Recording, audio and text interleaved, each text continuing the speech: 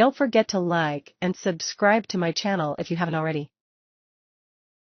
There is also a link in the description to my Patreon. It has Naruto fanfiction that cannot be posted on YouTube. There is some free content on there. So, you don't have to be a paying member to enjoy listening to excellent fanfiction. Chapter 25 Hit List. Sakura and Naruto unanimously agreed to leave the war-torn clearing immediately. Although Orochimaru was certainly gone, perhaps even out of the forest of death altogether, there were remnants of his corrupted energy wafting through the frigid night air and crawling over the fresh craters in the open terrain. On top of that, the three cloaked, diseased corpses were still splayed out amidst the rubble and quite literally smelled like death. They radiated a sickly aura that made even Sakura's, a high-standing medic's, stomach turn. That wasn't just any illness. That was an illness Orochimaru specifically designed for her. Why? She had no idea. But if he was hoping to unsettle her by it, it was doing a damn fine job. Frankly, at this point, Sakura just wanted to get the hell away from any reminders of the recent battle and perhaps even indulge in a fleeting, ignorant fantasy that the entire day never happened at all. It was probably the worst day in either of her lives, so far, which really did say something. After all, medical ninjas tended to encounter some particularly disturbing shit. But of course, she didn't have time for such naive, delusional thinking. Her work for the night wasn't finished yet. As soon as Sasuke opened his eyes, which wasn't long after Sakura's chakra coaxed him out of his slumber, and she confirmed that his vital signs were in working order, they departed. Naruto led the way through the night carrying Sasuke on his back, pushing through the looming trees in an uncharacteristically stoic silence. About 10 minutes later, he and Sakura slowed their paces down to a walk, partly because they were exhausted and injured, and partly because it was dark and there was no way they'd find an optimal hideout until the sun was up again anyways. They spotted a small bed of bushes smack dab in the middle of the woods. They caught eyes and exchanged a nod. It was no safe haven, but would have to do. Naruto eased Sasuke down onto the rough ground while Sakura tried to smooth out a clear patch of earth among the matted tangle of twigs and dried leaves. Their teammate was still conscious but rapidly slipping in and out of sleep, running a terribly high fever, and probably numb from the sheer pain of the fresh curse mark. While Naruto quickly scouted out the area for enemies, Sakura pulled off her medical pouch and rooted through it for some quick remedies to calm his aching body. She found the anti-inflammatories first and wasted no time propping Sasuke's head up onto her lap, ignoring the twigs painfully cutting into her exposed knees, and slipping 2 pills into his mouth. His body was treating the curse like a foreign virus, which explained his fever, his body's desperate, final line of natural defenses. And it was all in vain. "Swallow it," she commanded, and through his heavy-lidded daze, he managed a shaky half-nod and did as instructed. It was a miracle he survived at all, but it was no time to celebrate just yet.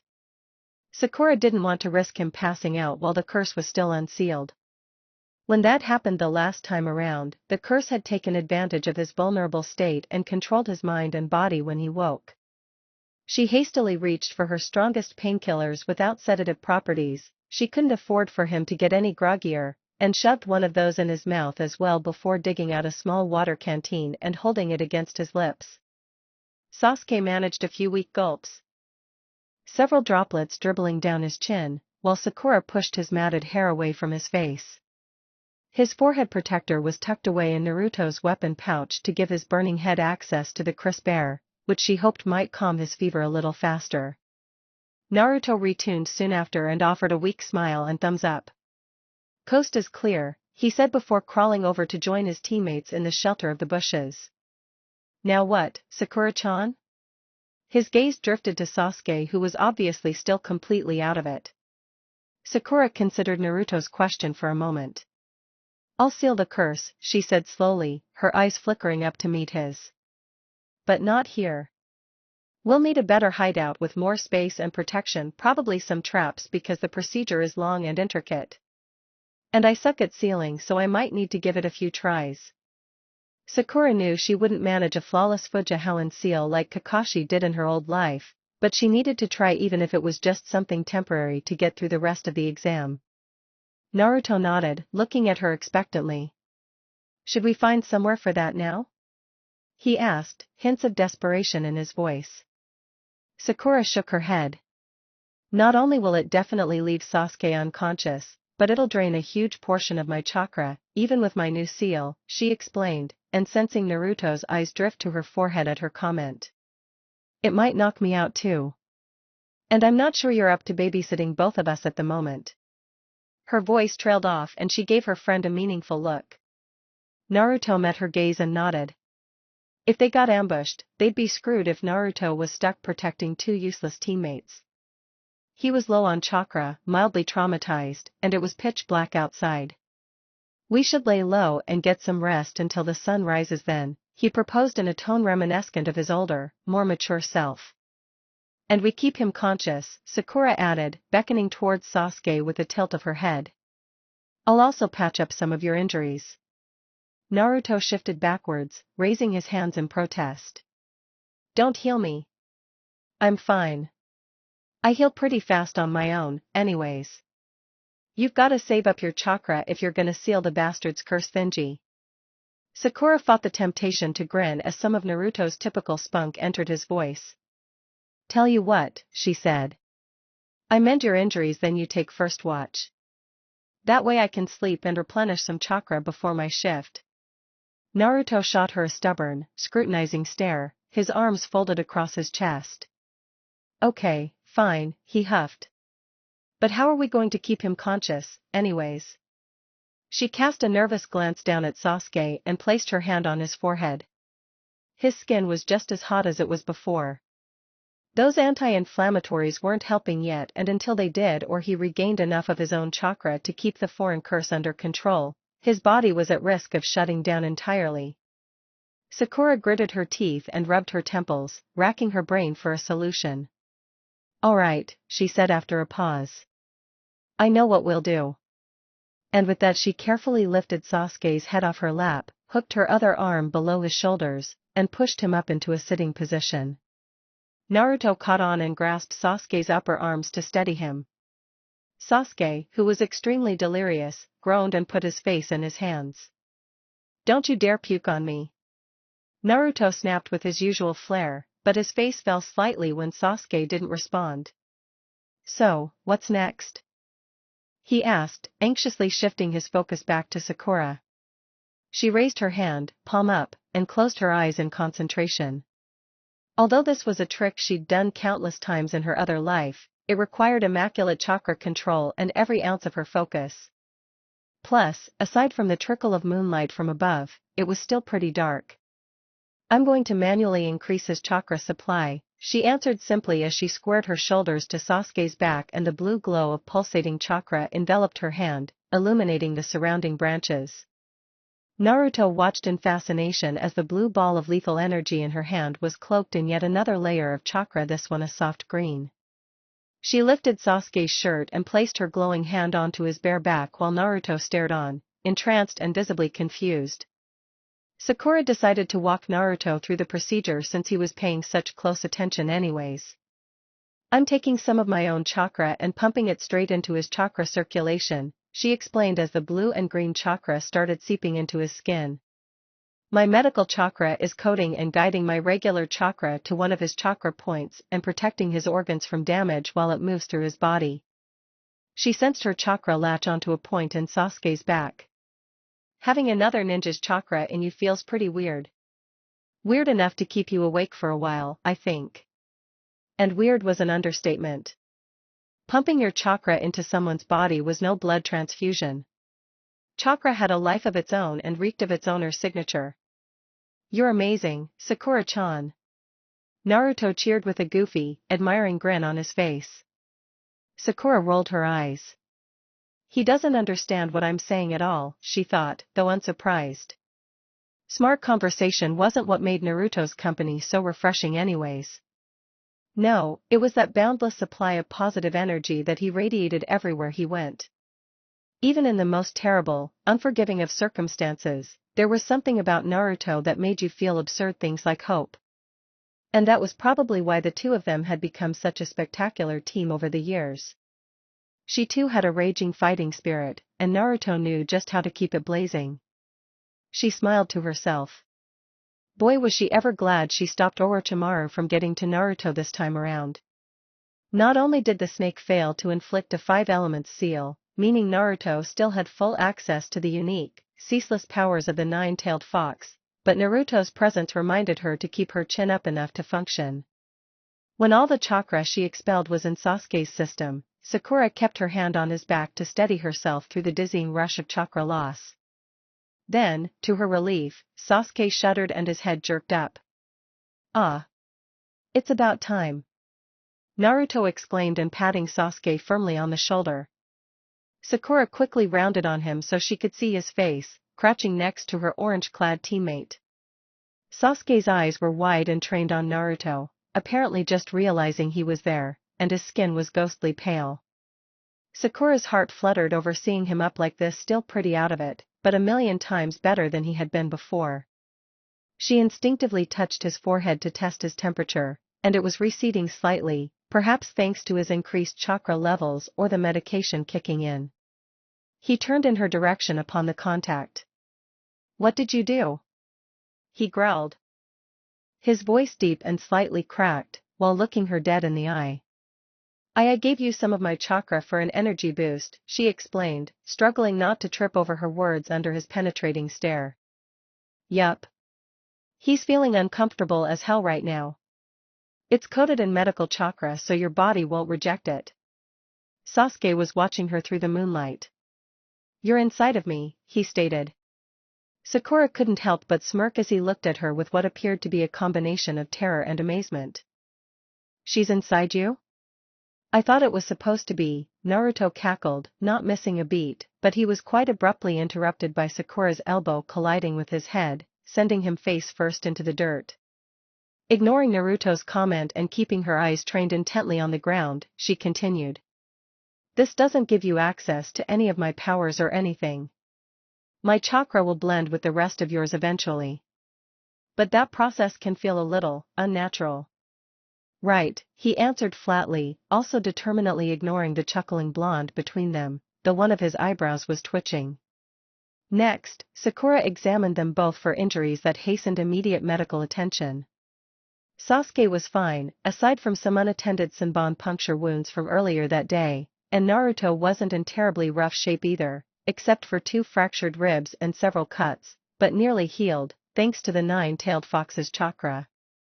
Overall, their statuses were pretty impressive considering the monstrosity of an enemy they'd just faced. Once the boys were patched up to her liking, Naruto stood and claimed that he desperately needed to take a leak before he rolled out of the alcove of bushes and creeped away into the darkness. Sakura regrettably let her gaze wander to Sasuke, specifically, to the slope of his neck where Orochimaru's foreboding black curse mark was in plain sight, popping out against his pale skin. Her own skin prickled uncomfortably and she averted her eyes, desperately blocking out the impending feelings of dread. "How are you feeling?" she asked, both because she was genuinely curious and to distract herself from her thoughts. "Terrible," he deadpanned while glaring into space. "Can you sleep?" He ran his hands over his face and through his unruly hair, evidently frustrated. "Probably not." Sakura nodded briskly, feeling a surge of satisfaction. As much as she wanted him to feel rested and well again, she knew he'd have to experience some short-term discomfort first. It was certainly better than risking the alternative, which was a murderous, curse-driven rampage. "Good. Don't," she quipped before stretching her arms above her head and yawning. She promptly pushed aside the mess of leaves and twigs on Sasuke's left and plopped herself down onto the now cleared spot, facing away from him. Sasuke pulled his hands from his face and gaped at her, clearly surprised by her response. As she nuzzled herself more comfortably against ground she mumbled, "Naruto's taking first watch. Wake me up in a couple of hours." "Why can't I take first watch?" He shot back stubbornly, but he already seemed to predict her answer because he went ahead and eased himself back down onto the ground. She felt him fold his hands over his stomach, the side of his arm resting against her back, but his attempts to get comfortable were futile. Sakura could feel his chakra rolling beneath his skin in a manner that would keep even Shikamaru awake. You're too tired and sore to take watch, she chided, but her voice was softening as the exhaustion settled in. Sakura swore she'd never experienced anything so cozy and inviting as the rough, flat ground below her. It felt like weights were attached to each of her limbs, pinning them in place. Then why can't I sleep? Sasuke asked quietly after a short pause. Sakura clenched her fists and frowned. She had a feeling he already knew what this was about. And she really didn't want to get into the gritty details right now. Now that she'd finally managed to calm herself down enough for a decent rest. I'm going to seal up that mark on your neck in the morning. You can't sleep until I'm finished with it, she said, opting for a blunt, sparse answer, and silently praying he wouldn't probe any farther. She needed to cut this short before she was reminded that the boy behind her, with his arm leisurely pressed against the curve of her spine, was on his way to becoming the monster of her nightmares. I'll explain more tomorrow. I need to recharge first, she added, her words slurring together. Her dry eyes were aching, so she squeezed them shut and curled her arms and legs into herself more tightly. Her body was craving sleep.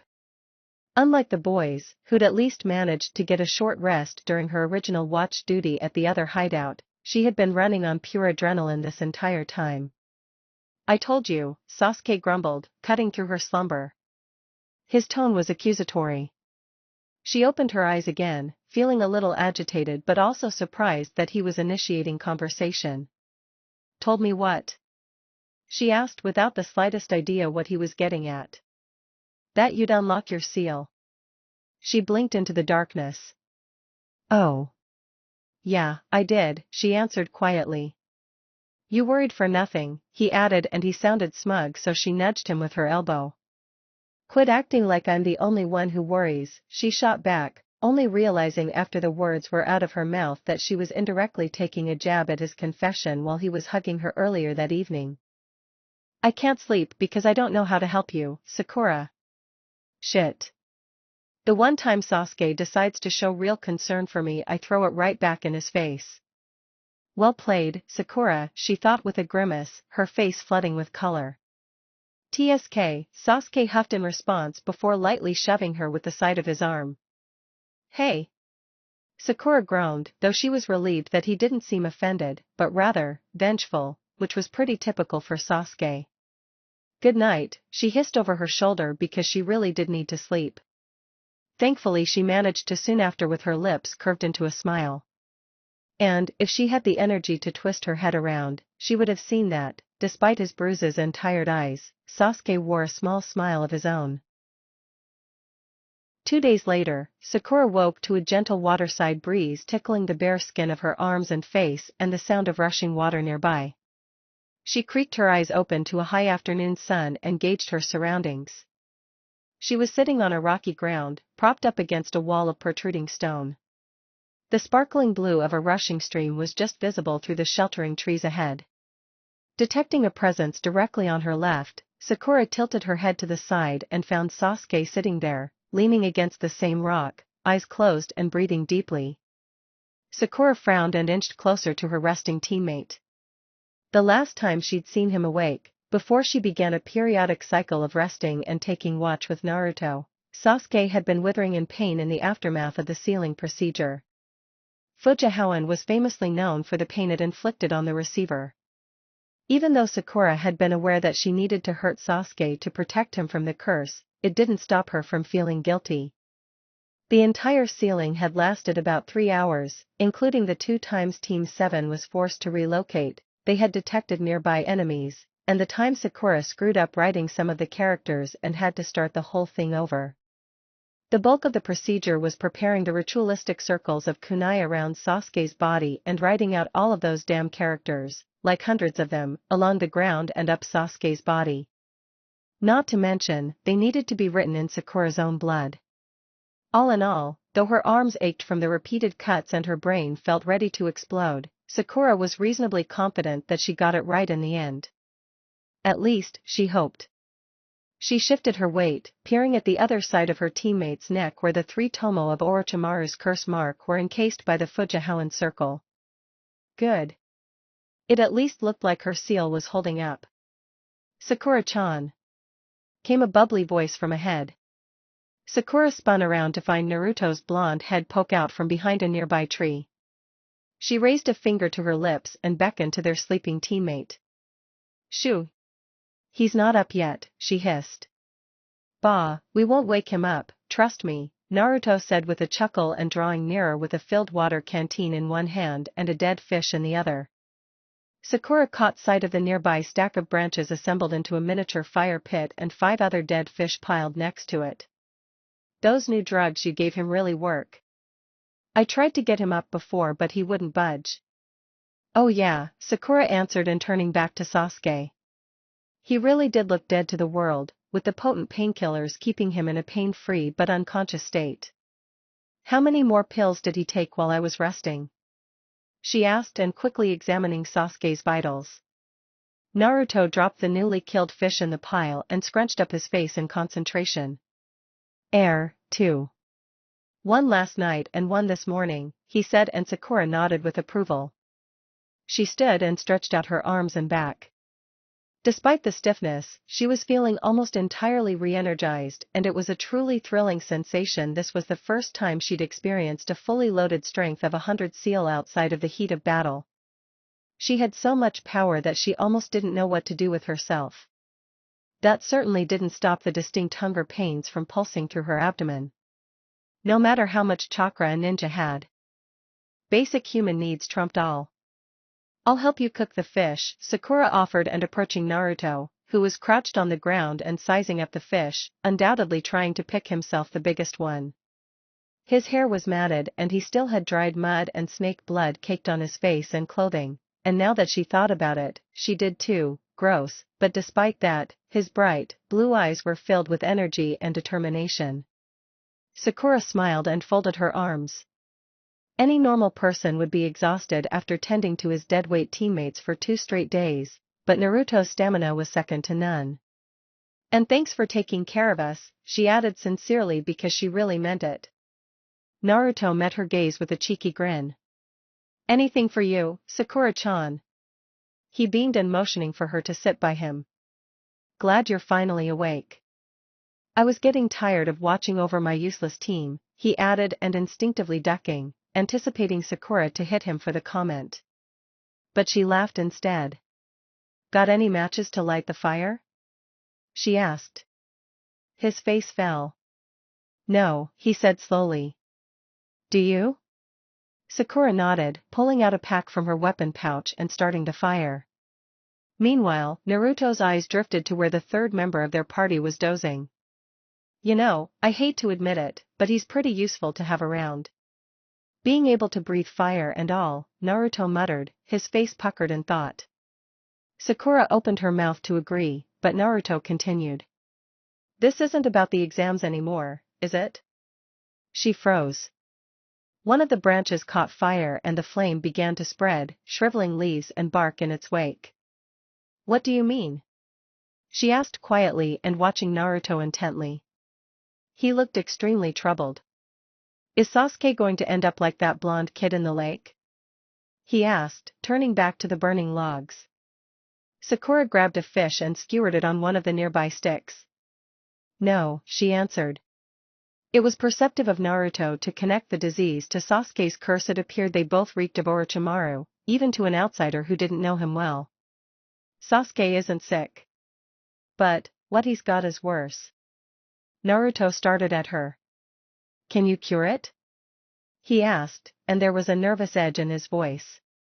Despite the moody front he put on around Sasuke, a brotherhood was destined to grow between them. He cared deeply for Sasuke's safety. She shook her head. No, but I can suppress it for a while, she answered honestly, deciding that Naruto should know what he was up against. Orochimaru's curse will offer Sasuke power. A lot of it. The catch is, if he chooses to use it, he could lose a part of himself. Oh, he won't use it, Naruto concluded, his expression perking up a little. He's already strong, so why would he want extra power, anyways? Sakura pursed her lips and extended the stick over the flames to cook the fish. He might, she said, her voice catching. I hear the power it offers is pretty tempting. She clenched her teeth and fought against the swell of agonizing memories from resurfacing. Shit, Naruto muttered and poking at the fire with another nearby stick. He frowned. But I know he won't. If you don't want him to, at least. Sakura looked up and raised her eyebrows. What? Naruto rolled his eyes and snatched at a fish to roast. He's crazy about you. I've seen the way he watches you and follows you around, he grumbled. I know he's not a bad guy. So there's no reason for me to stop you guys from dating or whatever, as much as I want to. I dunno. He's still an asshole, but he's mellowed out a lot too. Maybe you're helping him. Sakura's face flushed as she stared determinedly at the fire, which was now fully ablaze.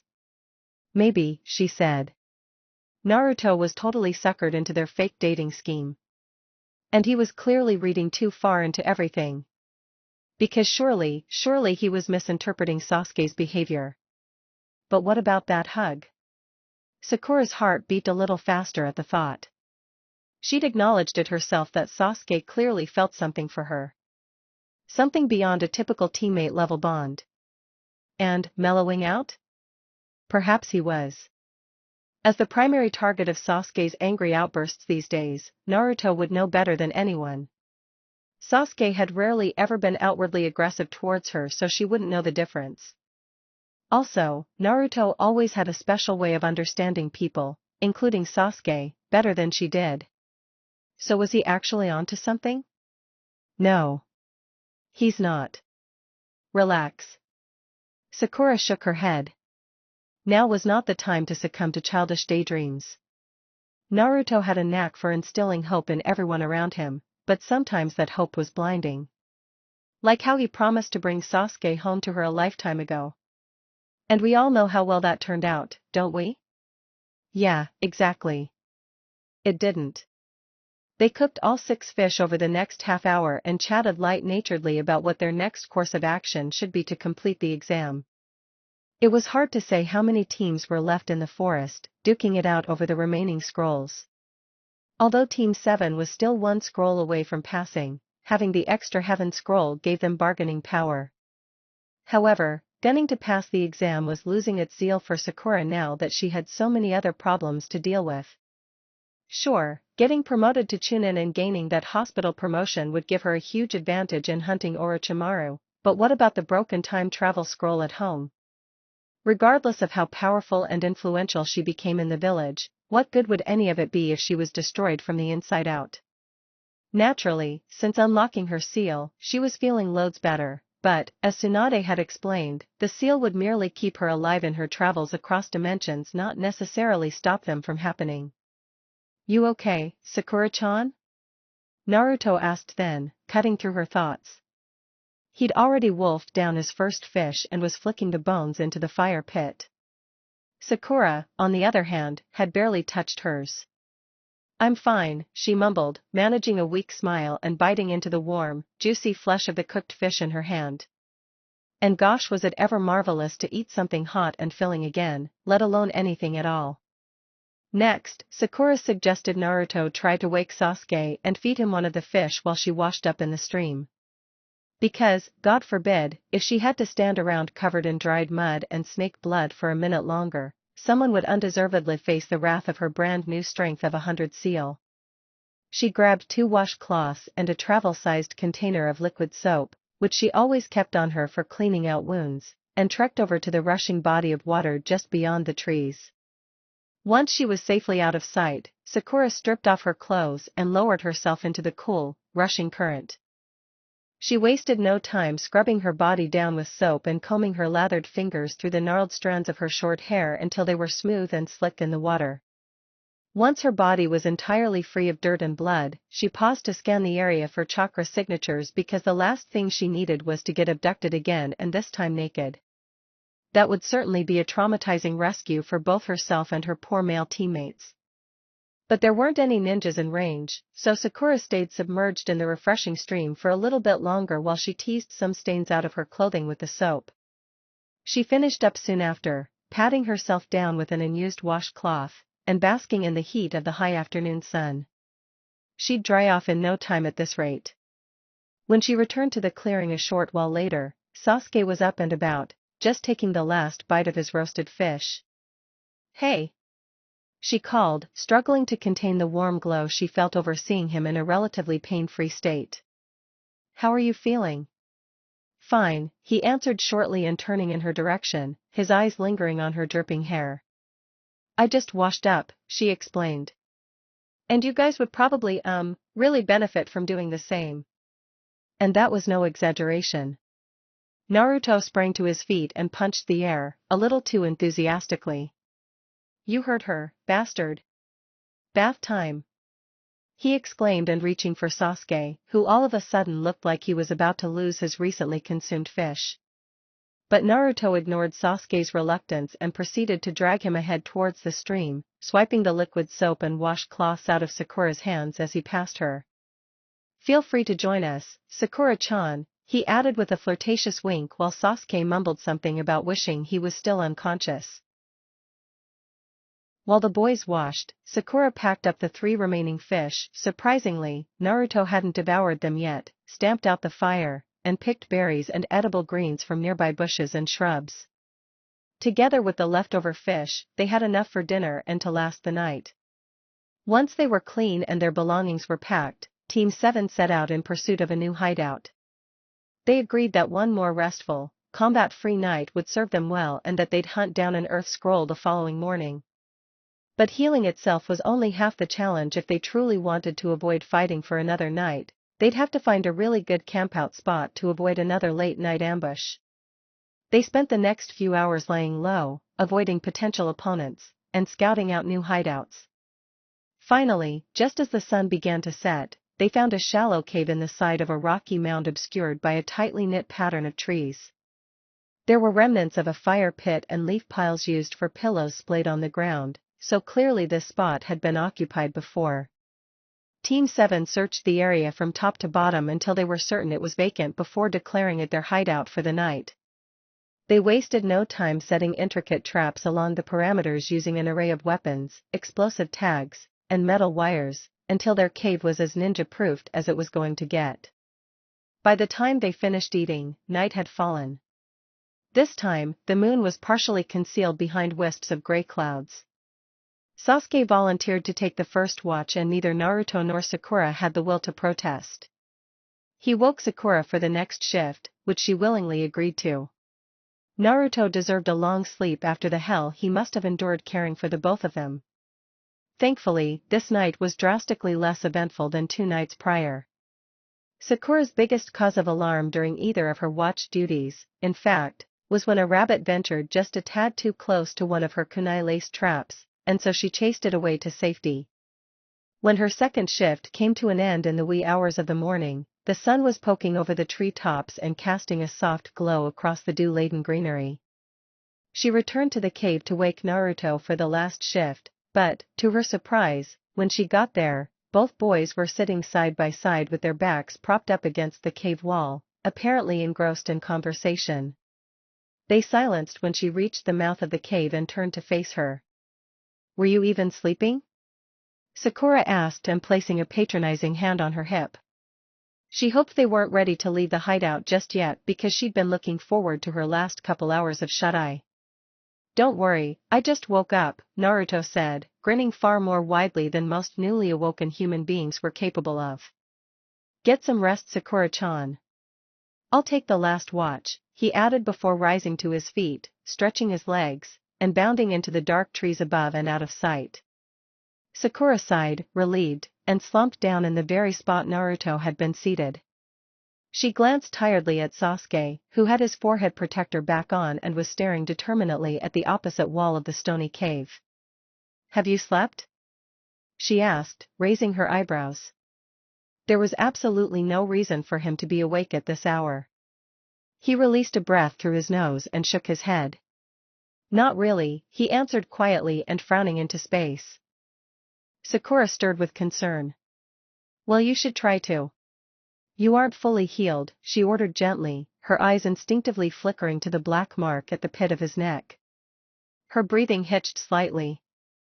Even though the curse was sealed away, this was the first time she'd interacted with Sasuke directly since the curse had been inflicted. Though she knew he was still in control of his thoughts, as far as Sakura knew, he was a ticking time bomb. "Is my seal holding up?" she asked tentatively and squeezing her fingers into fists. He seemed loads better now that he was awake and rested, but there was no telling what it felt like to have Orochimaru's energy coursing through his veins, regardless of her seal's existence. He was silent for a long moment, and when he finally spoke, he didn't answer her but instead asked, "How do you know that man?" Sakura's face drained of color. "Orochimaru, you mean?" she asked, pulling her eyes away. She felt Sasuke watching her in affirmative silence. "We've got some dark history," she added honestly and racking her brain for a way to safely confide in him without giving too much away. "What history?" Sasuke prompted, his eyes narrowing. It dawned on her that if she danced around the subject too vaguely, Sasuke could get even more suspicious of her mysterious backstory. God, and if he somehow got the impression that Orochimaru was her psychopathic ex-boyfriend or something, that would rouse a slew of unneeded drama. So maybe she'd better cut to the chase.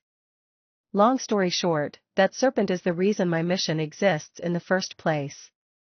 And You need to kill him," Sasuke cut in, his words flat yet sincere.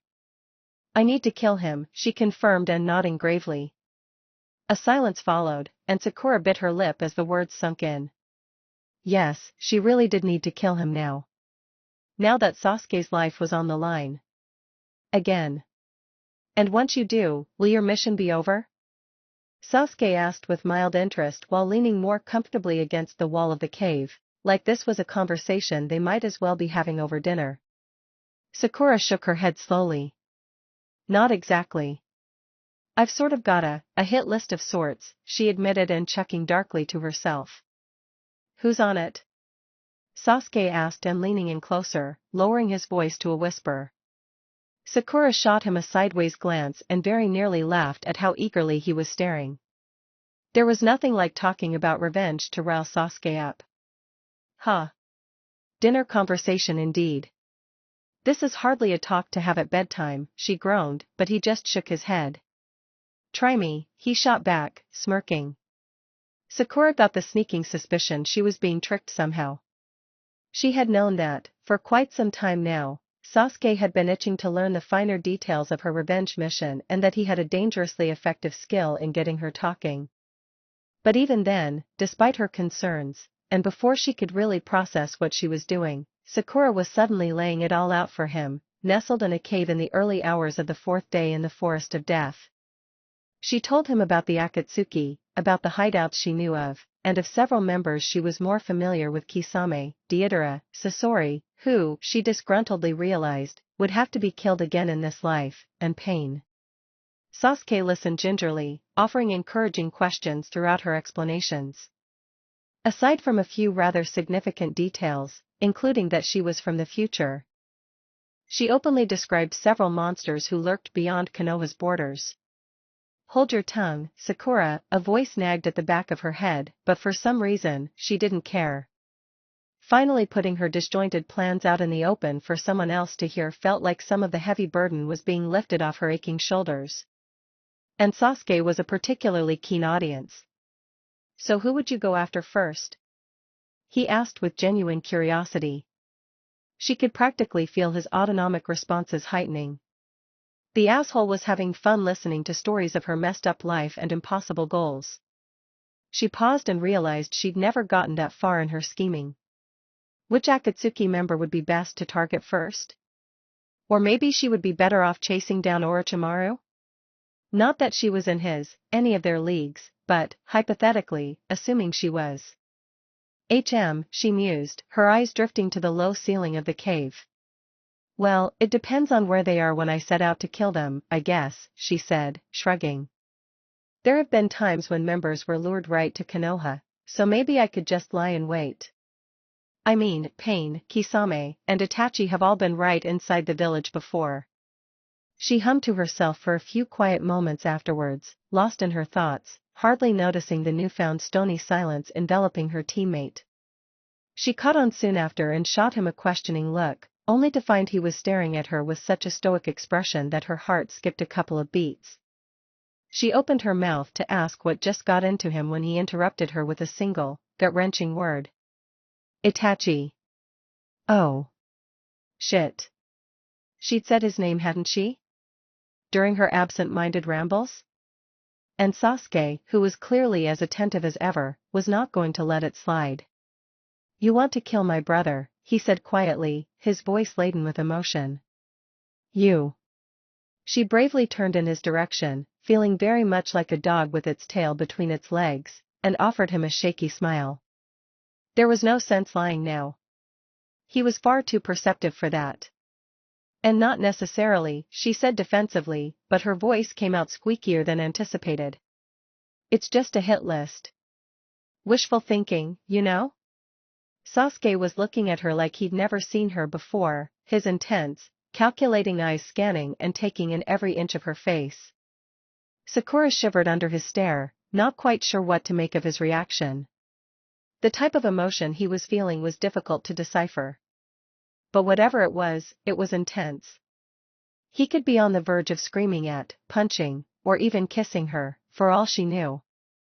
The silence was so treacherously painful that Sakura wanted to run and hide, perhaps even pretend this conversation never happened in the first place. Oh, but it was far too late for that kind of thinking now. The words were hanging in the air and there was nowhere to run, or even budge given her cramped position in this tiny, secluded cave. We could do it together. Sakura's green eyes widened and her breath caught in her throat. What? She gasped, her thoughts hazy from the whirl of nerves. Does he mean? He averted his gaze to the ground and took a breath. You and me. Both of us, he said quietly, like he was struggling to find the right words. His eyes flickered back to hers. We'll keep training together for a few more years, come up with some clear plans and then, we'll take care of them ourselves. Orochimaru, Itachi, the Akatsuki. All of them. She blinked rapidly, crystal clear realization filling her mind. You mean that we, defect the village? Leave Konoha together? Yeah. I guess, he answered, his voice a little strained, seemingly marveling at the immensity of his own proposition. Sakura's heart was drumming in her chest because despite her logic screaming for her to end the direction of this conversation now, another stronger part of her was floored by how provoking this proposal was.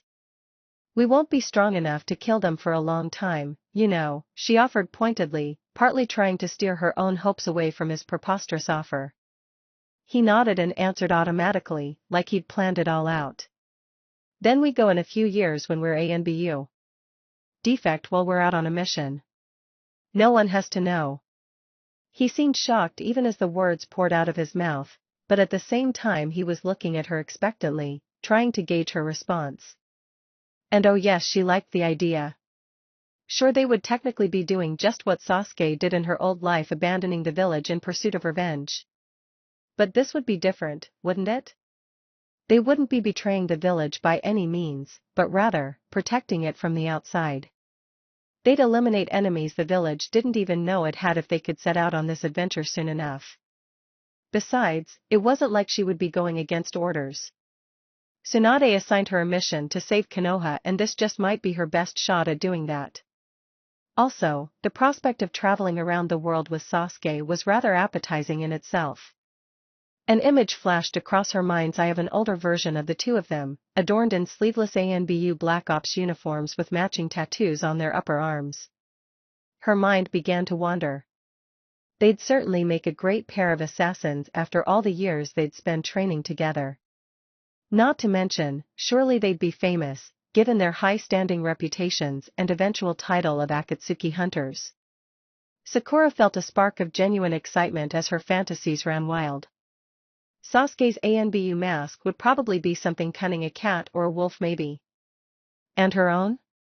She'd choose something a little fiercer. Perhaps a tiger? Maybe a bear? And maybe they'd be lovers too, Sakura's fantasy-shrouded mind ventured to wonder.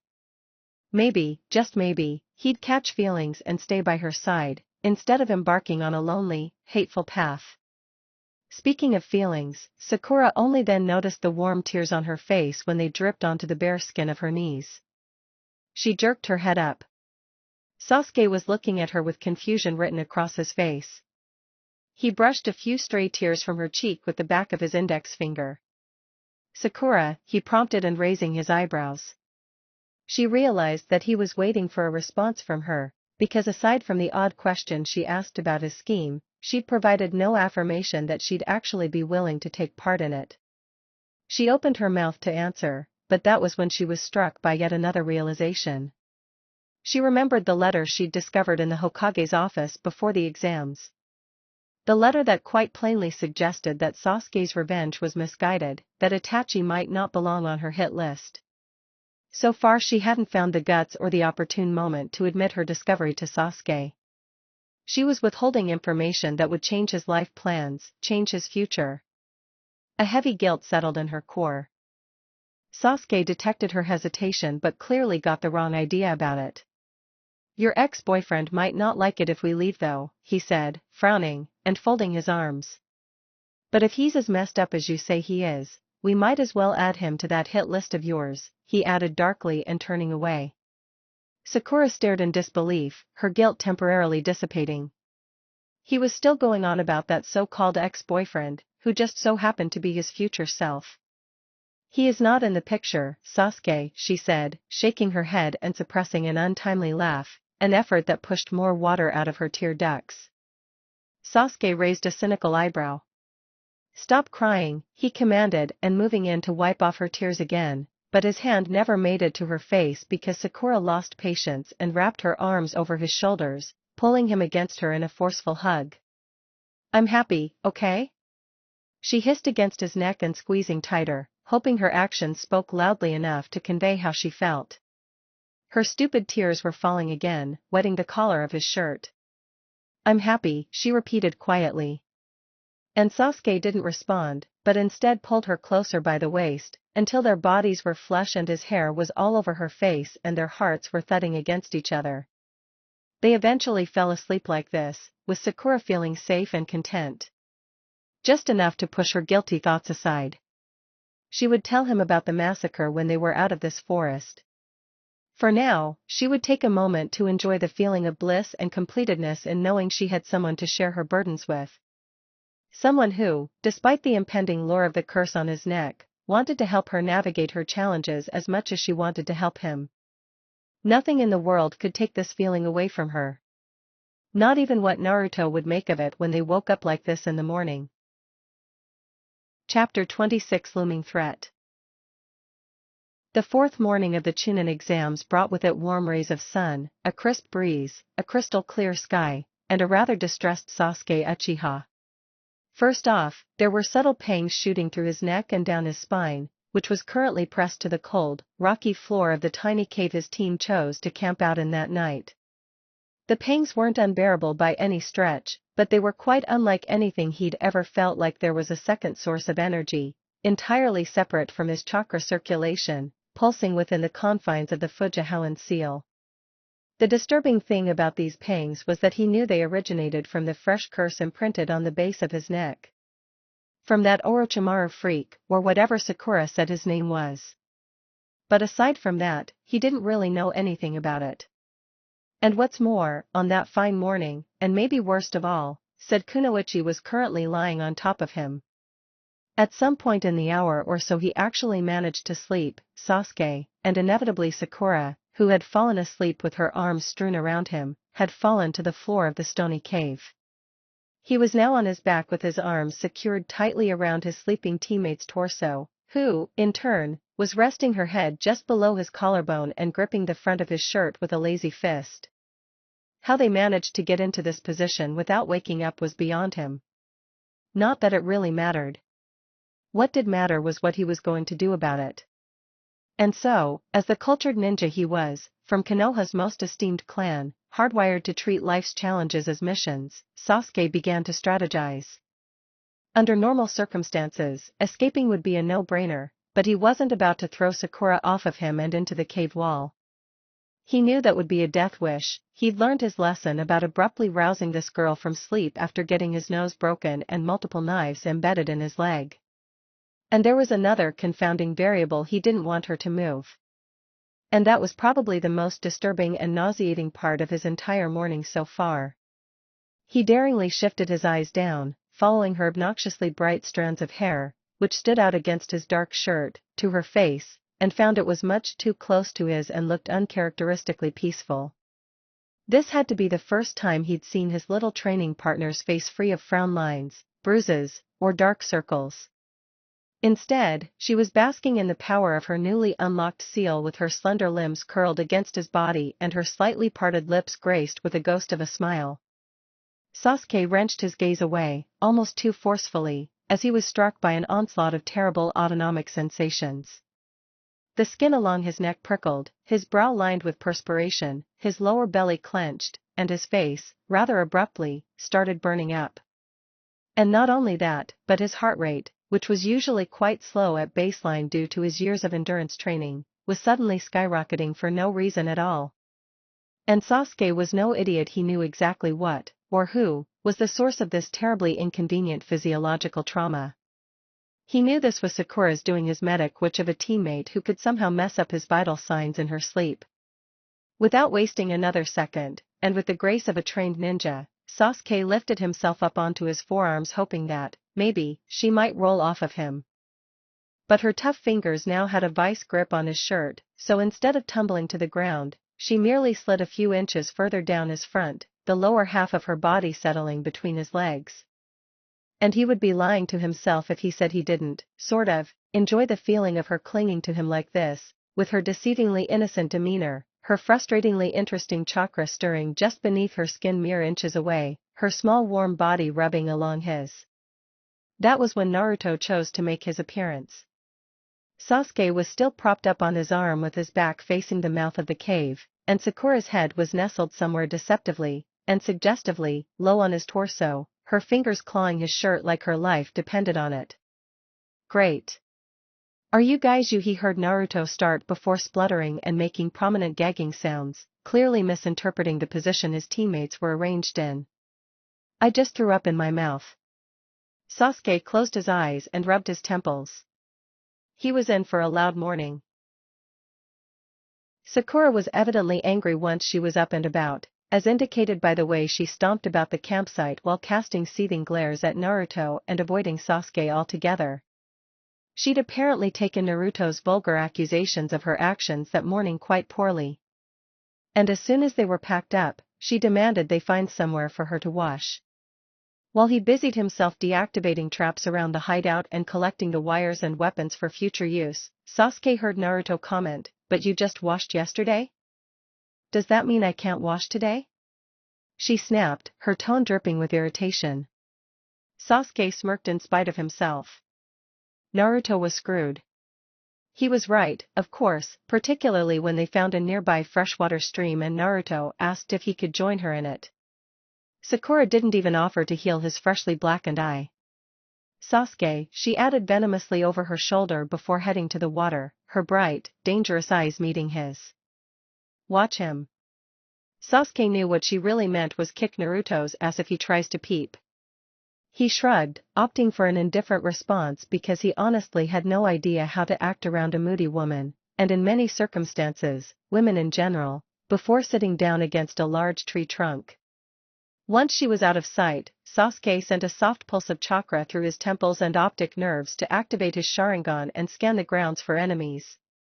When he was through making his rounds, his gaze lingered on Sakura's enormous chakra signature by the water, which was a vortex of entrancing energy invisible to the naked eye.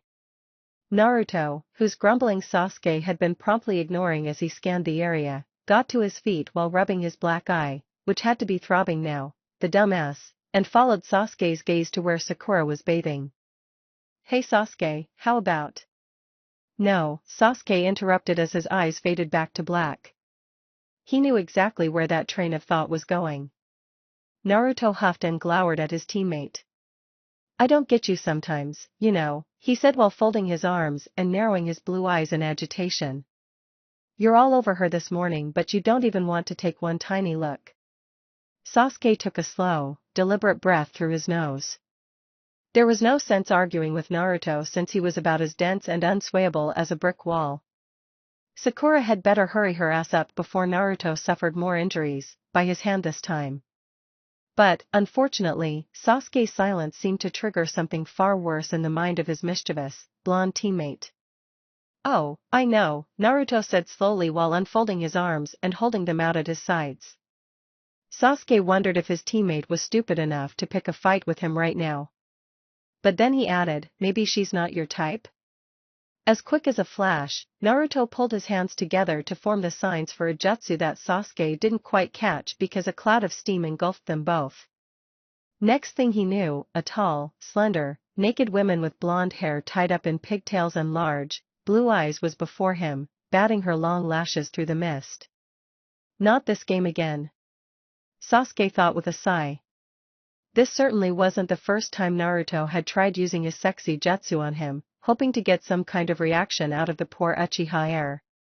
But if he thought Sasuke would enjoy the company of an older teenage female with one too many features in common with Naruto, then he really was even stupider than he looked. The disgust must have been written on Sasuke's face because the Naruto pouted in mock dissatisfaction. "Alright then," he said, in a creepily feminine tone, "how the hell did Naruto do that? How about this?" With that he vanished in another swirl of steam, only to be replaced by a busty, exotic brunette with long wisps of hair flowing down along the curves of her body. Sasuke blinked at him for half a second too long, probably, because the exotic Naruto's lips curved into a wicked smile. But what Sasuke was really wondering was when Naruto's transformation jutsu got so good. He'd never before shown Sasuke more than the one revolting blonde chick whenever he tried, and failed, to distract him while they sparred. Since when could he so accurately imitate multiple body types? God only knows what this guy does alone in his apartment. "Not my type," Sasuke grumbled, rolling his eyes and turning away, unable to bear looking at his teammates' ridiculous theatrics any longer. And he wasn't really into dark hair or eyes anyway.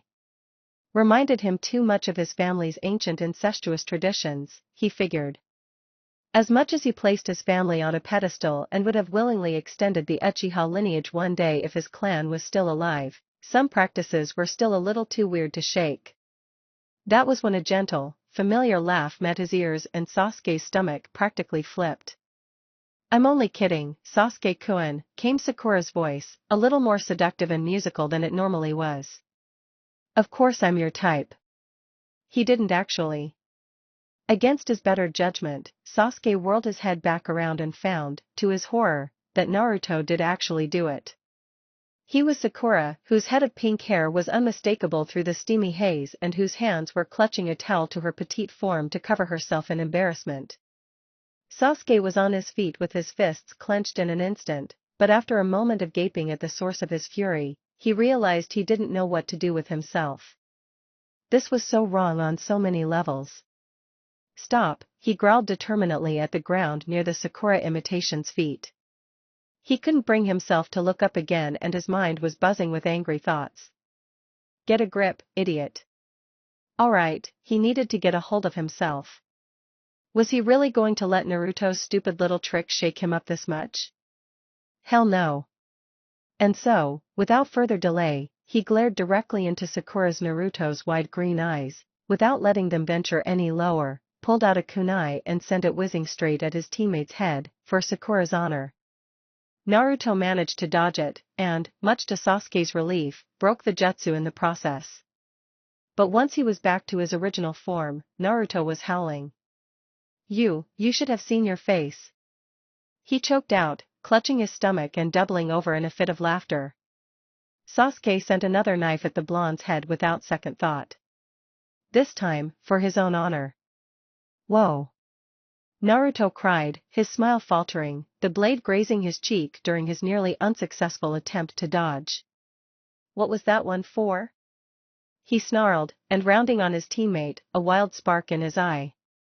But Sasuke was pissed and he wasn't in the mood for talking, so when Naruto advanced with his fists flailing, he reciprocated the attack with just as much flair.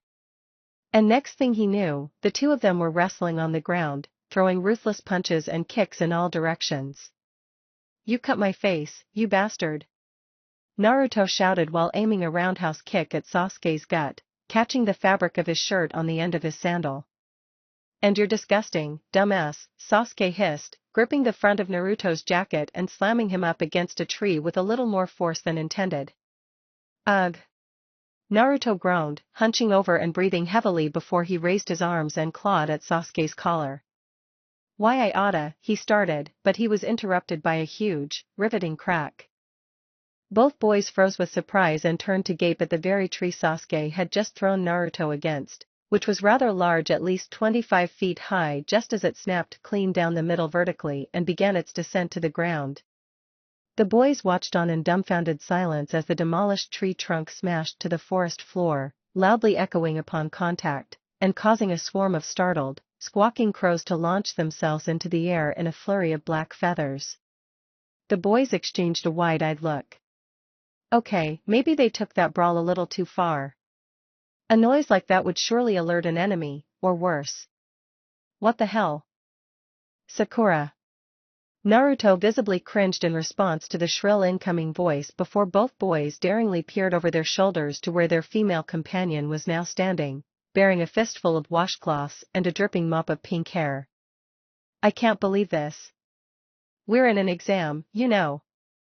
I leave you both alone for 5 minutes and you somehow manage to, she began lecturing, but that was when Sasuke's mind began wandering. Her lectures were always directed at Naruto, anyways. But his thoughts stayed on her, which was problematic because he still had fresh images of this very girl with far less clothing on dancing in his mind's eye, courtesy of his knucklehead teammate and his own unforgivable imagination. He felt his face flush and that dreadful feverish sensation return. You see, Sasuke was well aware that there was something terrifyingly gravitational about his female teammate. It wasn't because of her annoyingly pretty face, with those big, green eyes and small, sharp features, although it sure didn't help, but because of her unique strength and unwavering dedication to meet her goals, something that Sasuke could strongly relate to himself. He also noticed that he basically lost his mind whenever she was in danger, and, as he was regrettably coming to realize, he felt unprecedented rushes of warmth whenever she touched him. Also, now that she was finally sparing him glimpses of her dark, twisted past, he was beginning to experience an inexplicable closeness to her. The prospect of hunting down their demons together one day, as foolish as it sounded when he initially proposed it, was becoming more and more inviting by the second. It was in his nature as an Uchiha to pride loyalty and efficiency above all else after all, which was precisely why joining forces with Sakura was only logical. They had common goals and she had abilities like he'd never seen before that even rivaled his own in some ways. Despite all this, however, the more noble and civilized part of him couldn't help feeling a little ashamed of how close he was becoming to a girl who had her eyes set on someone else, fake relationship thing or not. But the way she complained about that ex-boyfriend of hers sometimes made him wonder if she even loved the asshole at all. He'd just about given up understanding her thoughts on that matter anyways because she was notorious for mood swings and mixed messages. He knew she got nervous around him sometimes, but she also always stubbornly held his gaze, even when he tried putting on an intimidating front. Sometimes he wondered if he even had any effect on her at all. Whatever. It wasn't like any of it really mattered. He sure as hell didn't want to date her because he knew that would entail buying flowers and shit, as his brother had explained once, and there was no way he'd ever be caught dead in Ino's shop. And maybe it was a good thing she had her eyes on someone else because her taste in men sounded repulsive. Sasuke? Oh. Maybe some of that lecture was directed at him after all. Sasuke wrenched himself away from his thoughts and returned Sakura's glare. He certainly wouldn't admit he wasn't paying attention, so he settled on doing what he did best, instead frowning and saying nothing. She let out an exasperated sigh and folded her arms. Well, I don't care who did it, as long as I know it won't happen again, she huffed. I already told you. Naruto cried and fisting locks of his blonde hair in agony. Sasuke snapped out of nowhere and... That was when Sasuke's ninja instincts redirected his attention to the trees behind them. He had a sudden, bad gut feeling, and his gut feelings were rarely wrong. And if his ears served him well, some branches were rustling just a tad too irregularly for it to be the result of a breeze. "Shut up," he growled while jabbing Naruto below the ribs and activating his Sharingan, his temples straining as he projected chakra through his optic nerve, magnifying the grounds. And the 3 chakra signatures perched together in the nearby trees. Bingo! On instinct, Sasuke grabbed a fistful of shuriken and fired them up at the intruders. They all managed to dodge, but Sasuke's preemptive strike seemed to disorient them well enough, because when Sakura slammed her fist into the ground at the base of the trunk, they abandoned their hiding spot and dropped down into the clearing. Sakura Flash stepped back to Sasuke's side and Naruto lowered himself into a battle stance on the other, as the 3 ninjas straightened up in plain view. They were from the grass village, wearing various shades of beiges and browns, baggy sleeves, and matching gray gloves. Sasuke didn't recognize them, but they didn't have any particularly noteworthy features anyways. There was one female, a tall, slender male, and another who was a little stockier and slightly hunched over. "You looking for a scroll?" Naruto growled and taking a brave step forwards. Sasuke rolled his neck and cracked his knuckles. These guys didn't seem like anything special and defeating them might be their ticket out of the exams. But the enemies flat out ignored Naruto's taunt and merely exchanged looks with each other. Sasuke did the same with Sakura and Naruto, who both seemed perplexed by the grass ninja's uncomfortable silence, before shifting back to anticipate their next move. Were they here for a fight? They made their intentions quite obvious when the large, burly grass ninja propelled himself at Sakura at a stunning speed, his fist raised. Sasuke's eyes read the ninja's movements with flawless precision. He intercepted seamlessly, catching the raised fist and bringing his opponent to a standstill. He shot the boy what he hoped was an intimidating glare and spiked his chakra briefly, just a fleeting, whip-like snap of his lightning release to assert his dominance on the battlefield. If these guys had half a mind, they'd either run or give up now. It turned out they didn't because a fight ensued. Sakura and Naruto, with a small army of 4 of his clones, rushed forwards to meet their charging opponents with weapons bared. They collided in the middle of the small clearing with sharp clangs of metal on metal. Sasuke took advantage of the large ninja's momentum, allowing him to follow through with his punch, while Sasuke neatly sidestepped out of the line of fire, sprang up into the air, and prepared a counterattack. A familiar heat welled up in the back of his throat as he pumped fire-release chakra to the area and blew out a fireball at the enemy's leg, which exploded and crippled him on impact. Well, that was easy, Sasuke thought as he watched the ninja roll around in distress, trying to staunch the flames crawling up his thigh. Sasuke turned to his teammates' battles to find they were faring just as well as he was. Naruto and Sakura were working together to take out the other 2 opponents, Naruto's clones swarming them and sending swift, open palm strikes at what appeared to be pressure points on their bodies, while Sakura exercised her phenomenal taijutsu skills by delivering rather acrobatic sweeping kicks and chakra-laden punches like she was performing a choreographed dance routine. Sasuke could tell she wasn't fighting at full force. Hell, this was probably barely a tenth of what she was capable of with that new seal. But she was entertaining to watch nonetheless. You could just feel how accustomed she was to the heat of combat by the way she held herself and calculated her every move. But Sasuke wasn't the watching type, so he leaped over to join his teammates in the middle of it all. "Where's the other guy?" Naruto asked quickly, while dodging a swipe from the female ninja's knife. "On fire," Sasuke answered casually, sending a senbon at the kunoichi's foot while Naruto and his clones distracted her. It met its target with a spurt of blood, impaling her through the top of her foot, severing tendons, and lodging into the ground. She screamed in frustration, casting Sasuke a murderous glare, which he pointedly ignored. "That'll leave a mark," he thought, and cringing slightly. Oh well. It could have been worse. He could have incinerated her. Sasuke and Naruto turned their attentions to the 3rd enemy, who seemed to be getting the shit kicked out of him by Sakura and 2 of Naruto's clones. She was like a wildcat, springing at the grass ninja with ruthless assaults, while the clones swarmed the enemy, preventing him from escaping. The fight appeared to end when Sakura, from a handstand, drove the heel of her boot into his jaw and sent him skidding face first into the grass below. Sasuke examined the battlefield and nodded approvingly. Team 7 sure kicked ass. Now they just had to find out what scroll this team had. Or whether they had any scrolls at all. But that was when something strange happened. Zaku! Stop!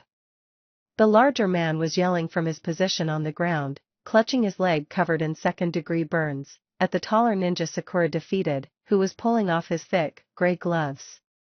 That was the last Sasuke was able to process of the situation, because next thing he knew, a forceful blast of wind sent him hurling backwards, stinging his skin and searing the hems of his clothing. It was like, out of absolutely nowhere, he was trapped in a raging storm. What the hell is going on? He thought in astonishment, while squinting and desperately trying to free himself from the painful explosion of air. Sasuke eventually managed to escape the attack by flash-stepping to the left and out of the storm. Breathing heavily, he ogled at the tall, unloved enemy, who he now realized was shooting a controlled cyclone of wind out of tiny holes in his exposed palms. Next, he turned his attention to his teammates, who both appeared battered and offset by the unanticipated barrage of wind, but, thankfully, managed to escape it too. The burst of air fizzled out and the attacking ninja doubled over, catching his breath. It appeared those wind beams drained a lot of his energy. You! Sakura gasped furiously and balling her hands into fists. Serves you right, you bitch! The man jeered back, running one of his hands along his swollen jawline. Naruto and Sasuke were at Sakura's side in an instant, loading up chakra to their hands and preparing to retaliate. Naruto opened his mouth to shout something at the windstorm freak but was interrupted by a screaming match. Zaku, listen to Dosu! The female snapped and wrenching the senbon out of her foot with a profound wince. You're only making it worse. You know that. Shut the hell up. We all know it doesn't matter what we do, we'll all end up the same in the end. But that doesn't mean. Unmask yourselves. Sasuke nearly jumped at Sakura's sudden command. He turned to find she was glaring at the wounded trio through piercing eyes, a frown plastered on her face. Unmask themselves? He examined the grass ninjas from top to bottom with his Sharingan ablaze. There was no substitution jutsu here. At least, none that he was familiar with. The grass ninjas looked equally startled by her demand. What did you just say? Asked the tall, thinner man, Zaku, his lips curled into a snarl. Sakura took a step towards them and flashed her chakra dangerously. And, shit, did she ever know how to feel dangerous when she wanted to? She allowed a monstrous wave of her forehead seal's chakra to throb across the clearing, rumbling the ground beneath their feet and raising rocks and dust up into the air. It was hard to believe this was the same person whose life force had been barely existent only days prior. In that terrible moment when she tumbled off a tree branch while fleeing the diseased boy in the water, Sasuke felt her energy all but disappear entirely. He was familiar with dying ninjas, thanks to the massacre all those years ago, and in that moment, Sasuke was positive that Sakura was one of them. But now it was like she was a whole other person. There's no need to disguise yourselves anymore, I know who you are, Zaku, Dosu, and Kin, Sakura answered, pacing around like she was circling prey. Sasuke exchanged a confused look with Naruto. Were these enemies she'd encountered before? But the grass ninjas weren't about to comply so readily. The large, hunched man leaped to his feet and, with a flourish, pulled back one of his baggy sleeves and raised his hand ahead of him, palm down, exposing a bulky, metal device fastened to his forearm. Sasuke pulled two kunai from his weapon pouch, gripping them between his fingers in preparation to drive them at the enemy, but then something extremely uncharacteristic happened. He fumbled with the knives and dropped them to the ground. And that was when he noticed a blaring ringing in his ears, which steadily grew in loudness and frequency, and completely disoriented him. He fell to his knees, clutching his ears, which felt like they were about to implode under the imprisoning assault of high-pitched sound. Turning to Sakura and Naruto took every ounce of his strength, but he willed himself to and found they were also on their knees and gripping their heads, blood pooling in their ears and streaming down the sides of their faces. What kind of attack was this? Sasuke lit up his Sharingan again to find an overwhelming amount of chakra wafting through the air in oscillating waves. Sound waves? Whether or not Sasuke was right about the nature of the attack didn't matter because mere seconds of agonizing pain later, the jutsu was broken. Abruptly. When the ringing stopped, Sasuke felt such immense relief that his body slumped over, but then he realized, with a jolt of alarm, that he could barely hear the grass rustle against his legs, the overarching branches shift in the breeze, or his enemy's movements. His hearing was damaged. Sasuke whirled around to determine the source of disturbance in the sound attack. His eyes landed on the burly grass ninja, Dosu, whose arm was still exposed and raised, but there were senbon protruding from the metal device, lodged in the little circular openings that Sasuke presumed the sound had been amplified through. Although his voice sounded muffled, he could tell Dosu was screaming in frustration. He clearly hadn't ended his attack on Team 7 willingly. Nor were Sakura or Naruto in any state to have thrown those senbon. Which meant there was another party on the scene. Right on cue, 3 new figures dropped to the ground from the branches overhead, clad in deep blue traveling cloaks and white masks. They crouched between Team 7 and the grass ninjas with senbon laced between their fingers, their village allegiances unidentifiable.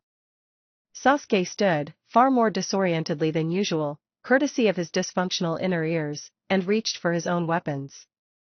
Sure, these guys had just saved their asses by stopping Dosu's crippling attack, but that didn't rule them out as enemies just yet. Who are you? Sakura asked coolly, seeming much steadier on her feet than Sasuke felt.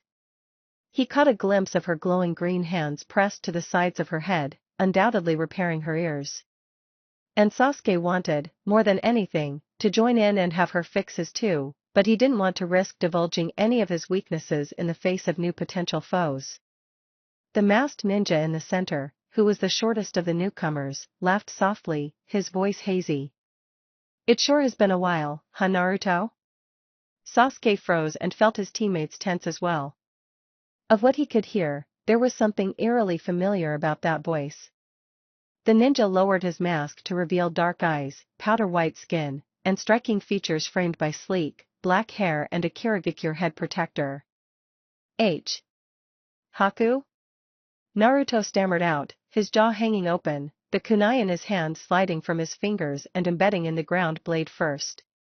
Sasuke, on the other hand, advanced with his hands curled into tight fists, his eyes livid. The last time he'd seen this piece of shit, he'd been fighting alongside Zabuza, freshly after that demon had clobbered Sakura senseless. And next, after wearing him down with fire attacks, Sasuke had driven a knife straight through Haku's chest, which the guy had, miraculously, survived. Now it was time to finish what he'd started back then on the bridge.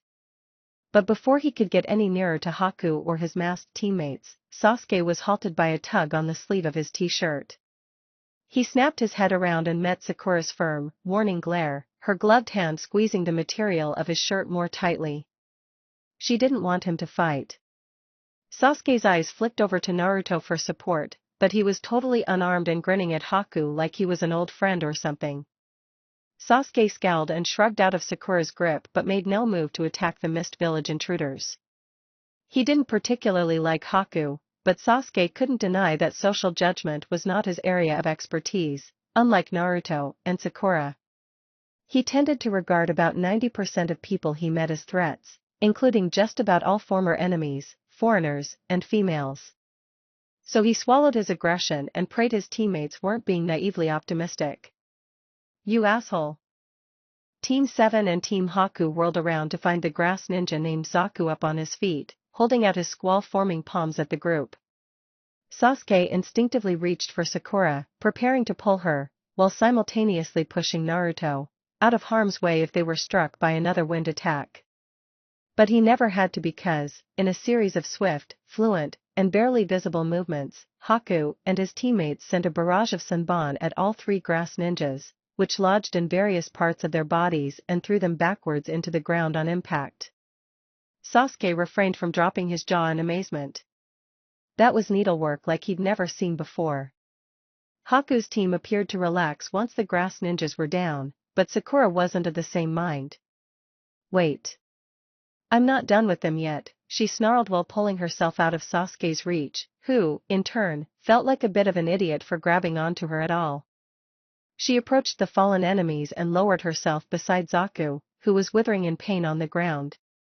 Sasuke was by her side in a flash, watching her back, because as much as Haku seemed to be on their side, he still didn't trust him, and the others followed suit immediately after.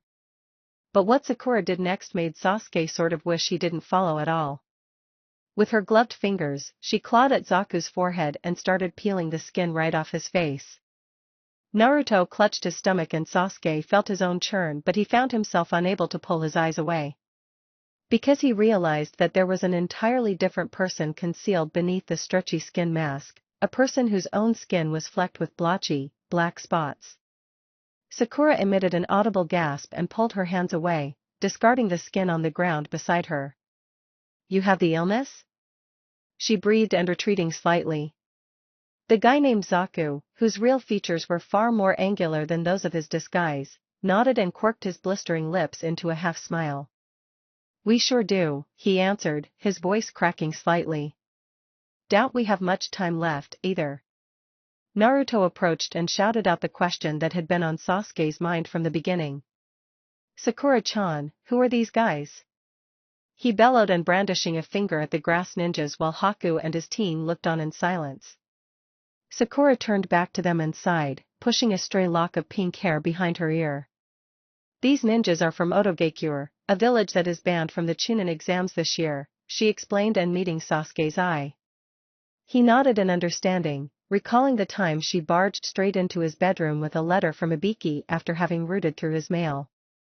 She'd seemed quite relieved upon confirming that Sound wasn't participating. "Why were they banned?" Haku asked with mild interest, cocking his head to the side. Sakura bit her lip and turned back to Zaku, who was watching her blankly. "That village is led by a terrible man named Orochimaru. These guys are his cronies." Sasuke's chest tightened while an annoying pang flared at the base of his neck, where the curse mark resided.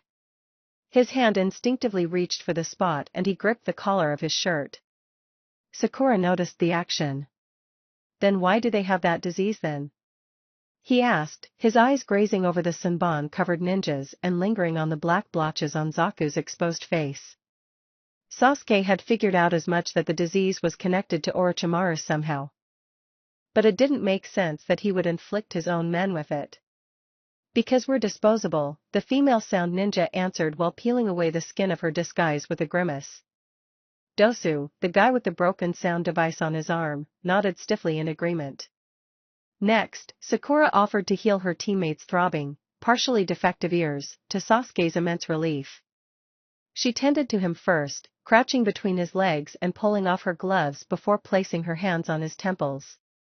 Sasuke resisted the satisfied groan from escaping his lips when he felt her warm, soothing medical chakra coat his inner ears and the sore parts of his head. He averted his gaze to the ground because she was far too close for him to look at her without it getting awkward, and diverted his attention to Naruto and Haku's light-natured chat instead. It sounded like the two of them had been in touch somehow since their mission to the Land of Waves, based on Naruto's angry cries of "Why didn't you tell me you were entering the exams? And I thought we were friends." Next Haku recounted how, quite soon after Team 7 returned from that mission, he'd requested a transfer to Kirigakure, the Land of Water's hidden village, in hope that he might find an established career as a shinobi, which was something that the Land of Waves simply couldn't offer him. "I want to put my skills to good use and forge new friendships," he said, far too sweetly for Sasuke's liking, which earned him a beam and clap on the back from Naruto. Sasuke rolled his eyes. Sappy, he thought, but then an idea occurred to him. "Were you the one who attacked us at the start of the exam?" he asked, shifting his eyes in Haku's direction, careful not to move his head and risk meddling with Sakura's healing. "With Senbon after our fight with the Rain Ninjas." "Sharp as ever, Uchiha," Haku answered with a gentle smile. Sasuke frowned. It wasn't exactly an attack, but rather, a push to safety. "What do you mean by that?" Naruto asked, sounding more curious than accusatory. "Your fight attracted quite the audience, as I'm sure you realized, and if you'd stayed there for just a minute longer, you would have been forced to engage in another fight, one that you might have lost, given how tired you were. Sasuke grunted while Naruto offered Haku and his teammates a heartfelt thank you on Team 7's behalf. Sasuke had to admit this Haku kid seemed like a good guy, but those bloody Senbon sure had hurt. That righteous bastard. Sasuke wasn't about to forgive him for it anytime soon. He daringly shifted his gaze to Sakura, who had been silent for quite a while, to find her eyebrows knotted together in frustration. What? He asked, disregarding her unsettling proximity, suddenly panicked that she was unable to repair his ears for some reason. I know this is going to sound stupid, but, she said quietly so that only he could hear, her bright eyes scanning his face from several inches away. Sasuke's skin prickled uncomfortably. I don't want to leave them to die like that.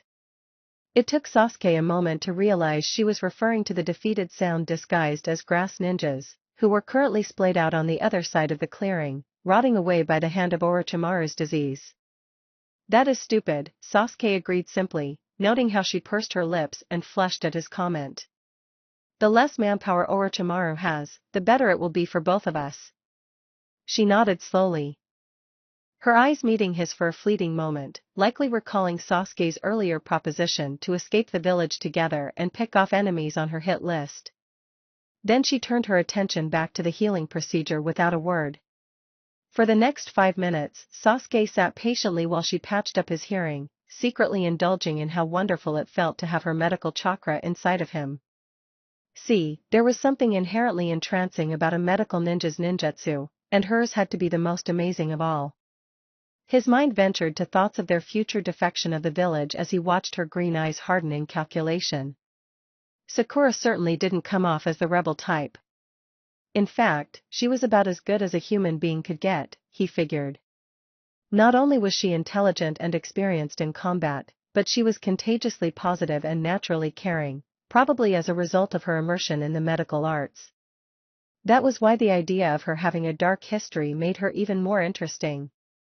Aside from the odd mood swing, usually Naruto-induced, she rarely let on that anything seriously plagued her unless Sasuke pinned her for the truth or she let something subtly slip in an emotionally charged moment.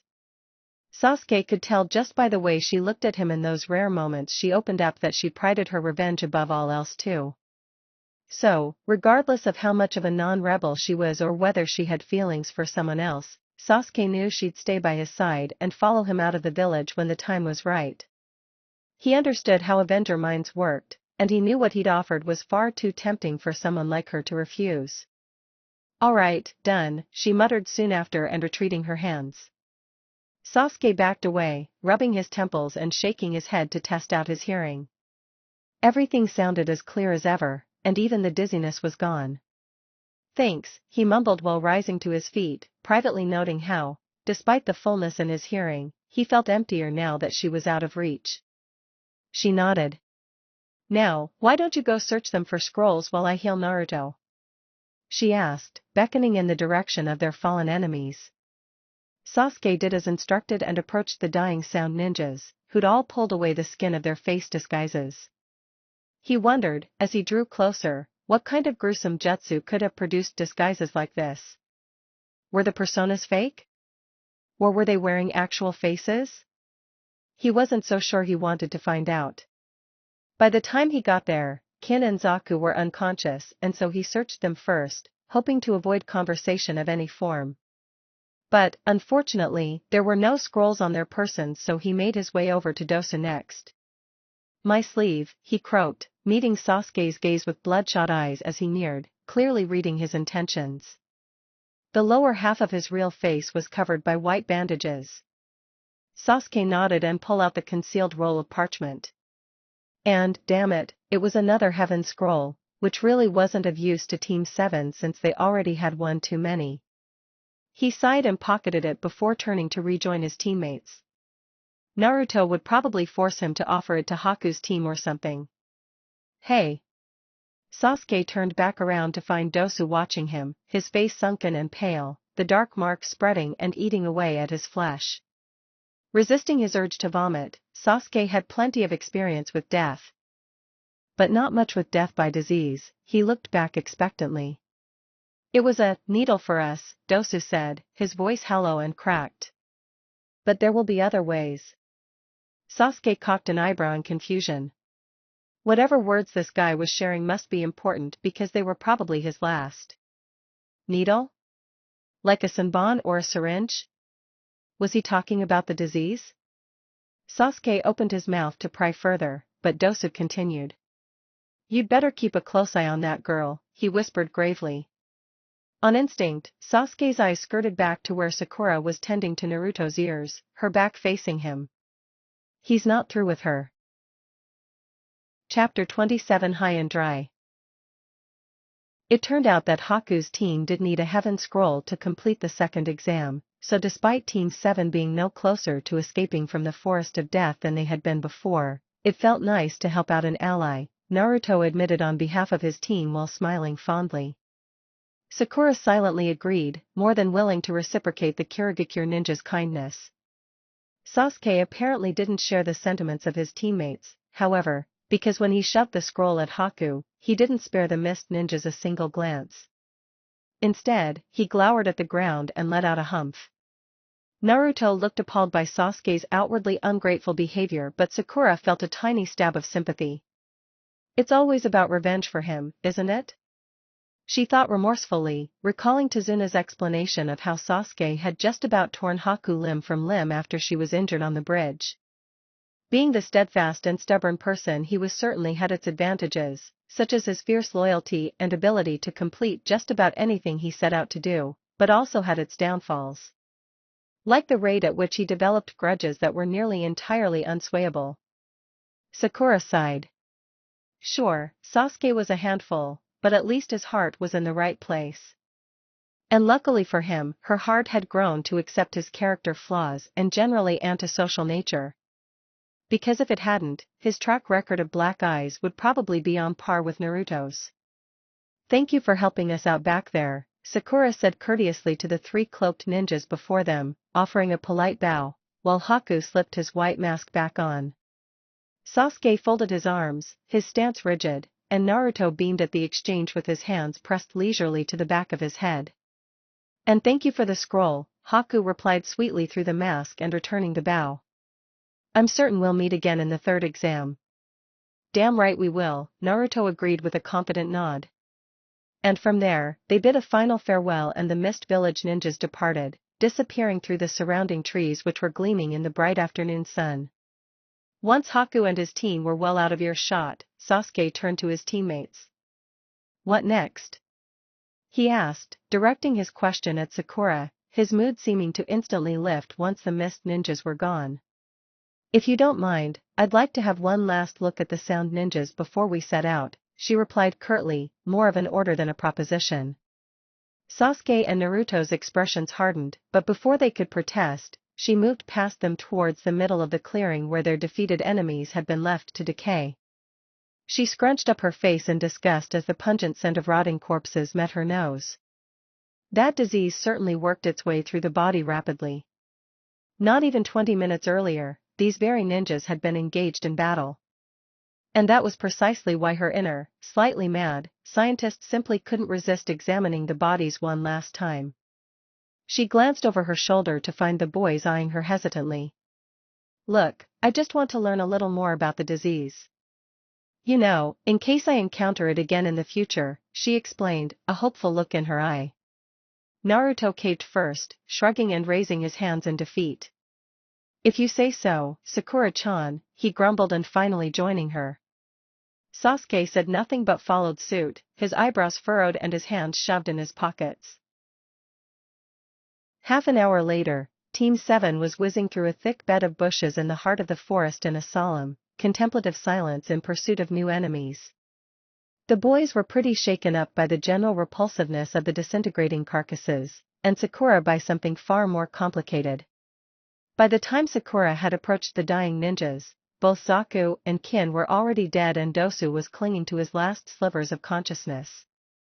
Their premature deaths in and of themselves were particularly disturbing for Sakura because she knew that they must link to something she had done in her new life. And so she felt a sense of responsibility for them dying. Sure, they were enemies, but killing innately contradicted her healer inclinations. And what's more, and probably worst of all, Sakura managed to confirm during her examination of their bodies that the disease was indeed evolving. It was learning, improving, and killing faster and more aggressively. Because when she'd tended to the blonde leaf ninja by the stream, the etiology of his disease had been dramatically less complex and had progressed far slower than the one that plagued the unlucky sound ninjas. This evaluation was almost enough to make Sakura doubt her ability to stop its spread. Almost. But not quite. Because with the help of not only her sharp intellect and years of experience in the medical arts, but also her nearly endless supply of chakra, courtesy of her new seal, she managed to outsmart the disease and saved Dosu's life in under 15 minutes. She'd saved him subtly, as not to anger Sasuke, who'd undoubtedly throw a fit if he found out she'd saved one of Orochimaru's affiliates. So after she destroyed all parasites in Dosu's body and he began to rouse, she'd slipped him a few powerful sleeping pills to drag him back into a coma-like slumber. With how mutilated he looked, as a result of the trauma his body had just endured, the boys wouldn't know the difference. She was fully aware that saving Dosu may have serious future repercussions, but her heart pulled her to action anyways.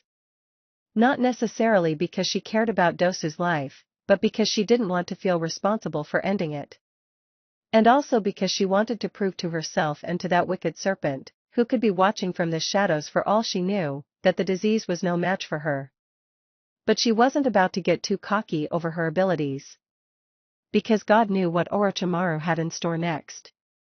"How many Earth Scrolls do you guys think are left?"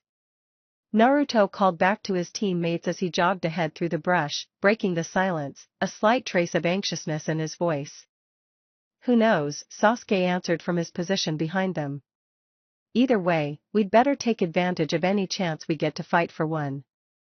We still might be able to get out of here without a fight at all," Sakura added, catching his eye. "Don't forget we have the second heaven scroll. So we just have to find." Sakura was interrupted rather violently by a mouthful of orange fabric. Naruto paused without warning, skidding through the dirt, causing Sakura to slam into his back. This time around, Sasuke thankfully managed to evade the two of them at the last second and avoid sandwiching Sakura between himself and his sporadic teammate. She spluttered and pulled her head back, about to lecture Naruto on his untimely choice of pee break, but she faltered. Something felt off. Before she had a chance to speculate, Sasuke took hold of the back of Naruto's jacket with one hand and Sakura's gloved wrist with the other and gave them both a sharp tug backwards, pulling them to his sides. Sakura's head turned to the right, where the source of the disturbance was originating from. Naruto tilted his head to the side, listening attentively. "I think someone's approaching us," he muttered, lowering into a cautious stance. Sasuke nodded. "A team of 3, he clarified. His eyes were blood red and the tomo of his Sharingan were spinning. Coming straight at us. They'll intercept in less than a minute. Should we set up an ambush?" Naruto asked a little anxiously, clearly unsettled by standing around in plain sight. Sakura gritted her teeth. "I think it's too late for that," she said, slightly reluctantly. It looked like they were left without a choice but to wait around for this enemy's advance. Hiding would be fruitless at this point and a chance to face other competitors for scrolls was too precious to pass up. The boys nodded in understanding before Sasuke released his teammates and they faced the newcomers in anticipation, weapons poised. There was no way even the stupidest of ninjas could miss them now, standing right out in the open. But Sakura had a hunch these enemies were far from stupid, considering how flawlessly they'd managed to mask their signatures right up until they were within such a close range. She sensed them halt their pursuit in the trees directly overhead, without a single sound or rustle of branches, likely contemplating the right moment to strike.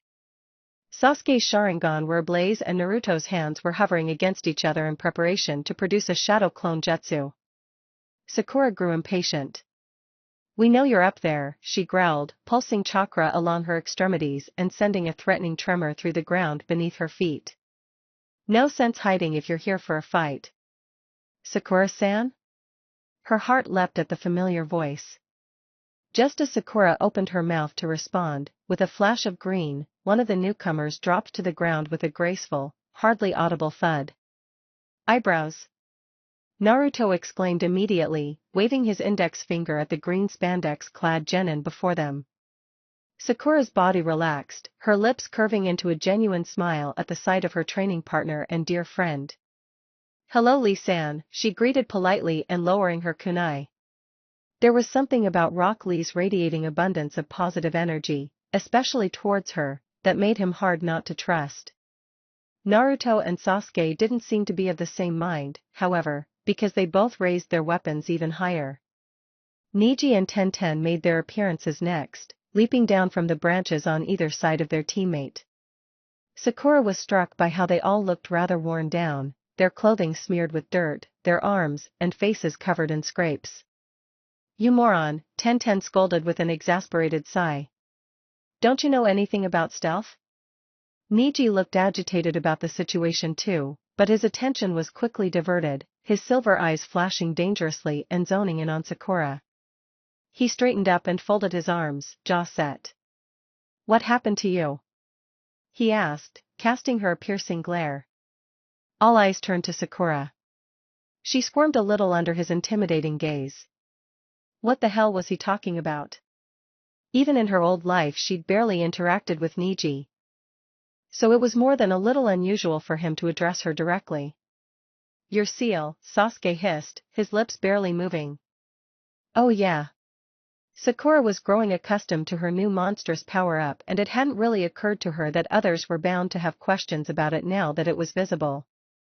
Not only that, but anyone with any shred of skill in sensing chakra would notice instantly that her signature was entirely different. Naruto frowned. "We're not telling you anything," he shouted, moving in front of Sakura protectively. Lee ignored Naruto's aggressive remark. "You look more majestic than ever, Sakura-san," he added with a wide grin and thumbs up. "Are you here to fight or not?" Sasuke growled, also taking a warning step forward. Neji reciprocated the action by lowering into an offensive stance, his long, dark hair draping over his shoulders. Lee and Tenten, on the other hand, exchanged unsure looks. Sakura took this hesitation as a signal to propose an alternative. "We might not have to fight," she said steadily, tossing her knife straight into the ground to make her point clear. Everyone's eyes locked on the knife for a moment before drifting back up to her. Despite how Naruto and Sasuke didn't relax their stances in the slightest, Lee and his teammates all perked up with interest. She had a strong hunch they'd just engaged in a difficult battle and weren't terribly enthused about partaking in another one so soon. "What scroll are you looking for?" Without even a second's hesitation, Lee shouted heaven. Neji and Tenten both groaned and rubbed their foreheads. Sakura nodded and caught eyes with Sasuke and Naruto who seemed to, finally, be contemplating a non-violent approach to interacting with the ninjas before them. "We have 2 heaven scrolls," Naruto thought aloud before pausing and scrunching his face up in confusion. "Wait, how's that supposed to work? If we give them a scroll we'll still be stuck without an earth one." But Sakura was already one step ahead. "That's why we'll bargain," she clarified with a coy smirk, her eyes flicking over to Sasuke, seeking his consent before proceeding.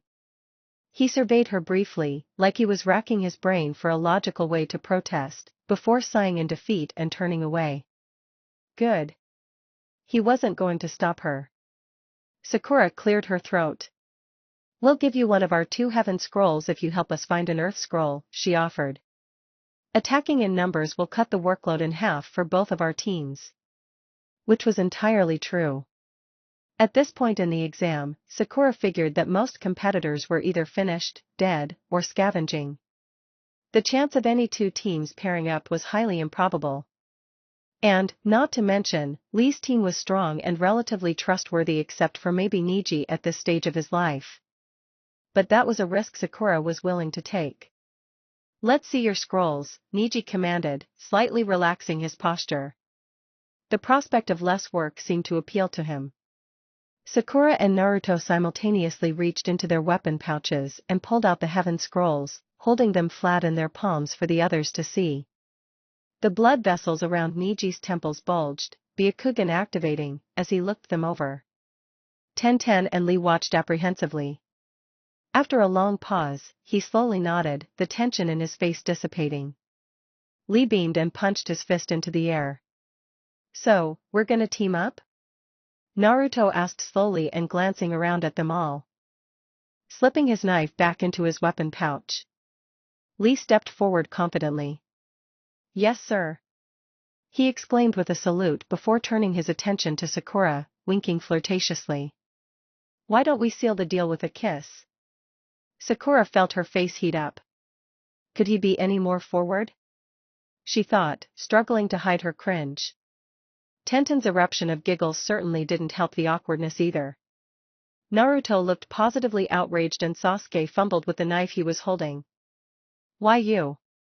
Naruto growled, balling his hands into fists and launching himself at the perpetrator. But Neji intercepted right at the nick of time, pushing Naruto back with a single, swift open palm strike. Naruto stumbled backwards, looking scandalized. How can we trust you if you can't even keep your teammates in line? Neji asked, addressing Sasuke and Sakura with an icy glare. Naruto seemed on the verge of exploding with rage. You're one to talk. Sakura-chan is not a prize or a sex object. He hollered. Sakura wasn't sure if it was a trick of her imagination, but she swore she heard Sasuke snort under his breath. We're even then, Sakura piped in, casting an apologetic smile to Lee and the others. Sasuke finally spoke up, his expression venomous. Let's get moving, he snapped. We don't have much time left. Tenten seemed to come to grips with the situation and nodded in agreement. But now that we're working in greater numbers, there's no sense traveling as a pack, right? It's nosier. Neji raised his eyebrows thoughtfully. Good point, Tenten, he mused, which caused said Kunoichi's face to redden. Let's divide into 3 pairs.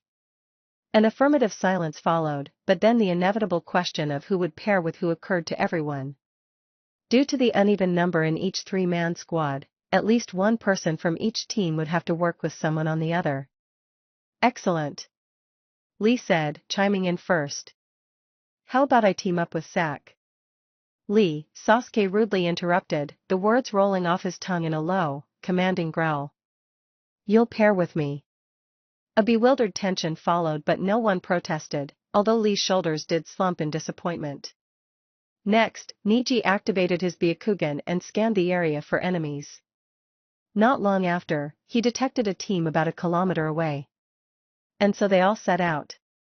The original plan had been to close in on the team from different angles, but by the time they neared their soon-to-be opponents, the unsuspecting ninjas were separated around their campsite anyways, one hunting for food in the woods, another setting traps and the third keeping watch.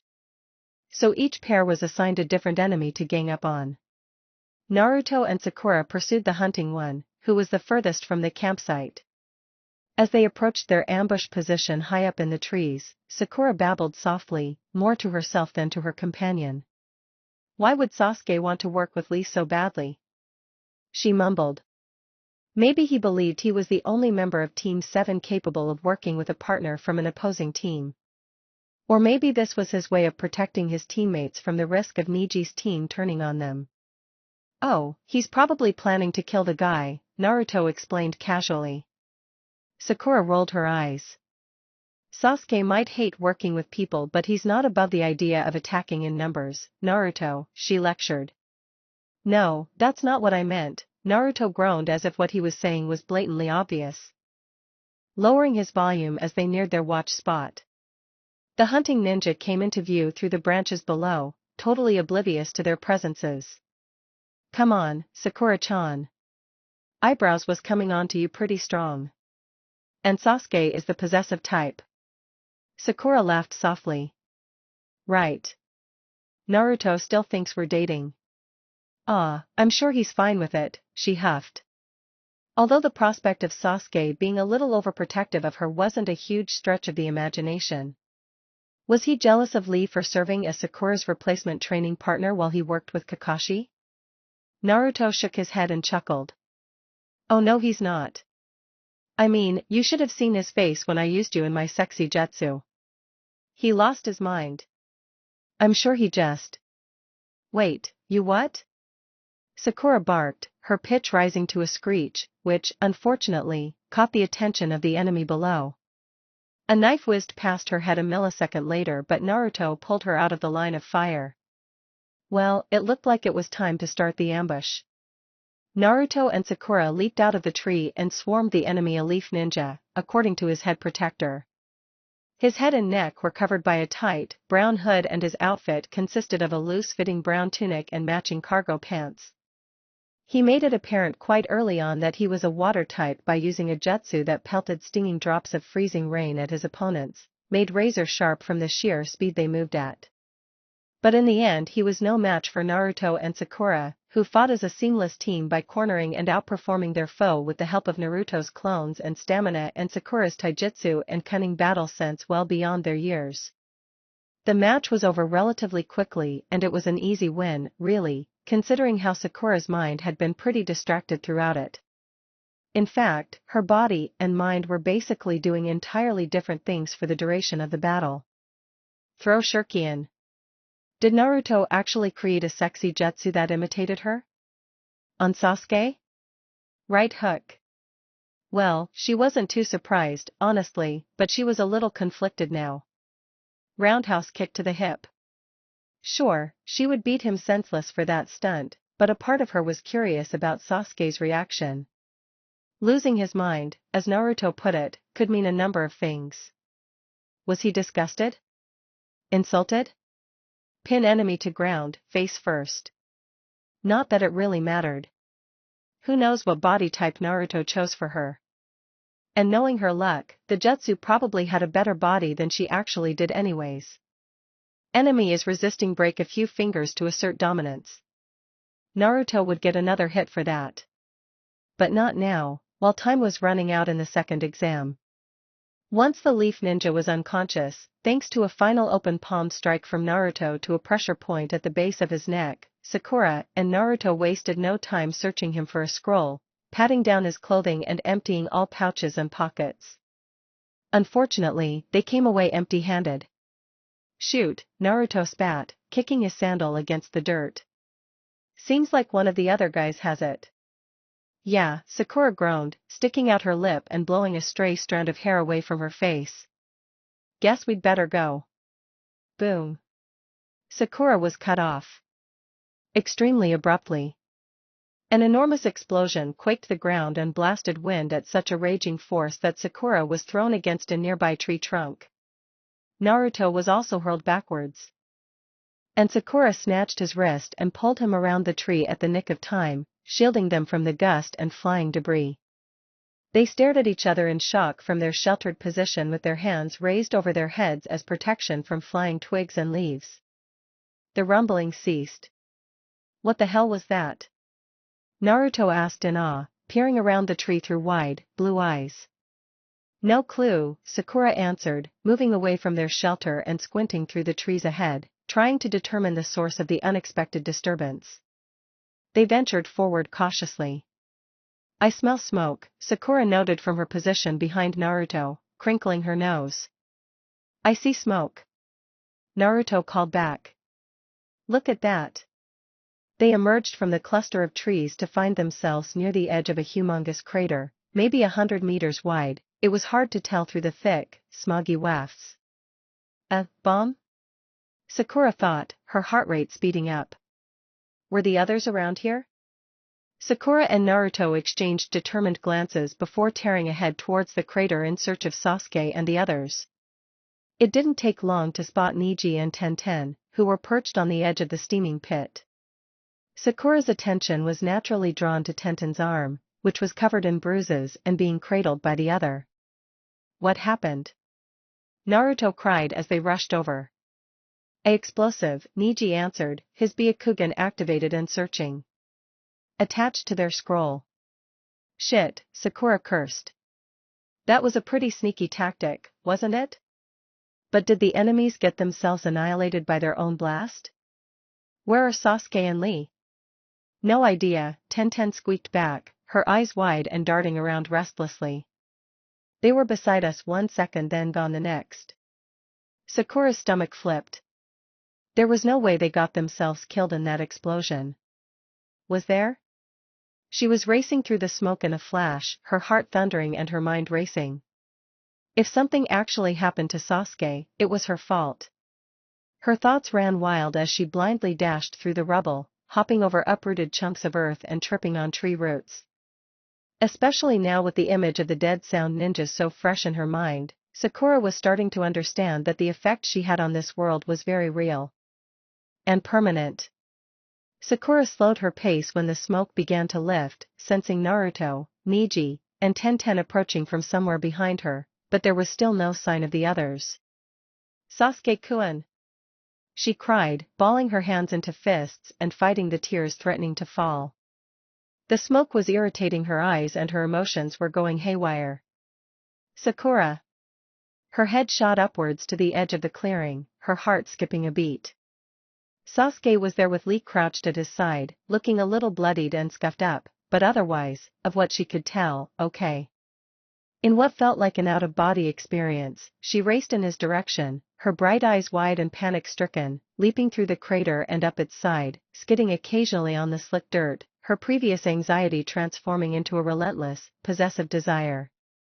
She threw herself at Sasuke when she met him, not wasting any time to slow her pace. If he were anyone else, she'd probably have completely knocked his breath out and maybe even cracked a rib. But thankfully Sasuke's reflexes were quite well versed, and so he managed to plant his feet to the ground with chakra to brace the impact. With her arms secured tightly around Sasuke's shoulders and face pressed right into the pit of his neck, Sakura murmured, a little incoherently against his skin, I thought you. Her breathing hitched and more liquid pooled in the corners of her eyes, forcing her to divert her attention to not sloppily crying on him. I'm fine, he mumbled against the side of her head, patting her on the back, not exactly reciprocating her affectionate gesture but not rejecting it either. And then, boldly, and before she could think better of it, Sakura tilted her chin up and planted a light kiss right on his cheek near the corner of his mouth, totally caught up in her impassioned frenzy. Sasuke immediately stiffened, and when it clicked just what she'd done, Sakura pulled her face away embarrassedly and met Sasuke's stunned gaze, her face flooded with color. He appeared to be holding his breath, his dark eyes wide and unblinking, and Sakura couldn't tell if he was on the verge of running, striking, or leaning in for another. A blatant gagging sound alerted her that the others had caught up. My eyes! Naruto shouted, feigning that he was doubling over to vomit. Sakura dead-angled herself from Sasuke and quietly sprang out of reach, feeling utterly humiliated by the presence of an audience she hadn't taken notice of. You idiot! You bloody idiot! What now? Tenten asked shakily, politely ignoring Team 7's awkward exchange, clinging to her injured arm and glancing around nervously. Either we part ways, find a new enemy, or fight each other, Neji drawled, hints of exhaustion creeping into his tone. Sakura vaguely wondered what previous powerhouse team had left him in such a worn-down state. Or we head to the tower. All heads turned to Sasuke, who raised his arm to eye level. Now that Sakura's attention was far less cloudy, she finally noticed the scroll he was grasping. You got it, Sasuke-kun? Lee gasped and rising to his feet. He'd been relatively silent up until then, likely as a result of Sakura's heated little spectacle. Idiot, idiot, idiot. It's Earth, Sasuke answered with a smirk and meeting his teammates' gazes. Sakura was both pleased and a tad let down that he didn't really seem fazed by the kiss at all. A collective sigh of relief washed over all of them, accompanied by celebratory whoops from Naruto and Lee. Eager to finally escape the forest, Naruto handed his heaven scroll over to Neji and Sakura patched up Tenten's arm until it was back to a functional capacity. After agreeing to head to the tower separately, they all straightened up and exchanged some brief parting words. See you in the third round, Tenten offered with a respectful nod. Yeah. Naruto cheered. We'll kick your asses. Sakura rolled her eyes. That is doubtful, Lee replied with a small smile, shaking his head. But I do look forward to seeing you again, Naruto-kun, he added sincerely. And Sakura-san, please take care of yourself. Both Sakura and Naruto grinned in return. Lee turned to the third member of Team 7 next. I leave her in your care, Sasuke-kun, he said while sticking out his hand, his expression serious. Sakura felt a jolt of mortification. You're a good man, he added, fixating his gaze on the perplexed Uchiha heir. I will interfere no further. Sakura suddenly felt like she was on the verge of toppling over.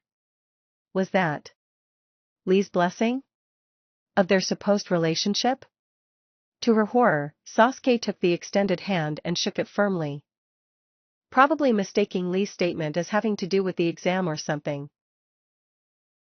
The trek to the tower took only about 20 minutes, and once they arrived, everything played out as Sakura remembered. The text splayed on the concrete wall of the empty hallway prompted them to open both scrolls simultaneously, a motion which triggered a summoning jutsu, and next, in a cloud of smoke, Iruka appeared clad in his Chunin vest and grinning broadly. Naruto was ecstatic. Sakura used every fiber of her being to keep herself from collapsing. And not from physical fatigue, although she certainly was experiencing it after the hellish past several days in the forest of death, but from mental exhaustion. Her mind was swirling with questions which had far greater appeal to her consciousness than her academy sensei's droning speech and occasional fervent glance at her forehead. How many passed the second exam this time around? Well, the Sound Ninja team was certainly out of the running, which meant that other teams who passed in her old life may also have failed. Or vice versa.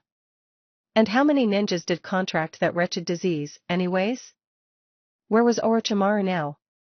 What about the time travel scroll? Was the link still severed? Would she ever? The side door slammed open with a bang, causing Sakura and the others to jump with alarm.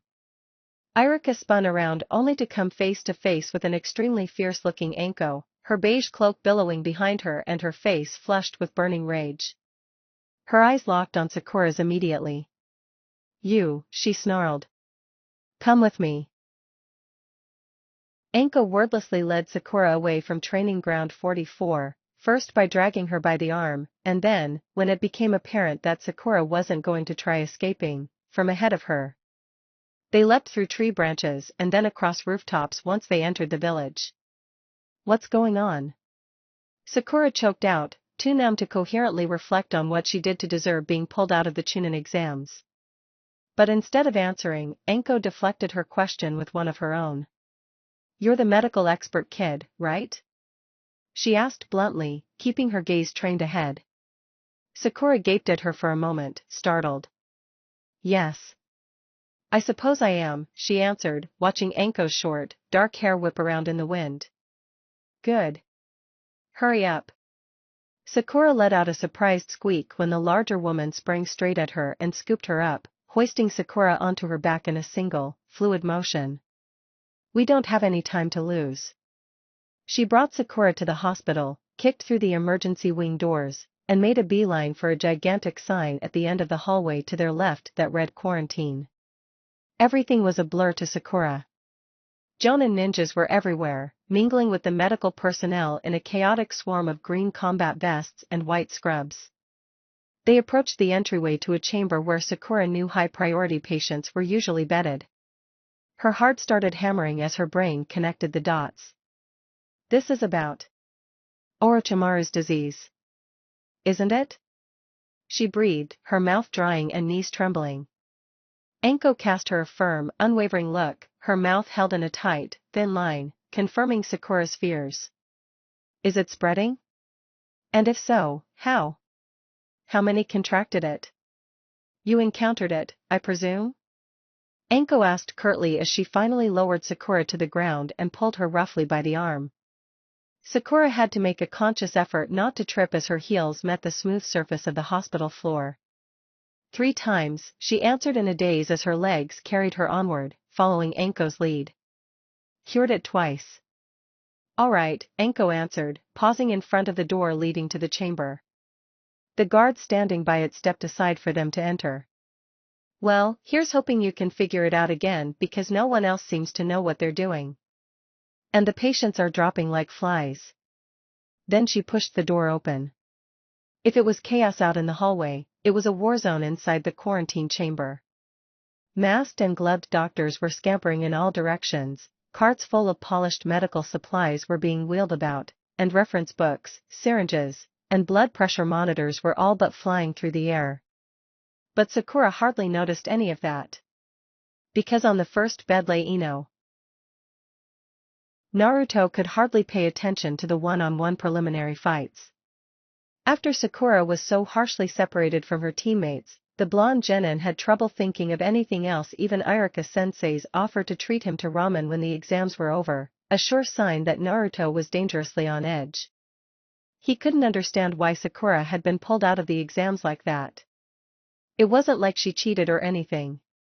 Heck, he'd been with her the whole time and he knew she didn't.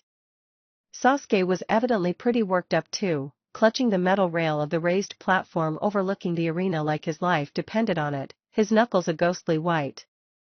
This reaction didn't come as a surprise to Naruto, but it sure wasn't helping his own nerves. And to make matters worse, Kakashi was nowhere in the vicinity, probably still out on that mission he went on before the second exam started. Damn it.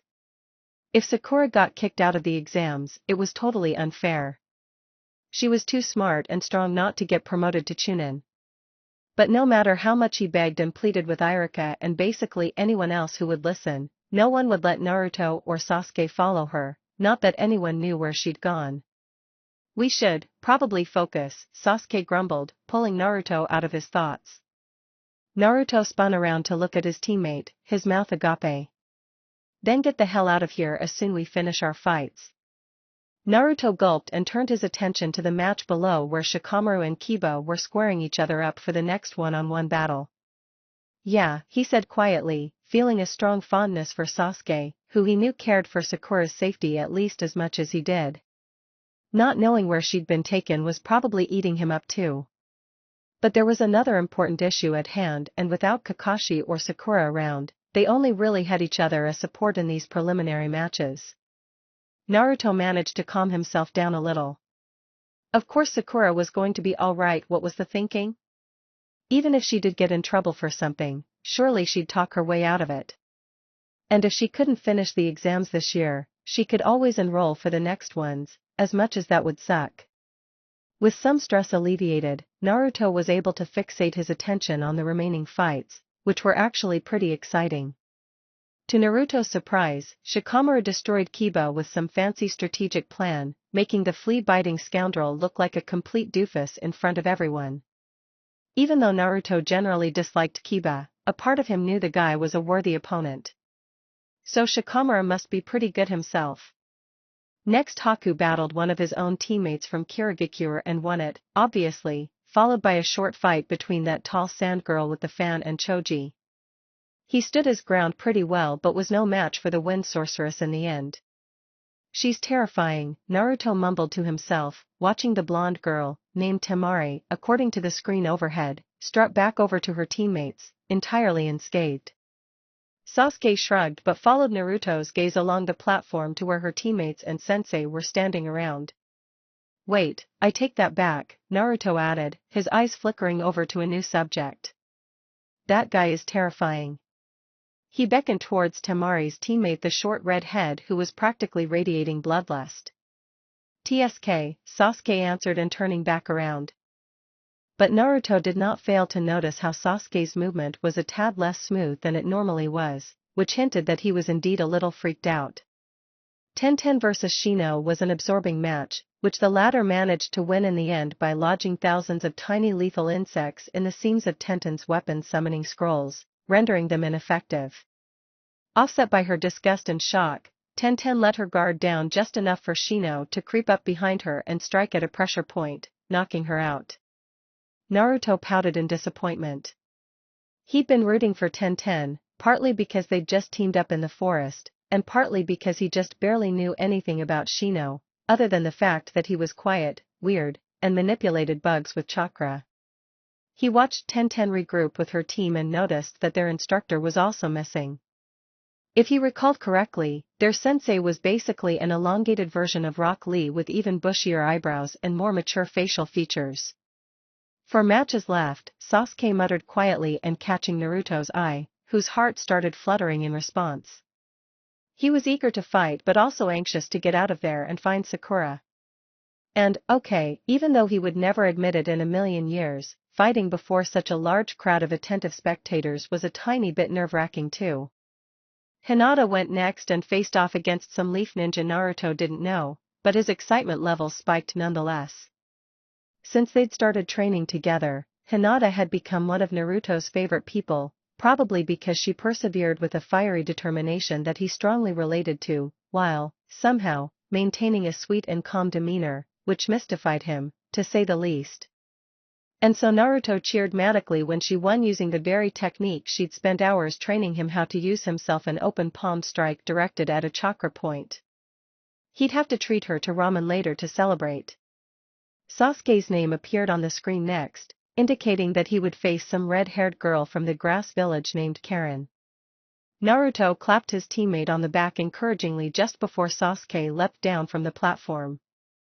"You've got this," he beamed, still on a bit of a high after watching Hinata kick ass. Was all Sasuke replied, but Naruto knew he appreciated the gesture. The two of them were used to making it on their own, but it was always nice to know that someone else was looking out for you. Even for stuck-up bastards like Sasuke. For that reason, Naruto was determined to cheer extra loud for his friend during the fight. Because as much as he wanted to beat him to a pulp one day, there were rare moments when he privately just wanted to see Sasuke succeed. And that he did. Karen was pretty fast and smart, as far as Naruto could tell, but, with a stab of pride and a hint of jealousy, Sasuke was clearly both smarter and faster. He managed to win in about 5 minutes without using any ninjutsu at all. And the winner is Sasuke Uchiha. Hey, the preliminary exam proctor declared, which was followed by a courteous applause. The defeated girl was fuming from her hunched position on the ground. When Sasuke returned to the platform, Naruto immediately strung an arm around his shoulders and motioned to ruffle his teammate's hair with the other hand. Sasuke caught his wrist just in time. "I knew it!" Naruto exclaimed. "I knew you'd win." "Let go," Sasuke growled. But Naruto chose not to listen. "But I hope we fight each other in the third exam," he continued. "I'll put you in your place." Sasuke shoved his teammate away. "Not if I kill you before then," he said tauntingly, but smirking slightly. Naruto opened his mouth to shoot back some other vicious comment, but then he paused, remembering something more important than defaming his arch-nemesis. "Are you going to find Sakura-chan now?" he asked slowly and a little sadly. He wanted to join in on the search, but, even though he knew he was being selfish for thinking it, it really would be nice to have someone from his team root him on during his battle. Sasuke's expression darkened at the mention of their female teammate. "I'll watch your fight. Then we'll find her together," he said bluntly while folding his arms across his chest and averting his gaze. Naruto felt a newfound rush of warmth towards his friend. "I'm not hurt or anything, so it would look suspicious if I took off so close to the end," Sasuke elaborated a little defensively. "So I might as well stay." Naruto fondly clapped him on the shoulder. "Thanks, bastard," he answered with a sheepish smile, ignoring Sasuke's lame attempt to cover his kind, loyal gesture. It turned out Sasuke signed himself up to watch both of the final matches, however, because next up was Rock Lee and Gaara, the red-haired sand creep. Now Naruto rarely chickened out of fresh challenges, but he couldn't deny the relief he felt that he wouldn't have to face off against that guy. "What's eyebrows like, anyways?" Naruto asked his teammate with mild interest while the match began. Right from the get-go, it was apparent that Lee was probably one of the speediest competitors in the entire exam. "Not bad, I guess," Sasuke answered with a shrug while he stared down at the battle. "He saved me back there from the explosive." Naruto's eyebrows shot up. "I figured you hated him for how creepy he is with Sakura-chan." He noticed Sasuke's jaw clench as he shoved his hands in his pockets. "I thought I would too," he confessed quietly, his eyes glued ahead. "But now he knows we." He paused, his voice trailing off slightly. "He won't do it again." Naruto smirked in understanding. "Yup. Possessive boyfriend indeed." When he turned his full focus back to the fight, Lee was starting to tire. That Gaara dude was a rock, almost literally deflecting nearly all of Lee's attacks with a solid, spherical shield of sand. But Lee had an ace up his sleeve, it appeared, because he then used a technique that Naruto had certainly never seen before. His chakra signature heightened tenfold, his skin tinging red, his eyeballs rolling back in their sockets, and his speed increasing exponentially. He circled Gaara, making occasional viper-like strikes, and, to everyone's bewilderment, he managed to land nearly all of his punches, at one point sending Gaara reeling face first into the solid floor of the stadium. Naruto was leaning so far over the railing that he was on the verge of toppling right over it. What was that technique Lee was using? He was like a badass human torpedo. What happened to the bushy-eyebrowed flirt from before? He exchanged a glance with Sasuke, who appeared just as stunned by the display as he did. A few minutes later, Lee seemed to reach his limit, but so did Gaara.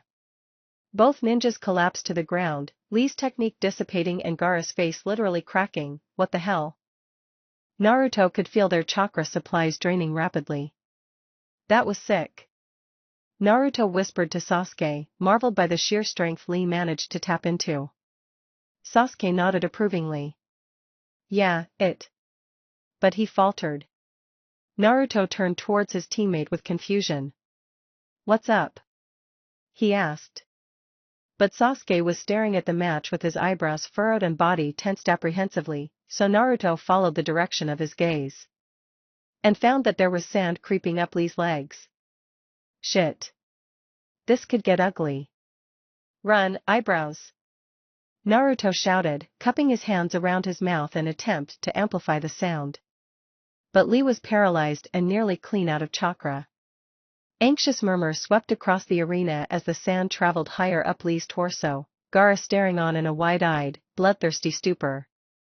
Now, as much as never give up was basically Naruto's life mantra, this Gaara guy was on a whole other level. He wasn't here to play games, nor did he even seem to care about a promotion to Chunin. Naruto opened his mouth to call for an end to the match, but another voice beat him to it. Sand burial. Gaara slammed his fist shut and the sand imploded. Chapter 28 Vengeful Heart. You're a good man. I leave her in your care, Sasuke-kun. Developing a soft spot for that green spandex-wearing weirdo was the last thing Sasuke planned to do when he demanded they pair up to pursue an Earth Scroll.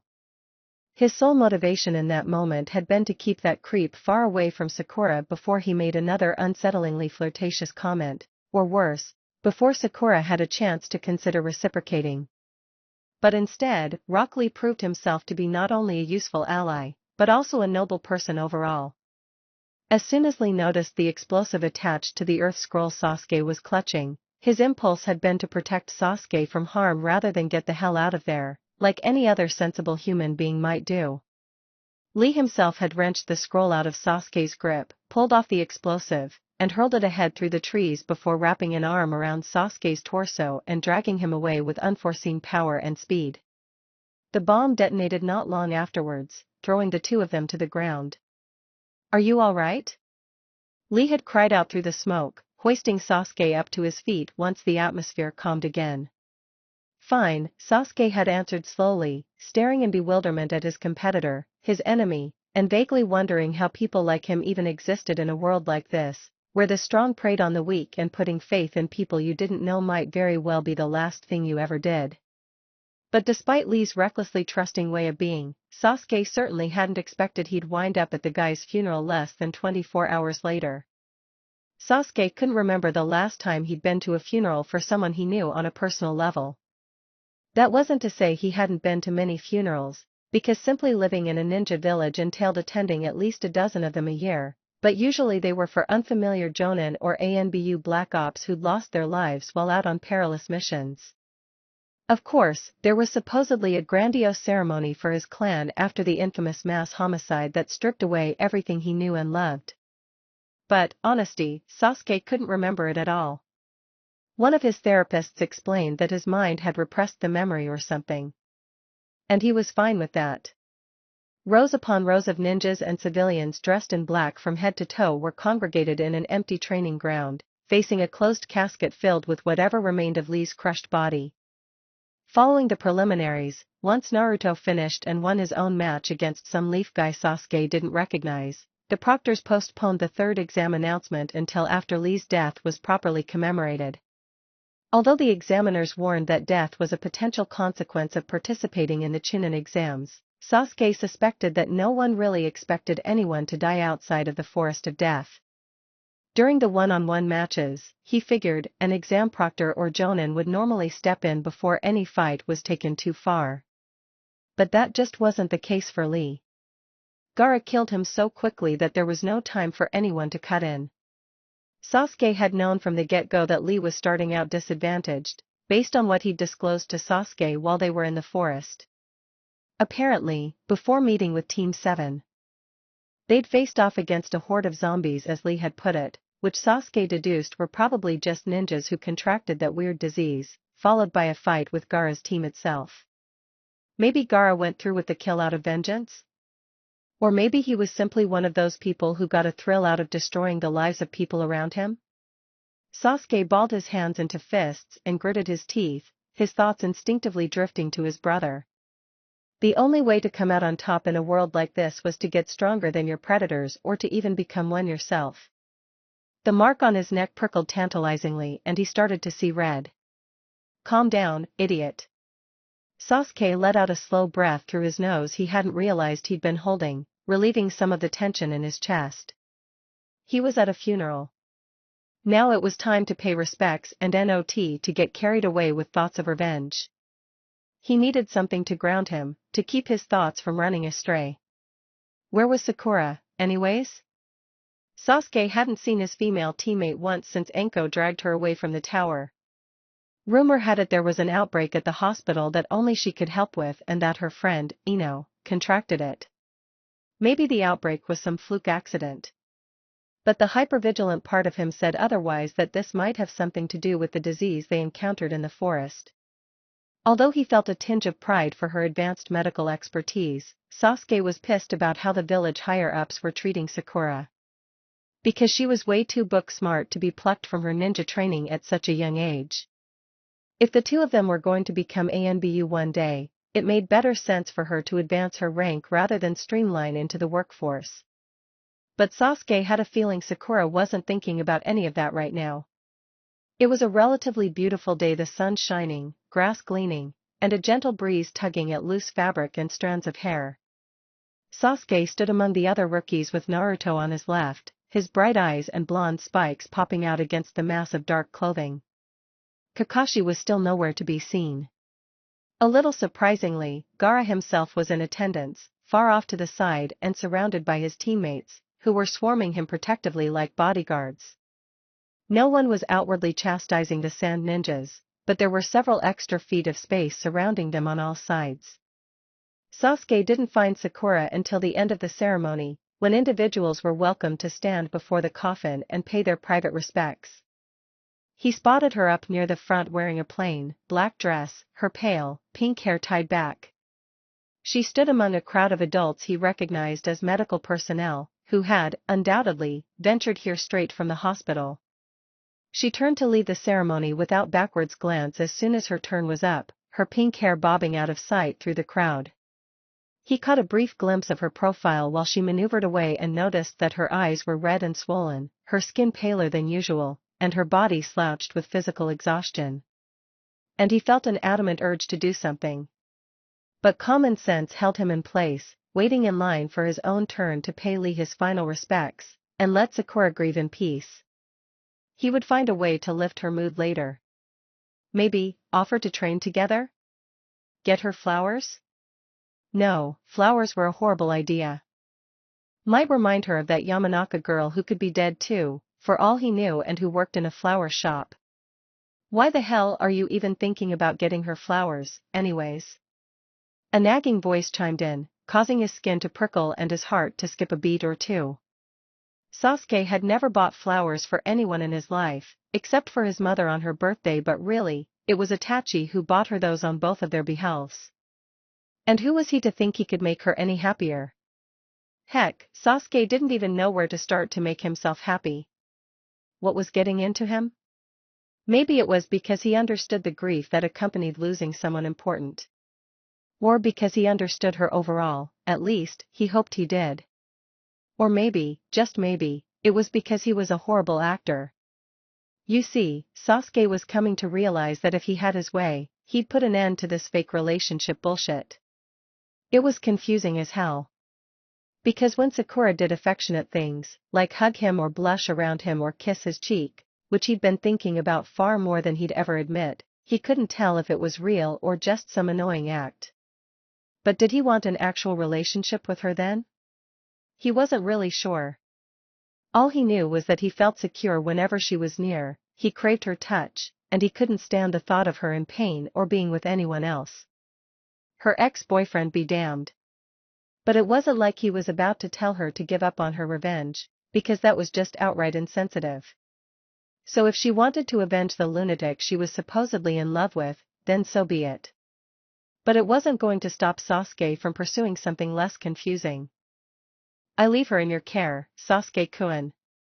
Rock Lee didn't have to tell him twice.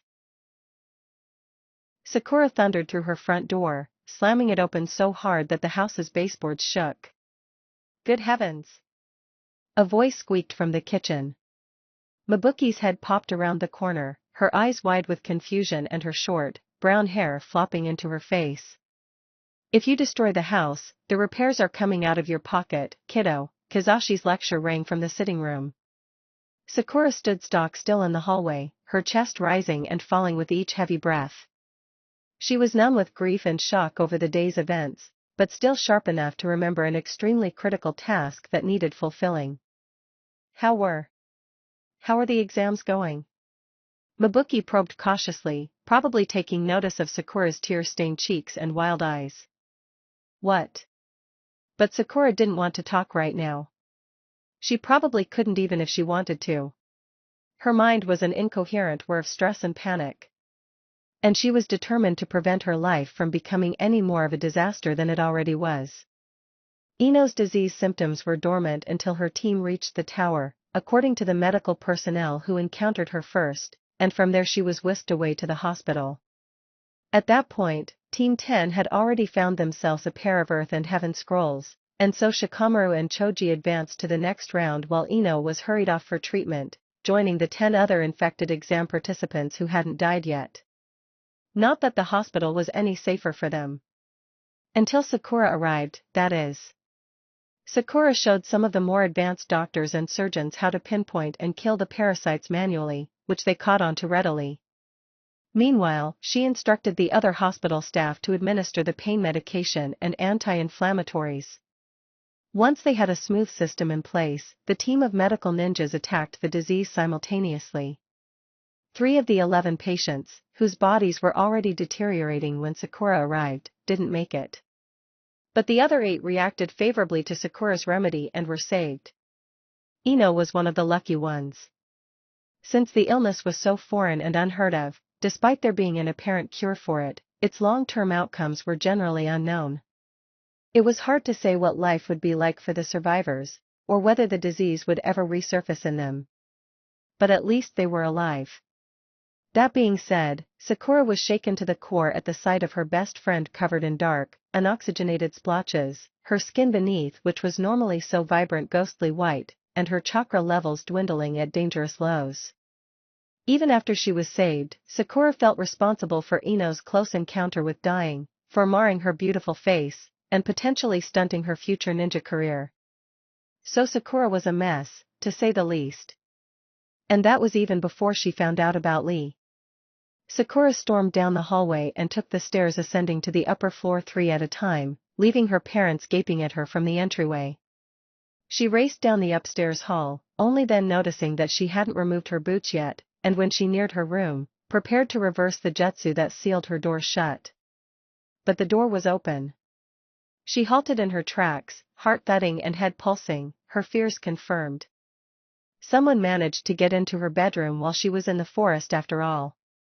Sakura pushed through the door, half expecting to find the room in tatters on the other side. But instead it was spotless, even cleaner than it was when she had left, in fact. The floorboards were polished, her collection of books stacked neatly on her desk, the air smelled fresh and crisp, and the window was open a crack to let in a cool breeze. Upon closer inspection, however, Sakura noticed kunai embedded in the walls. So the traps Sasuke had laid out were set off at one point. But by who? And why was her room so damn clean? She made a beeline for her dresser, heels clicking on the hardwood floor as she went, and wrenched open her underwear drawer. It was empty. Her hands fell to her sides, gripping the material of her black dress, her eyes wide and darting around anxiously. The time travel scroll was gone. Ahem. Sakura jumped and spun around to face the presence in her doorway. It was Mabuki, carrying a large laundry hamper, her lips pursed with worry. "Are you okay, Sakura?" she asked slowly. But Sakura couldn't find her voice, so she just stared back. Mabuki took a shaky step into the bedroom. "Having boy trouble?" she tried. Sakura choked out, her voice breaking. "I just need to be alone." Mabuki nodded knowingly. "Sure thing, sweetie. Here, I'll just leave the clean laundry by your bed," she said, striding in and setting the basket down. "I cleaned up a little while you were away, as I'm sure you can tell."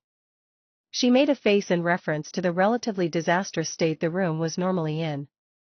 "You, cleaned up?" Sakura asked, her mouth hanging open, eyes fixating on the clean laundry. Mabuki rolled her own eyes in response. "Yes, Sakura. I'm sure glad you didn't lock your door for once because it was a pigsty in here." She motioned to leave. "Now get some rest. Dinner will be ready in an hour."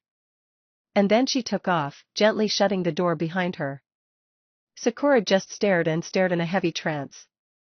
She knew for a fact that she'd locked the bedroom door before the Chunin exams. And there was no way her mother managed to break in herself, through the jutsu-bound door and intricate network of traps set out by the Uchiha heir himself. This just didn't add up. Curiosity piqued, Sakura approached the laundry hamper, her hands trembling with exhaustion and nervousness. She tipped it over onto the floor and began to root through the pile. She glimpsed a flash of red and snatched at it. It was the underwear. The scroll in its disguised form. But a little shrunken and crinkled with several tiny lace strands unraveling along the seam. Sakura's stomach dropped. Was this why the time travel scroll was damaged? Because her mother put it through the laundry? My, how nice it must be. To live with your parents, that is. She froze in place, the underwear slipping from her fingers and back into the jumble of clean clothes. Someone was standing behind her, near the door her mother had just exited through. And Sakura realized who it was before she turned around. The chakra presence was vile, bone-chilling, and dreadfully familiar. Because she'd encountered it 3 times so far in this life, once in the forest of death, once in the land of waves, and once in the abandoned alley connecting Konoha to the training grounds. "Still looking out for you, even while you were gone." "Adorable," the voice drawled on, the masculine tone silky and taunting. "Kabuto," Sakura hissed, casting the intruder a murderous glare over her shoulder. Of course it had been Kabuto all along. It made perfect sense for one of Orochimaru's prized followers to stalk her on his behalf. In retrospect, it seemed obvious why she'd sensed subtle similarities between the presence and Tsunade the first time she encountered it. They were both medical elitists. It was his medical chakra that reminded her of Tsunade before, albeit a tainted and pale imitation of it, really. "Ah, you know of me?" he asked with mild interest, pushing his round glasses up the bridge of his nose. Sakura's face contorted with disgust at the sight of him, silver hair, leaf ninja disguise and all. "You've been in here before, haven't you?" she growled in return. Was he the one to originally break in her room and set off the traps? He smirked. "Not in body. I was busy taking the exams with you, of course," he answered cryptically. "But yes, I did arrange for this room to be searched. Having such power at your age is most unusual. And with all the traps in here, it almost seemed like you were hiding something." Sakura clenched her jaw, suddenly hyper-aware of the red underwear at her feet. Did he know about the time travel scroll? Or was he just messing with her head? Because if he did know of the scroll, why hadn't he or any of Orochimaru's other drones taken it? Or destroyed it? What are you doing here? She questioned flatly, wishing she could put more conviction and ferocity into her tone. But she was too physically and emotionally drained. Kabuto laughed, and it was a velvety, stomach-churning sound. I'm just here to congratulate you on saving our unfortunate competitors from that devastating epidemic. It's not an easy one to cure. I would know because I created it. Sakura was practically shaking with rage. It was taking every fiber of her being to stop herself from throttling the gray-haired, bespectacled snake. He almost killed Ino. And so many other innocent participants. But any attempt to fight would be in vain. She was in no state for physical combat. And she had a hunch he wasn't intending to fight her here anyways. And so that means, the body in the alley, she thought aloud, eyes clouding over with realization. Kabuto nodded. The illness was in its early stages of development at the time, yes, he finished. A failed trial. But it has progressed marvelously, as I'm sure you've noticed. Now, I believe, after the initial infliction, victims have only an hour or two before it spreads through their entire bodies. She gritted her teeth and narrowed her eyes. What a sick, twisted man. He and Orochimaru really were testing her, weren't they? She knew Orochimaru was aware of and fascinated by her abnormal abilities, and Kabuto was clearly of the same mind. Was this all just a game to them? To kill mercilessly for the mere sake of pushing her limits? In the blink of an eye, Kabuto stepped and towered over her. Sakura's hands itched for the weapon pouch fastened to her leg beneath the skirt of her black dress, but he caught her wrist before her fingers reached it. Vengeful hearts are the most easily manipulated, you know, he whispered smoothly, his dark eyes locking on hers. Sakura could hear her heartbeat thudding in her ears. Except for in the rarest and most intriguing cases. Leaves began to swirl at their feet, encircling Kabuto in a small funnel of wind. What will you do next? And with that, he vanished. Sakura was frozen to the spot for a long moment, her limbs trembling uncontrollably. Before she finally dropped to her knees beside the heap of discarded laundry. Minute after minute ticked by and she just sat there, unblinking, while Kabuto's parting words reverberated through her skull. What would she do next? This life was a hopeless mess. She'd taken on this mission with the goal of building a better world. But instead she'd created just the opposite. Now that she was pulled from the Chunin exams, any chance of easily achieving a high reputation in the village was gone out the window. Ino was currently in the hospital, sedated, barely alive, and probably permanently damaged, in some way or another. Lee was dead. Sasuke was cursed. Orochimaru was watching her, sending Kabuto to stalk her on his behalf. And the scroll was broken. A breathless, hollow sob escaped her lips. Was there anything she could do now? Dinner was a silent affair. Thankfully, Mabuki and Kizashi did not force Sakura to leave the privacy of her thoughts. She stared blankly at her plate through dry, sore eyes, contemplating whether she instruct her parents to go into hiding because they weren't safe here anymore. But if Orochimaru really wanted to kill them, did it even matter where they were? What they needed were bodyguards ANBU at least, even though, as far as Orochimaru was concerned, they might need an army of them. There was a firm knock at the door. Who in the devil's name would stop by at dinner time? Mabuki snapped, rising from her chair and slamming down her chopsticks, any urge to maintain the calm atmosphere dissolving. Kizashi merely grunted, making no motion to follow his wife to the door. Sakura got up and crept after Mabuki down the hallway, her gloved hand hovering over her weapon holster. If Kabuto, or any other sick freak, was back to terrorize her, they'd wish they'd never been born if they got anywhere near her mother. Mabuki turned the handle and threw open the door. Sakura startled at the sight on the other side of the threshold. Anko and Ibiki were towering over the doorframe. Haruno, Anko barked, her piercing, gray eyes meeting Sakura's. Let's get moving. Her jaw dropped. What? Why? She spluttered. Hokage's orders, Ibiki piped up in his deep, rumbling tone. Mabuki was glancing between them all with wide eyes. Not this again. Sakura certainly had no interest in being dragged to the Hokage Tower for some godforsaken reason right now. Where exactly? She asked, lips curling. To the preliminary exam arena. For the third exam announcement, Enko quipped in response. What does it matter if I'm there? Sakura asked, raising her eyebrows with confusion. I skipped the preliminaries, so I'm disqualified. The exam proctors exchanged a look. Right? She prompted, hopeful that they might disagree with her. Ibiki cleared his throat. An uneven number of participants will advance to the third exam, so we have room for one more. This exam takes the form of one-on-one matches, you see. Sakura's heart leapt. Enko rolled her eyes. And if I'm totally honest with you, that's not even what this is about. You're a hotshot, kid. The Hokage thinks you'll be a pretty big draw for the international delegates.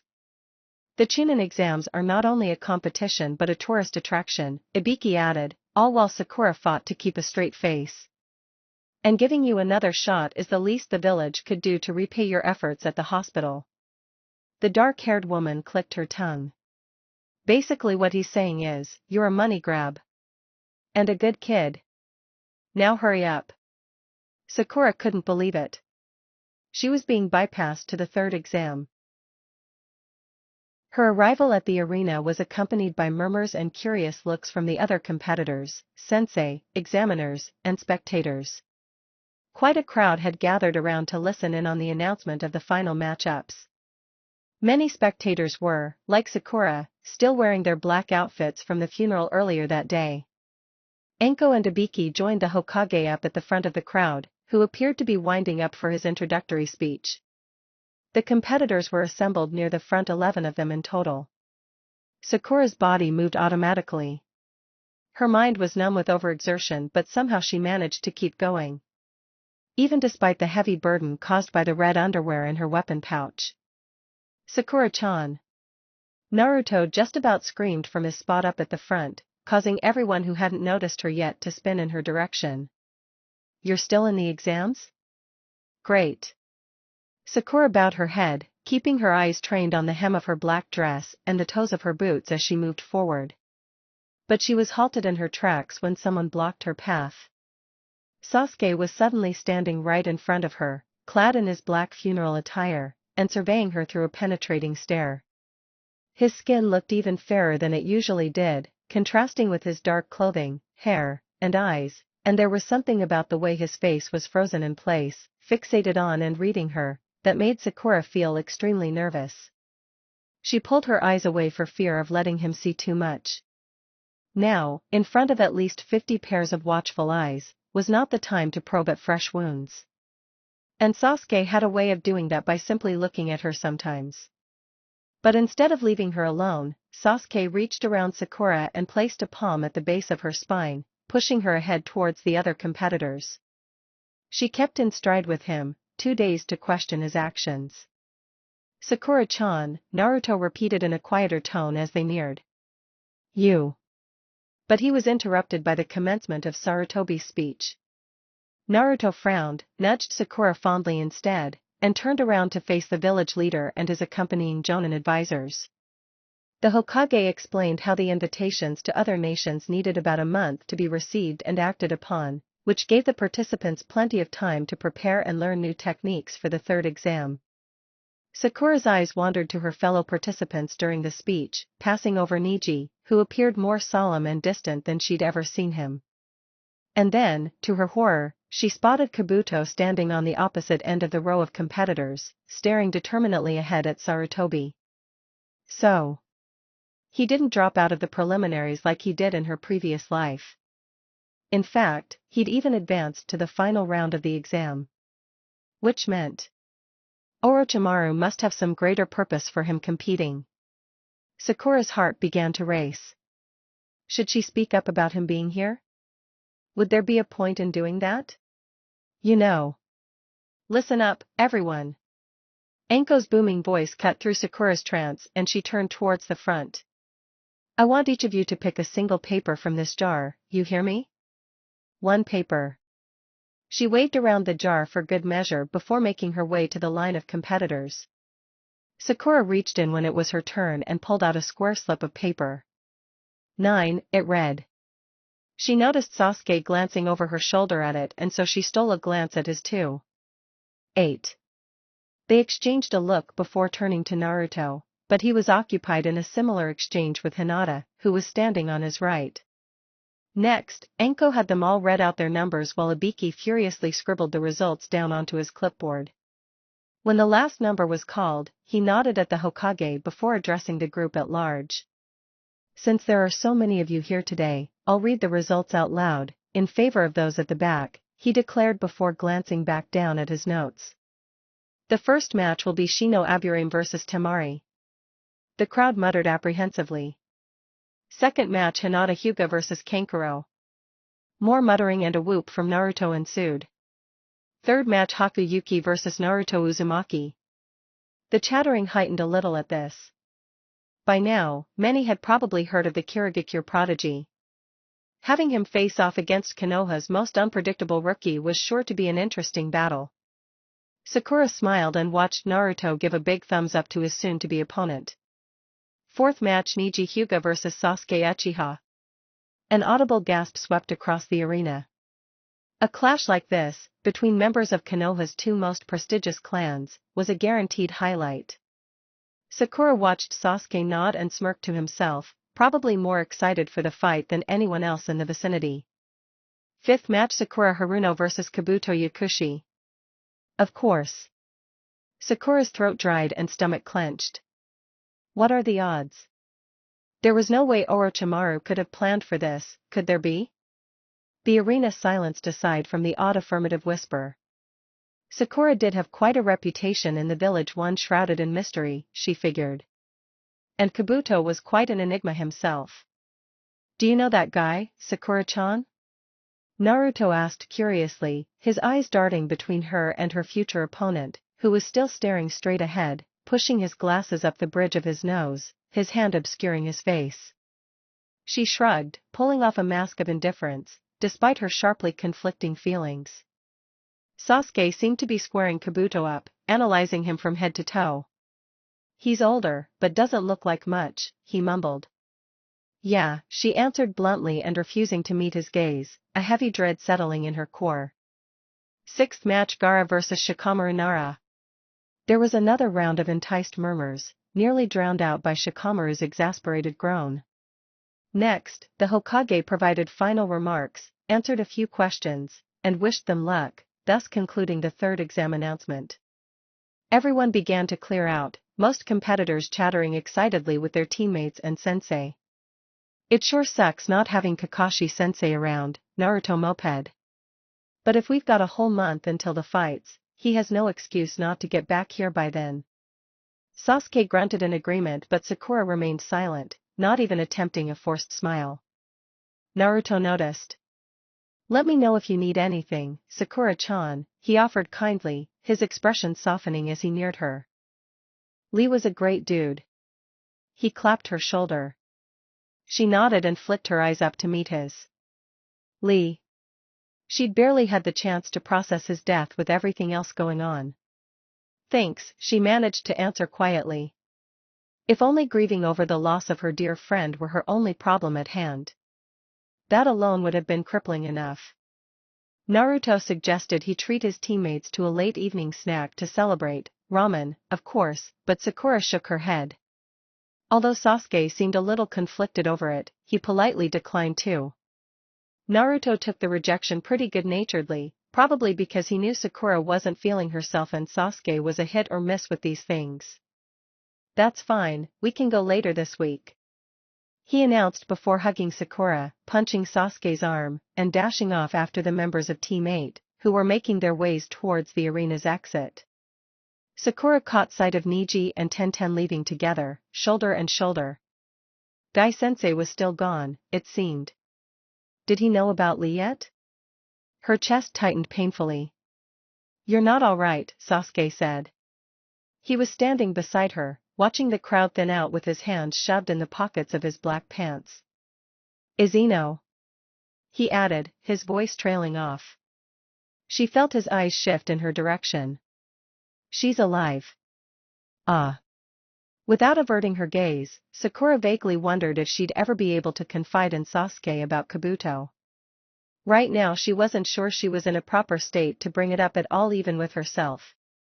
Once her emotional shock subsided and thoughts cleared up, and maybe after a decent night's sleep, if she could sleep at all, she would plan her next move.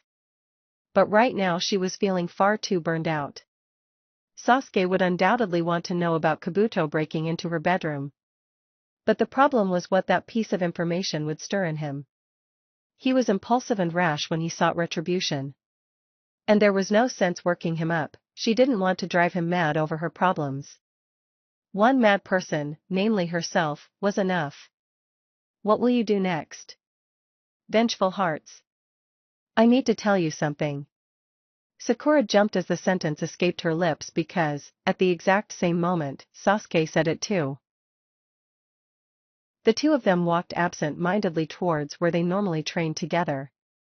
The sun was beginning to set, painting the sky with soft, warm hues, the first traces of night creeping in along the periphery.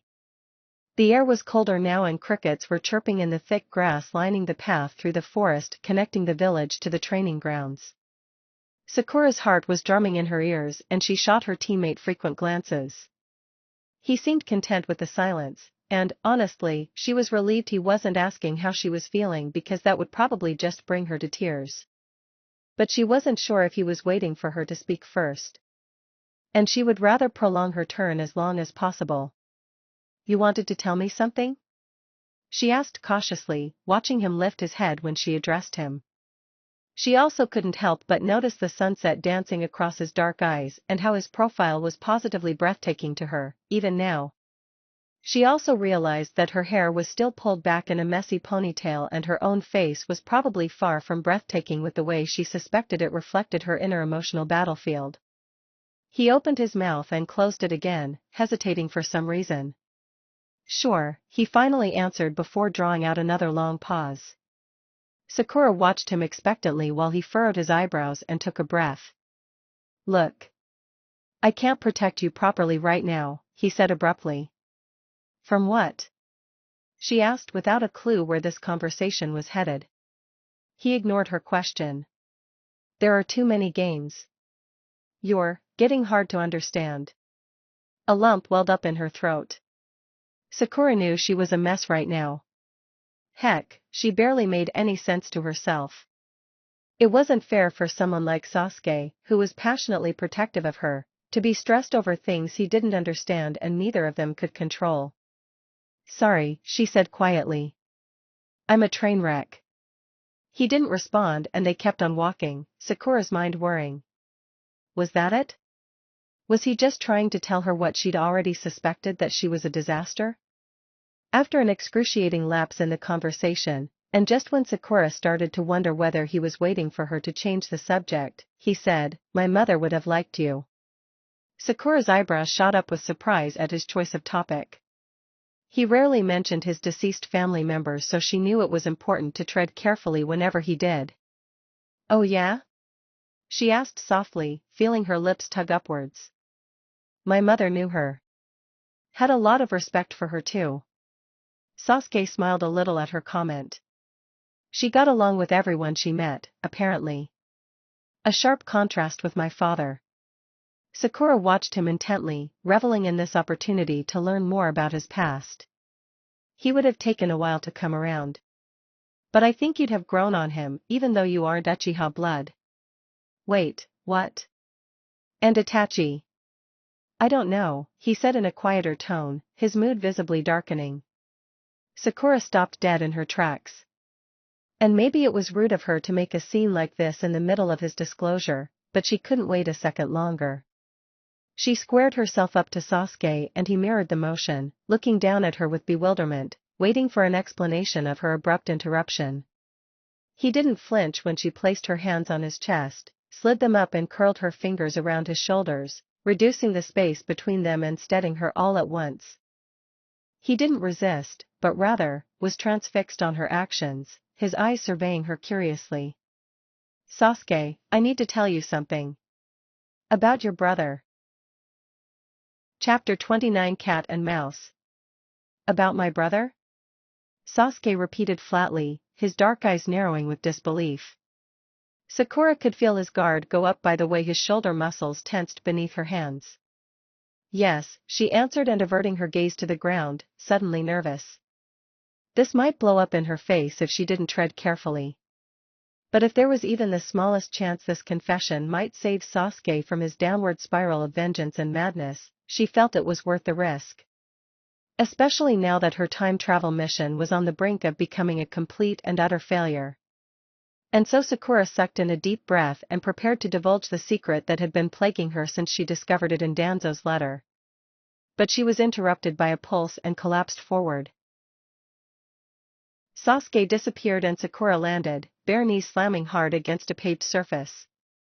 Dual sensations flooded her body, an imploding, heavy pain that pierced every inch of her flesh, and a rush of rejuvenating energy seeping out through the strength of 100 seal on her forehead, rapidly piecing her back together.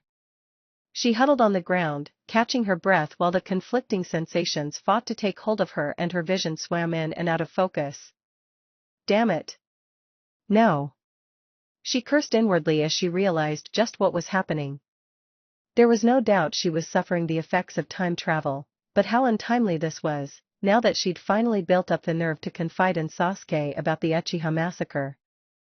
Thankfully, her seal dampened the agonizing strain of being pulled to another time dimension, but the head rush that accompanied the swell of her seal's chakra made the world spin. You went back? A voice on the left urged Sakura to spring to her feet. Her body was heavier, sturdier, and surrounded by 3 monstrous chakra signatures. Tsunade was standing beside her, facing where Orochimaru and a much older and more fearsome version of the Sasuke she'd just been facing were standing. Their eyes were trained on her forehead. Yeah, she managed shakily, scanning the area to gauge what scenario she'd just stumbled into. There were leaf and sound ninjas clashing in the village streets, civilians scurrying about in search of shelter, buildings crumbling, and smoke wafting through the night air. Sasuke's sword was in hand and 3 kunai were splayed at his feet. That's right. I just attacked him. And you finally unlocked it, Tsunade added while nodding briskly. Good. How interesting, Orochimaru chimed in, his thin lips curling into a sneer. His beady, yellow eyes followed the length of Sakura's body with interest, lingering on the diamond in the center of her forehead. She bit back a cringe. Like mentor. Like student. I could say the same, Tsunade scoffed, tossing her blonde hair behind her shoulder and balling her hands into fists. This brat has become nearly as wretched and disgraceful as you. Sasuke's chakra spiked warningly and the earth throbbed beneath their feet. In the blink of an eye, his sword was raised and poised to strike down the Hokage. Before she could think better of it, Sakura flash-stepped between her mentor and the attackers while pulling out another fistful of poison-laced knives, her ninja instincts taking over. Out of my way, Sasuke growled, his voice deeper than she was used to and his face as beautiful as she remembered but hauntingly so. For a fleeting moment, a flicker of hesitation crossed his features when his eyes landed on hers. But Sakura stood her ground, lowering to a defensive stance with the blades pointed at his throat. She knew she had no chance of defeating the Uchiha prodigy, but if he so much as lay a hand on her mentor, she would fight back with everything she had. The moment broke and he lost patience, thrusting the sword down, intending to run both Sakura and Tsunade through with a single strike. But Sakura, who anticipated the motion, managed to evade the blade, drop her knives, and catch his wrist before it descended, a feat she'd witnessed Sai perform when they ambushed one of Orochimaru's hideouts and encountered Sasuke for the first time after he defected. She gripped his wrist firmly, pumping her seal's chakra to the area to strengthen her hold. He immediately threw his other fist at her collarbone in an attempt to knock her backwards, but she caught it with her free gloved hand, her chakra swirling around them ominously. Sasuke was taller and faster than she was, but with her seal, their physical strength was on par, it seemed. And so she bravely returned his dangerous glare and squeezed his wrist tighter, manipulating her chakra to latch onto and tug at the sensitive bones and tendons in his forearm. For a fraction of a second, Sasuke's eyes widened with panic as he realized what she was planning. Then, with lightning speed, he shot his foot upwards, driving the heel into Sakura's chest, knocking the breath out of her and forcing his release. Sakura stumbled backwards, gasping for air, channeling medical chakra through her windpipe to expand it and maximize the airflow to her lungs. Sasuke dropped his sword and leaped back to Orochimaru's side while staring at his wrist in bewilderment. The damage was done. Sakura had broken it. She felt Tsunade's hand on her shoulder, accompanied by a flutter of her soothing healing chakra, a gesture of support and acknowledgement. Sakura felt a brief stab of pride. I broke Sasuke Uchiha's wrist with my bare hands. And forced him to drop his sword. Grown soft, have we? Orochimaru muttered to his apprentice while surveying Sakura with a curious, hungry stare. The comment did not sit well with its recipient. You. Sasuke spat, his irises bleeding crimson, his face contorting with anger and a primal need for vengeance. He peered at Sakura through his matted, black hair and coiled his body like a wild feline. Uh-oh. Sakura temporarily froze with terror as Sasuke manifested into the face of her nightmares right before her eyes. But she didn't have much time to embrace her fears and let them paralyze her because she needed to run. I'll draw him away from Tsunade-sama, she thought as she leaped backwards, flash-stepped to the rooftop of an abandoned office building, and tore away from the scene as fast as her legs could carry her. It didn't take long for Sasuke to catch up though. A blazing heat crept along the ground near her ankles soon after, confirming that he was on her tail. She flipped from side to side in a zigzag pattern, hoping to evade his next fire-style attack, but then he intercepted her path, aiming a series of fluid, ruthless taijutsu sequences at her. Sakura didn't have a chance to prepare any counterstrikes, so instead focused her energy on dodging and blocking his swipes at the throat of her combat vest and kicks to her abdomen. Thankfully, as a result of the months she'd spent training with a younger version of Sasuke, she found it relatively second nature to predict his footwork patterns, which gave her an upper hand in avoiding his attacks. But even so, this Sasuke was exponentially faster. And stronger. And she knew that if they continued fighting at close quarters, it was only a matter of time before he used a lightning or fire element technique to finish her off. She caught a momentary gap between his strikes and used that opportunity to flip backwards, towards the edge of the building's roof, and drive a chakra-loaded fist into it when she landed. The empty, 5-story-high building was demolished on impact, its frames unhinging, windows shattering, and the roof surface caving in on itself. Sakura, who had strategically positioned herself near the roof's edge, sprang from it to a nearby, wooden electricity pole, clinging to it with her hands and feet. Sasuke disappeared in the dust and rubble of the collapsing building, which, she prayed, would give her a brief window to strategize. But it didn't. Sakura's heart sank as Sasuke emerged from the crumbling structure, hovering in the air and supported by gigantic wings sprouting from his back near his shoulder blades. She gazed on in disbelief at the nearly unrecognizable monster suspended in the air, his white shirt discarded and the exposed skin tinged a sickly gray, his hair long, flowing down his back and mane like spikes, and the arms of a dark cross spanning along the bridge of his nose and across his cheeks.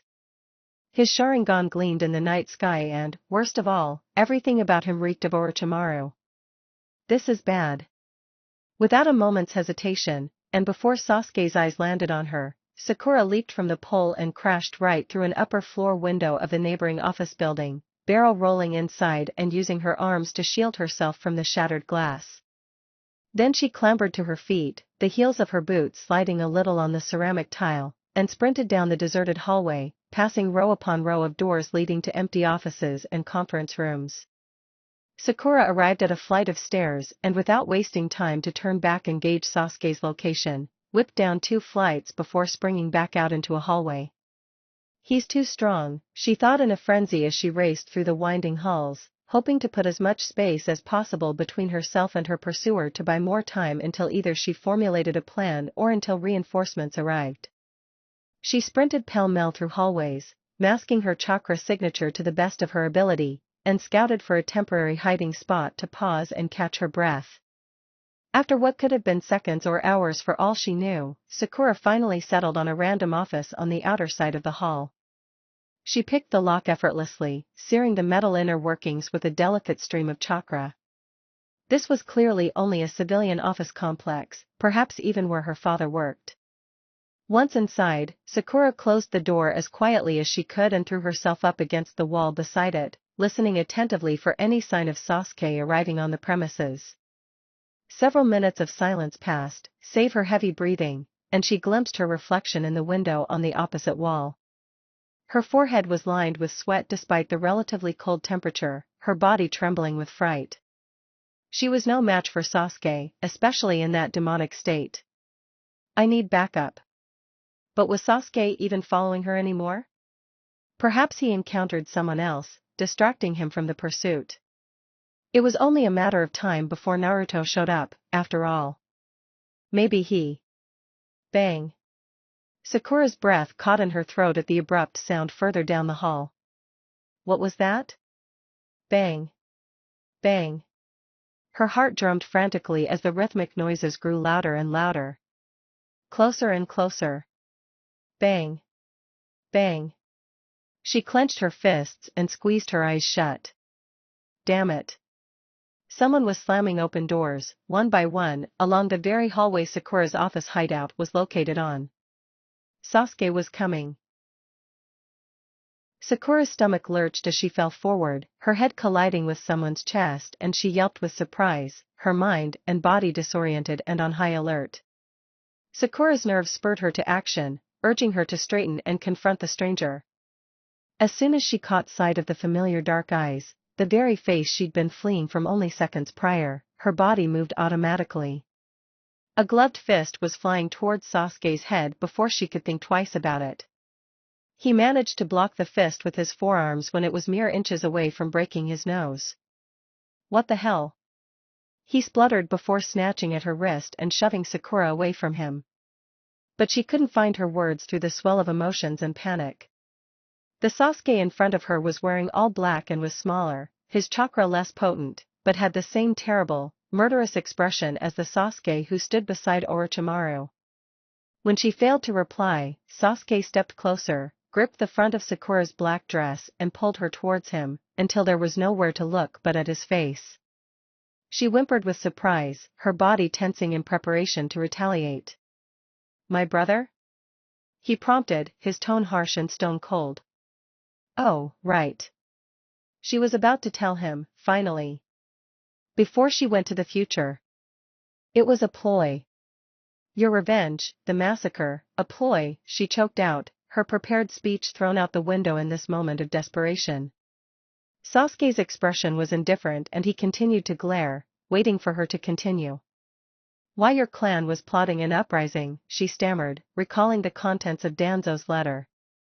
But your brother was faithful to the village. He carried out the homicide on Konoha's orders. To protect it. I think, she finished, vaguely wondering if she was making any sense at all. The letter was carefully memorized and safeguarded at the back of her mind, but even so, there were probably pieces of the story she was forgetting. Her sympathetic nervous system was screaming at her to either fight or flee, so speaking calmly and coherently felt unnatural. What makes you say this?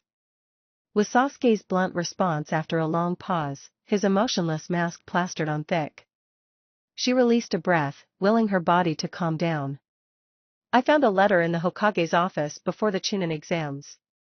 A letter of execution written by a member of Konoha's High Council, she answered honestly, striving to come clean as fully and completely as possible. Sasuke released her dress, shaking his head in bewilderment without averting his wide eyes from her. Before the Chunin exams, he repeated. She nodded and motioned to shorten the distance between them again. It's probably hard to believe, but if you want, I could try to get my hands on.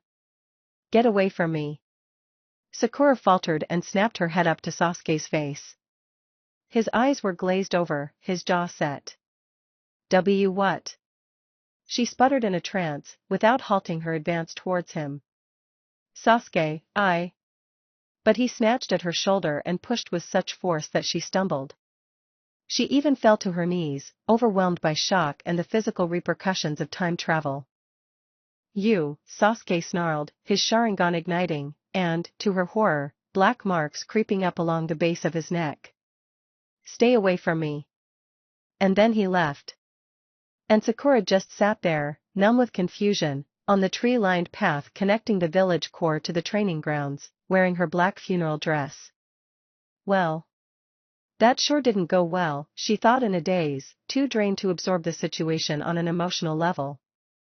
Was he pissed off that she interrupted him? He was trying to tell her something before she so abruptly cut him off. Maybe he didn't believe her? Or perhaps he was offended that she hadn't told him about the letter sooner? Before they discussed defecting the village as ANBU one day? Her breathing hitched. Maybe that was it. He felt betrayed. And probably hurt. By her not fessing up when he proposed they merge their life goals. Maybe he felt used. Misled. Well, whatever he felt must be powerful because, unless the Fujihoan seal was breaking, the only ways Orochimaru's curse could surface were if he deliberately chose to use its powers, if he lost control, or some combination of the two occurred. It was funny how only now, after she had probably caused serious damage to their relationship, did Sakura truly grasp that Sasuke could indeed feel the way other people did. But who could blame her for forgetting? After the emotional beating she'd taken from him for years on end in her previous life, a beating that he generally refused to acknowledge, it was hard to fathom that she had the ability to, in fact, make him hurt. In this world, at least. Certainly not in the future, where Sasuke was now a monster and she was on the verge of death by his hand. She couldn't hurt him there. He was no longer human and any shred of warmth he ever felt for her was shrouded by darkness and bloodthirst. I need to get that damn scroll fixed, she thought in a daze. Because the next visit I pay the future just might be the last. Sakura found herself at the hospital later that evening, a place she frequented when she sought comfort and distraction. She didn't want to face Sasuke just yet and highly doubted he wanted anything to do with her anyways. She spent her time dropping in on long-term care patients, offering to help with the grunt work like filing and cleaning, and avoiding human interaction in general. After about an hour of this, she visited the quarantined wing, where the surviving victims of Orochimaru's disease were recovering. All of them, including Ino, were sleeping, except for a boy on the furthest bed from the entrance. Pissed? He hissed across the room when Sakura entered. She looked up with alarm to find he was beckoning for her to join him. After exchanging curious glances with the nurses surrounding his bed, she did as he asked, only then realizing that she knew who he was. "You're the one from Forest. The one we found by the stream," she said slowly, her heart fluttering a little. The boy looked so much better than he did when Team 7 encountered him in the second exam. There was color in his face, the black splotches were fading, and his brown eyes were alert and vibrant. His hair looked much lighter now that it was dry, so blonde that it was nearly white, and he appeared to be in his mid-teenage years. "Suda," he said, introducing himself when she reached the bedside, motioning to extend his hand before remembering his arm was hooked up to IVs, securing it in place.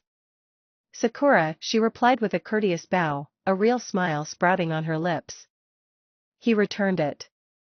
"I just wanted to thank you for saving me back there. I'd be a goner if we hadn't crossed paths." He gestured for her to take the chair at his bedside. "Glad I could help," she answered simply while settling herself down. "And thank you for, well, warning us about him," she added, her eyebrows furrowing as she recalled Suda's words after she'd healed him enough to speak. "Eyes of a snake. He told me to find you." He nodded gravely, his facial features hardening. "He was one creepy guy, I'll tell you that," Suda said in a quieter tone, chuckling darkly. "You didn't end up fighting him, did you?" Sakura's stomach turned. "Yeah, we did," she muttered, frowning. "You're kidding," he whispered. "Did your whole team make it out okay?" She shifted her gaze to the bed covers, hesitating, while fresh images of Sasuke's uncontrolled curse mark engulfed her thoughts. Now that he'd succumbed to the allure of the curse once, what did this mean for him? Her throat clenched. He wouldn't go to Orochimaru now, would he? Defect the village earlier than he promised her? But what reason does he have to hold his promise now? He doesn't trust me. They didn't die, did they? Sakura met Suta's wide, concerned stare. No, she answered, feigning relief before rising to her feet again. They're fine. Anyways, I'd better be off. It was great to see you again. Oh, he answered, visibly crestfallen by her sudden departure. You too, Sakura. And it seemed like he wanted to add something else, but Sakura turned on her heel and made a beeline for the exit. Sasuke couldn't have left for Orochimaru, could he? Surely Sakura hadn't upset him that much. He'd only activated Orochimaru's seal once and by accident, as far as she could tell. But it wouldn't hurt to check on him, I suppose. She burst out of the quarantine chamber, tore around corners, and made a hysteric dash for the nearest exit, only to nearly collide head-on with Shikamaru. Yo, he said, and flinching a little at her hasty movements. Hi, she answered breathlessly, fighting to calm her slew of emotions. Chill, Sakura. Act normal. Here to visit Ino? Yeah, he answered, while leisurely rubbing the back of his neck. And as much as I'm happy she lived and all, I honestly hope she's sleeping this time. Sakura forced a smile. Well, you're in luck, she said dismissively, hoping to slip away as quickly as possible. By the way, your sensei came back, but you might have missed him on his way out again. She blanched. Wait, what? He shrugged, evidently not seeing what the huge deal was. He returned from a mission but said he was leaving for a trip or something. A trip? Sakura put her head in her hands. Why the hell would Kakashi want to go on a trip now? Right after returning from a lengthy mission? She needed to tell him about Sasuke, about Kabuto, the disease, and the billions of other crises she couldn't face alone. Okay, she managed after a long pause. Well, thanks. Good night. Night, he answered, cocking a lazy eyebrow as she pushed past him. And, nice diamond. Thanks, she responded instinctively without turning back. But then she remembered that Shikamaru had been there when they looked at the brain scans in Sasuke's flat, the brain scans Sakura claimed were taken on a patient of hers. The scans with regenerative chakra concentrated in the shape of a diamond. Hold on a sec, Shikamaru interrupted and picking up one of the scans. Our age, you say? A few parts of this brain look more mature than that, he mused. So either this patient is actually older and has some sort of neurodegenerative disease, or this patient really is our age, and his brain's development is being accelerated in certain areas at an unnatural pace. She darted away as fast as her legs could take her, not wanting to speculate too much on how one of the most intelligent ninjas in the entire village just might be onto her. Sasuke didn't answer when she hammered on the door of his flat in the wee hours of the morning. She checked all the windows, only to find most of the blinds pulled shut. Sakura projected all the sensory chakra she could muster onto the place, and confirmed that either Sasuke's was concealing his chakra impeccably or his flat was vacant. Next, she searched the training grounds they normally met each other at, then the path leading to Konoha's front gates, her house, and even the hospital again, hoping beyond hope that this would wind up like the last time she lost him, that he'd just turn up somewhere unexpectedly. But he didn't. So she returned to his flat, just as dull sunbeams poked up along the horizon, and kicked in his front door. Her action set off a series of connected traps positioned at different angles on the ceiling, and then about 20 Senbon were flying at her. She flattened herself to the ground of his front hallway as fast as she could and rolled forward, knocking over an end table in the process, and shielding her head with her arms. She managed to evade most of the weapons, only one lodged in her arm and another in her calf. She ignored them and started exploring the place from top to bottom, but couldn't help feeling disheartened that he didn't appear after the commotion she caused, and that his long, black traveling cloak was not on the hook by the front door, where it usually was. After about 30 minutes of fruitlessly searching every nook and cranny of his tiny flat, Sakura collapsed in a defeated heap on the floor of his sitting room, beside the couch she normally slept on. Sasuke isn't here, she thought while covering her face with her hands, admitting a fact that she'd refused to acknowledge up until that point. Her head was pulsing with exhaustion and her body was far too heavy and exhausted to move. What have I done? She thought as she curled into herself, leaning against the seat of Sasuke's couch, tears pooling in her tear ducts and her stomach knotting so tightly that she felt like she was going to be sick. Sakura slept until midday, her exhausted body and mind refusing to rouse any earlier. Her green eyes fluttered open to rays of a bright afternoon sun pouring through an opening between the window's curtains and Sasuke's doorless entryway. She'd collapsed to the floor in her sleep, it seemed, and she was currently splayed out on the ground, half of her body beneath his coffee table. Her back was pretty sore after spending the night on a firm, wooden surface, but that wasn't the worst of her aches. She tilted her head up to examine her body, which was still clothed in the black funeral dress. Damn it, Sakura thought when she noticed the purple and yellow tinge to the skin around the sunbon protruding from her limbs. The wounds she'd neglected to heal before she slept were getting infected. Grief still weighed down on her, but it was muted slightly, now that she'd managed to rest and re-energize her body just enough to get up to a seating position and out of her slumber. She proceeded to heal herself, discarding the bloody sunbon on Sasuke's living room floor, and scanned the parameters for any sign of his return or a break-in of some sort. It was unwise to leave doors unlocked at night in a ninja village, let alone leave a gaping hole where a door should be, but aside from the wreckage she'd caused the previous night, it didn't seem like anyone else had entered the place. It wasn't like Sasuke ever got visitors anyways. And she doubted anyone was looking for her, except for maybe her parents or Naruto. Although the latter might have purposefully left her alone to grieve. Next, automatically, Sakura made herself breakfast in Sasuke's kitchen, used his shower, and changed into the spare clothes she stored in his linen closet. Then she left without bothering to clean up her mess, lifting and sealing the door shut with chakra, and heading straight to the Hokage tower. When she arrived and demanded she speak to the Hokage, Sakura was informed by the Jonin guards that he was currently working at the mission assignment desk. And so that was where she went next. She waited patiently in the hallway leading to the room, in line behind several three-man teams of Genin and Chunin waiting for their next mission assignments. She twiddled her fingers, ran her gloved hands through her hair, which was mostly dry now after her walk here in the afternoon sun, and ignored the curious looks from her fellow Konoha shinobi, particularly those directed at her forehead. About 20 minutes later, Sakura reached the front of the line. Next? She heard Sarutobi's gruff voice call from behind the partly open set of double doors.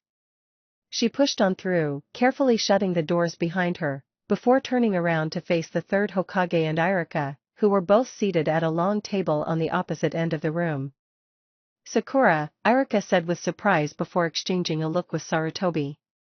What are you here for? You're a little young to be sent on a solo mission, the Hokage added, but she could tell, by the way he was surveying her, that he knew this visit wasn't about missions. She bowed respectfully to her elders before taking a seat on the chair facing them. I think Sasuke Uchiha left the village last night, she said shortly, shifting her piercing gaze between the two of them, daring them not to believe her.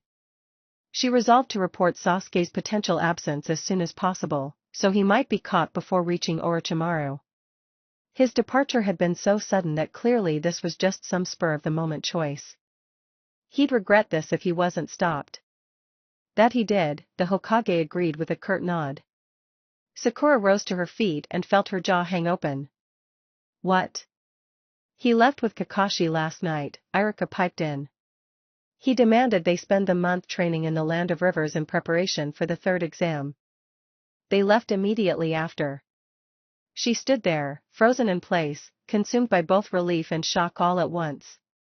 Sasuke didn't defect the village. Even though he probably still hated her, at least he was in good hands. But why did he drag Kakashi away so suddenly? And what was so special about the Land of Rivers? Now, you understand that normally I can't disclose this sort of information to you, don't you, Sakura? Irika added with a nervous chuckle while glancing over at his superior. But since this retreat isn't exactly a mission, and since Kakashi is your sensei. It's fine, Sarutobi said while waving a dismissive hand. And, I suppose, on that note, it sounds like Naruto will be busy in the near future as well. Jiraiya, one of the legendary Sannin, approached me this morning and asked to take your teammate under his wing for the month. Oh, Sakura answered while slumping back down onto her chair. She couldn't believe how many things had happened over the last 24 hours. Although the fact that the boys were off training wasn't necessarily bad news, she couldn't help but feel a tinge of anxiousness. Her teammates now had personal instructors to help prepare them for the third exam, and she didn't even have a training partner, with Sasuke gone and Lee dead. Sure, she had a good shot at being promoted to Chunin, but Kabuto certainly wouldn't be an easy opponent to defeat. Sakura was in dire need of rigorous physical training and perhaps a few more techniques at her disposal, but from whom would she learn them? Not only were the Chunin exams a concern, but after everything she'd endured, Sakura didn't want to be left in isolation to wallow in her grief and guilt for the entire month, while the broken time travel scroll tore her apart from the inside out. Is there something else you wanted to tell me? Sakura's eyes flicked back up to meet Sarutobi's calculating gaze. Yes, she said. I want extra security in place around my house, particularly at night. 2 ANBU guards at minimum. It was Irika's turn to rise from his chair. Why on earth would you need that? He questioned with raised eyebrows. Sarutobi remained silent and watched her intently, perhaps because he had learned to take her claims seriously. Sakura was so tempted to divulge the truth about Orochimaru and Kabuto stalking her, but she held her tongue, partly because she was afraid that the confession would bring on a slew of questions she wasn't comfortable answering, and partly because she wasn't so sure how much she trusted them. She had no doubt Irika was a good person, but she needed to be selective with the people she opened up to. She also couldn't ignore the fact that Danzo's letter was in the Hokage's office. Sarutobi knew the truth of the Uchiha massacre, perhaps even had a hand in it, yet he failed to tell Sasuke about it in both of her lives. So instead she half-lied through her teeth. Considering how there's an outbreak at the hospital that only I could find a remedy for, the health and safety of the villagers rest in my hands, she explained bluntly. That makes me a vulnerable target. A brief silence followed, during which the Hokage clasped his hands and closed his eyes in concentration, and Irika returned to his seat. Sakura flattened the shirt of her training dress and pulled on the ties of her head protector, waiting attentively for the Hokage's response. Finally, he spoke. Understood. Anything else? Was all Sarutobi said. She released a sigh of relief. Oh, yes. Sasuke's door needs to be repaired. I kicked it in. Irika looked appalled, but Sarutobi shook his head, his face relaxing slightly.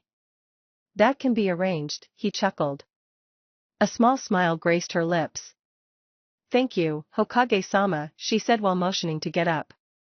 I guess I'll be go. Wait, Sakura. While you're here, there's something I should tell you about. She paused and the Hokage's expression hardened once more. It's about Kakashi's recent mission. Sakura held her breath.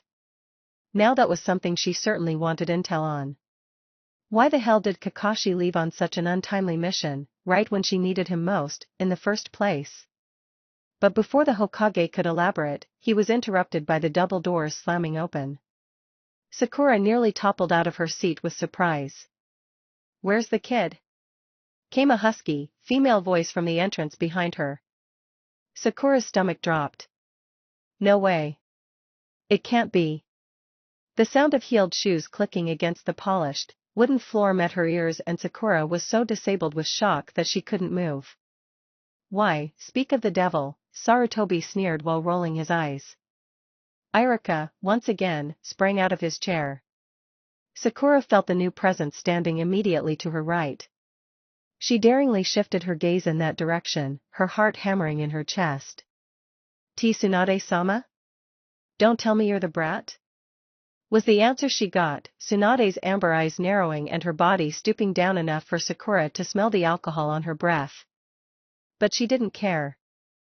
Tsunade was here, in all of her overwhelmingly powerful and beautiful glory. Sakura's mentor was in the village. Someone who might support her. Who she might be able to trust. She couldn't find the words to respond. Greetings, Tsunade, the Hokage said while raising his eyebrows. I see you've rediscovered some of Konoha's finest, entertainment spots. Tsunade pulled her eyes away from Sakura and hiccuped before striding confidently over to the Hokage's desk, swaying slightly, and with a half-empty wine bottle in hand. Your men are smart, I'll give them that much. There's no way any of you Konoha rats could drag me here unless I was drunk off my ass. She slammed her free hand down on the table when she arrived at it, cracking the surface from sheer force. The Hokage stood at attention and Irika seemed to shrink into the background. When no one answered her, Tsunade continued, adjusting the stooping neckline of her gray shirt. That Kakashi fellow, or whatever his name was. I thought he was just some suave young gentleman, with how many drinks he got me at that bar in Kiri. Her words slurred together slightly. Kakashi-sensei, he brought you here? Sakura stammered while also carefully getting to her feet. Tsunade turned back around, squaring up her future apprentice. He did, she answered, a wicked grin sprouting on her lips. I thought it was bullshit though, when he mentioned having a student with powers like mine. He insisted I meet you. She strutted back over to Sakura until she was towering over her, a drop of alcohol trailing down her chin. But I never imagined that you would have stolen my technique. Her gaze lingered on Sakura's forehead. Are you here to train me? She breathed. No, kid. To fight you. Chapter 30 New Blood. If any of Konoha's new genin had an interest in landscaping, they were in luck. Because when Tsunade and Sakura were through with Training Ground 6, they'd left it in a state that would require at least 12 days worth of D-ranked missions to make it semi-recognizable. After ignoring Irika's pleas of but Tsunade-sama. She's only a child. And Sarutobi's insistence that Tsunade use her head and not her fists to sort things out, Tsunade promptly dragged a bewildered Sakura away to fight her, respectfully waiting until they were in the parameters of a designated training zone before swinging her first punch at her apprentice, in another life, head. Sakura, who was too dumbfounded by the situation to protest and rather confused over Tsunade's intentions for wanting to beat her up in the first place, obliged. Now, Sakura was significantly smaller and less muscular than Tsunade was, with less years of combat experience under her belt, particularly in this life, but Tsunade was out of shape and belligerently drunk. So with the help of her new strength of 100 seal and her memories of training with and mastering the techniques of this woman in her previous life, Sakura and Tsunade were on par in their brawl. The match was predominantly taijutsu in nature, given that it was the combat preference for both ninjas. So, are you going to train me after this? Sakura panted in the heat of their fight, after springing aside to evade a chakra-induced earthquake that tore the ground apart below her feet. She couldn't help marveling at how impressively her former mentor fought even when she was intoxicated. What for? Tsunade shot back while wiping smeared dirt off her face with the back of her hand. You're a pompous brat and a waste of my time. Sakura gritted her teeth and swung a low, sweeping kick at Tsunade's ankles. Had this woman always been so infuriating before becoming Hokage? Tsunade dodged and aimed a sharp kick to Sakura's hip. Her heel made contact, sending the younger of the two skidding along the ground, sliding through the chunks of earth uprooted from earlier blows. Wasting no time, she knew Tsunade could be rather unpredictable in moods like this. Sakura sprang to her feet, placing a gloved hand over her damaged hip to heal it. I didn't steal your technique, if that's what you're angry about, Sakura growled, growing frustrated. Tsunade's eyes lingered on the green glow encompassing Sakura's hand. Sakura pulled it away moments later, when she felt the wound close, and balled it into a fist. Everything you see is a product of my own hard work. But I'm still not as strong as I need to be. Sakura leaped forward, pumping chakra down her arms, and took a merciless swing at her former mentor's face. Tsunade managed to catch the chakra-laden fist just in time, but the blow caused her to stumble backwards from its sheer force. You're the only one I want to teach me, Sakura hissed, glaring at her elder through cold, emerald eyes, her voice raspy with frustration and physical exhaustion. Tsunade snorted. Look, kid. Sakura, or whatever your name is. My life is a total mess and I want nothing to do with this wretched village or your foolish ninja lifestyle. Sakura lowered her hands and observed her mentor more carefully, drinking in how she swayed on the spot, her eyes were glazed over and her cheeks flushed. Then why did you bother coming back at all? Sakura asked, crestfallen. As it finally truly occurred to her that this wasn't the same woman she knew in the other world. I was angry and drunk, was Tsunade's blunt reply before letting out a timely hiccup. It appeared her drunken rage was losing its edge. Soon as I sober up I'm out of here. Sakura frowned, not fully trusting Tsunade's answer, but not willing to quarrel over it pointlessly. Her former mentor was as stubborn as a mule when she wanted to be, so the trick to convincing her of anything was to catch her in a good mood or experience a stroke of dumb luck. Fine, Sakura grumbled and turning on her heel. If you have nothing to offer me, sticking around is a waste of my time. She diverted her attention to the path connecting Training Ground 6, or what was left of it, to the village, where two figures were standing: Irika and a thin, dark-haired woman who Sakura hadn't seen in a lifetime, literally. The woman was clutching her pet pig with one hand and massaging her forehead with the other. Listen here, kid, Tsunade started from behind Sakura, her chakra flaring, but Sakura was losing patience. I've got lives to save and things to learn. And if you're not going to help me out, I'll seek guidance elsewhere. She started walking away, towards the spot where Irika and Shizune were fidgeting anxiously, probably gauging the appropriate time to step in. And, for the record, my life is quite the mess too. More than you'd ever imagine. She sensed Tsunade advance to retaliate and tensed in preparation to defend herself, but the motion stalled abruptly, followed by the gut-wrenching sound of vomiting. Sakura rolled her eyes and departed, leaving Shizune to care for her inebriated teacher and ignoring Irika's agonized groan. Well, that was a letdown, was the first thought that popped into Sakura's head when she arrived home, once her emotions had settled. Meeting Tsunade again was supposed to solve some of my problems. Not add to the list of them. Sakura kicked off her sandals and tried to wipe away the dirt caked along her arms and legs, thanks to a frustrating brawl with a drunk legendary Sannin, before she tracked it all through the house. But she was hopelessly dirty and didn't care enough to scrape off every speck. Besides, it was early afternoon and her parents were probably still at work. Sakura? Is that you? Crap. Hi mother, Sakura answered hesitantly when she was halfway down the hall, sparing a nervous glance at the kitchen entrance just as Mabuki poked her head out. She met Sakura's gaze and her face fell into something rather serious. Do you need anything? You seem a little off lately, Mabuki asked quietly, abandoning the teacup she'd been polishing on a nearby cabinet and scrunching her eyebrows together.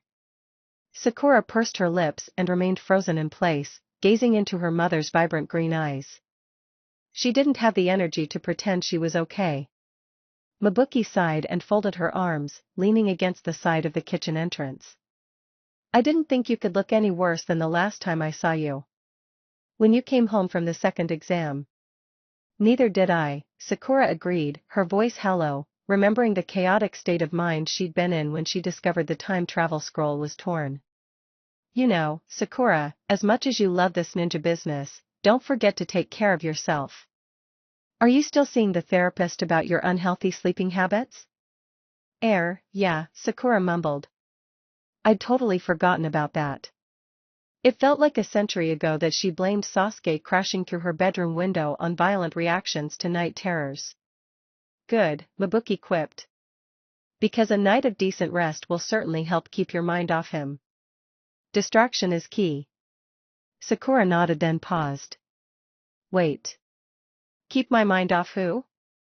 Mabuki rolled her eyes. Sasuke, of course. Unless there's another one now? Sakura swallowed hard, her heart thumping, memories of their recent encounter resurfacing. That's not what all this is about. We're fine, she lied, the tears prickling in the corners of her eyes betraying her words. But her mother just snorted in response. Please, Sakura. That boy is far too good-looking to not be a handful. And then Mabuki took a brisk stride forward and pulled Sakura into a one-armed hug, catching her daughter off guard. With her face buried in her mother's shoulder, it became impossible to restrain the tears from spilling down her cheeks. But if he knows what's best for him, he'll come around. And if he doesn't, he's not worth your time anyways. Sakura smiled weakly against the soft fabric of her mother's yellow blouse. She didn't like opening up about her problems to her family members because, as civilian parents, there usually wasn't much they could do about them. And the last thing she wanted was for Mabuki to worry sick over her, any more than she already did, at least. But somehow, she still managed to see through and crumble her daughter's wall anyways. Sakura decided she'd wait until her father returned from work before informing her parents of the company they would receive later that night. Granting her request, the Hokage arranged for 2 ANBU Black Ops bodyguards to keep an eye on Sakura's house at night indefinitely or until Sakura claimed she was no longer in danger, although she doubted she would ever know that for sure. Honestly, while up against a supervillain like Orochimaru, Sakura knew that 2 ANBU guards wouldn't make much difference, but it was better than nothing, and asking for more support might strain her fragile relationship with the village's high council. After closing the door to her bedroom and scouting the room for any sign of a reappearance from Kabuto, she shuffled over to the bed and plopped herself down on it. Sakura had envisioned an encounter with Tsunade in this life to be all saving. Maybe she could help with the time travel mission? Maybe she could fix the scroll? Were questions that occurred to her before they actually met. But now Sakura was painfully aware that Tsunade probably didn't even know of or give two shits about the scroll at all. Which meant that, for the next month at least, Sakura was going to be completely on her own. Taking matters into her own hands, Sakura grabbed the balled up, tattered underwear from her weapon pouch. She needed to improve the scroll's hiding place, particularly now that it was already damaged and Kabuto and Orochimaru were possibly onto her. If Sasuke were around, Sakura might have asked him to help her safeguard it somewhere in the Uchiha compound, one of the most ancient, heavily guarded places in the entire village. But that would entail her spilling more about her mission, unless she fabricated an elaborate lie. And, of course, this was all assuming he would ever speak to her again. In the meantime, she would have to make do without his help. Now that the repercussions of keeping the scroll in her bedroom far outweighed those of keeping it on her person, Sakura figured she'd better not leave it behind anymore. So without further ado, Sakura doubled up the scroll's defenses by securing the underwear transformation into a small sealing scroll, and popping it back into her weapon holster, hiding it away in an inside zippered pocket. After that tiny improvement to the scroll's safeguarding, Sakura felt a minuscule flash of security, a tinge of hope despite how just about everything else in her life was a complete mess. If there was anything the ninja lifestyle had taught Sakura over the years, it was emotional resilience, either by knowing how to numb herself over when the world around was crippling, or by focusing on survival as a distraction, by setting objectives to escape destructive situations, despite all odds. Having a hyper-optimistic teammate, namely, Naruto, certainly helped in that respect. After dinner, Sakura busied herself by tidying up, planting more concealed weapons around her bedroom, for easy access if another break-in occurred, and rummaging through her dwindling collection of medical herbs. But after an hour or so of this, Sakura decided she might be better off seeking distraction elsewhere, partly because she was missing a few ingredients to brew up any useful ointments or poisons, and partly because the beautiful test tubes and beakers Sasuke bought her months ago were a little hard to look at right now. Naturally, Sakura's feet carried her to the village's hospital, which really had become a home away from home to her over the years. There was buzz of Tsunade's return to Konoha sweeping through the white-tiled hallways, but said medical ninja elitist was nowhere to be found on the premises. Good, Sakura thought bitterly, still a little angered by their aggressive encounter earlier that day and not in the mood for another fight that would pull her spirits down any further. She spent a good portion of her evening with Ino, who was finally mobile, with the help of a walker. Her legs had taken the brunt of the damage of Orochimaru's plague and Sakura suspected the dark bruises lining them would take at least several months to disappear. But otherwise, to Sakura at least, Ino still looked as strikingly beautiful as always. Sure, her face was a little sunken, her skin pale, and her long, blonde hair matted and clinging to the static of her hospital gown, but none of that mattered. She was alive and her eyes and smile were as radiant as ever. They walked to the hospital cafeteria for an evening cup of tea, Ino with her walker and hospital gown, and Sakura in a casual pair of cropped pants and red top. She was technically off duty, so she wasn't required to wear scrubs or a lab coat. The two of them chatted light-naturedly about the Chunin selection exams, Ino's recovery, and Sakura's plans for the upcoming month. All of the trivial drama between them was temporarily forgotten, it seemed. Well, aside from training for the next exam, I want to learn more about the disease, Sakura said while dipping the teabag in and out of her mug of boiled water. Knowing how to cure it now isn't enough to prevent it from spreading. I still don't understand how it's transmitted or how it evolves. She decided not to bring up that she knew who the creator of the disease was. Or that the disease was designed especially for her. Ino shrugged and blew on the steaming surface of her fruit-flavored tea before taking a small sip. I can't help you there, forehead, she said. I don't even know how I got it. Really? No. She shook her head. I mean, on the second night in the forest, I woke up to a sting in my calf, but I figured it was just a bug bite or something. It wasn't until a couple of days later that the symptoms started to show. Sakura pursed her lips and wrapped her hands around her mug. Weird, she said. That could still mean a lot of things. But if anyone can figure it out, it's you. Sakura glanced up to find Ino was averting her gaze to something on the ground beside her, her face flushing slightly. After the stuff you did, when no one else could. We all kind of feel safer with you around. Sakura felt her own cheeks darken as she stared at her friend. Sure, a comment like that meant Sakura had some mighty expectations to live up to, but she couldn't stop her heart from fluttering. Besides, when she was trying to catch the attention of a cute boy, Ino rarely dished out compliments. Thanks, pig. Although Ino's condition was no longer life-threatening, nor was she deemed contagious, she was required to stay in the quarantined wing for a few more nights so that any symptoms of a relapse could be staunched immediately. After bidding her goodnight, Sakura wandered into the hospital hallway and stood around for a few minutes, deciding whether she was ready to go home to the privacy of her thoughts. The doors to the quarantine chamber opened behind her and Sakura turned back to an eyeful of bright, red hair. Her stomach just about did a backflip because she knew who this newcomer was but would never imagine seeing them in this context. You're Sakura, right? The young girl asked, pushing her glasses up along the bridge of her slim nose. She appeared about Sakura's age and wore a Grass Village head protector across her forehead. Her hair fell in wispy pieces around it. What are you doing here? Was Sakura's blunt, instinctive reply. Because what the hell was this girl doing here?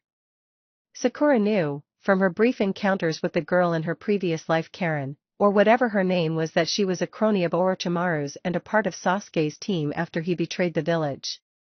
Karen shot her an affronted look. I was visiting my teammate. Who you saved? The gears were turning in Sakura's head. Could she trust this girl? Anything that reminded her of the Sasuke of her old life immediately raised a red flag in her head. But if Karen's allegiance was currently to the Grass Village, could that mean she hadn't sided with Orochimaru yet? Oh, right, Sakura said, shaking her head, hoping Karen would dismiss her previous rude comment. Her teammate must be one of the others in the quarantined room, alongside Ino and Suda. I hope your teammate is doing okay.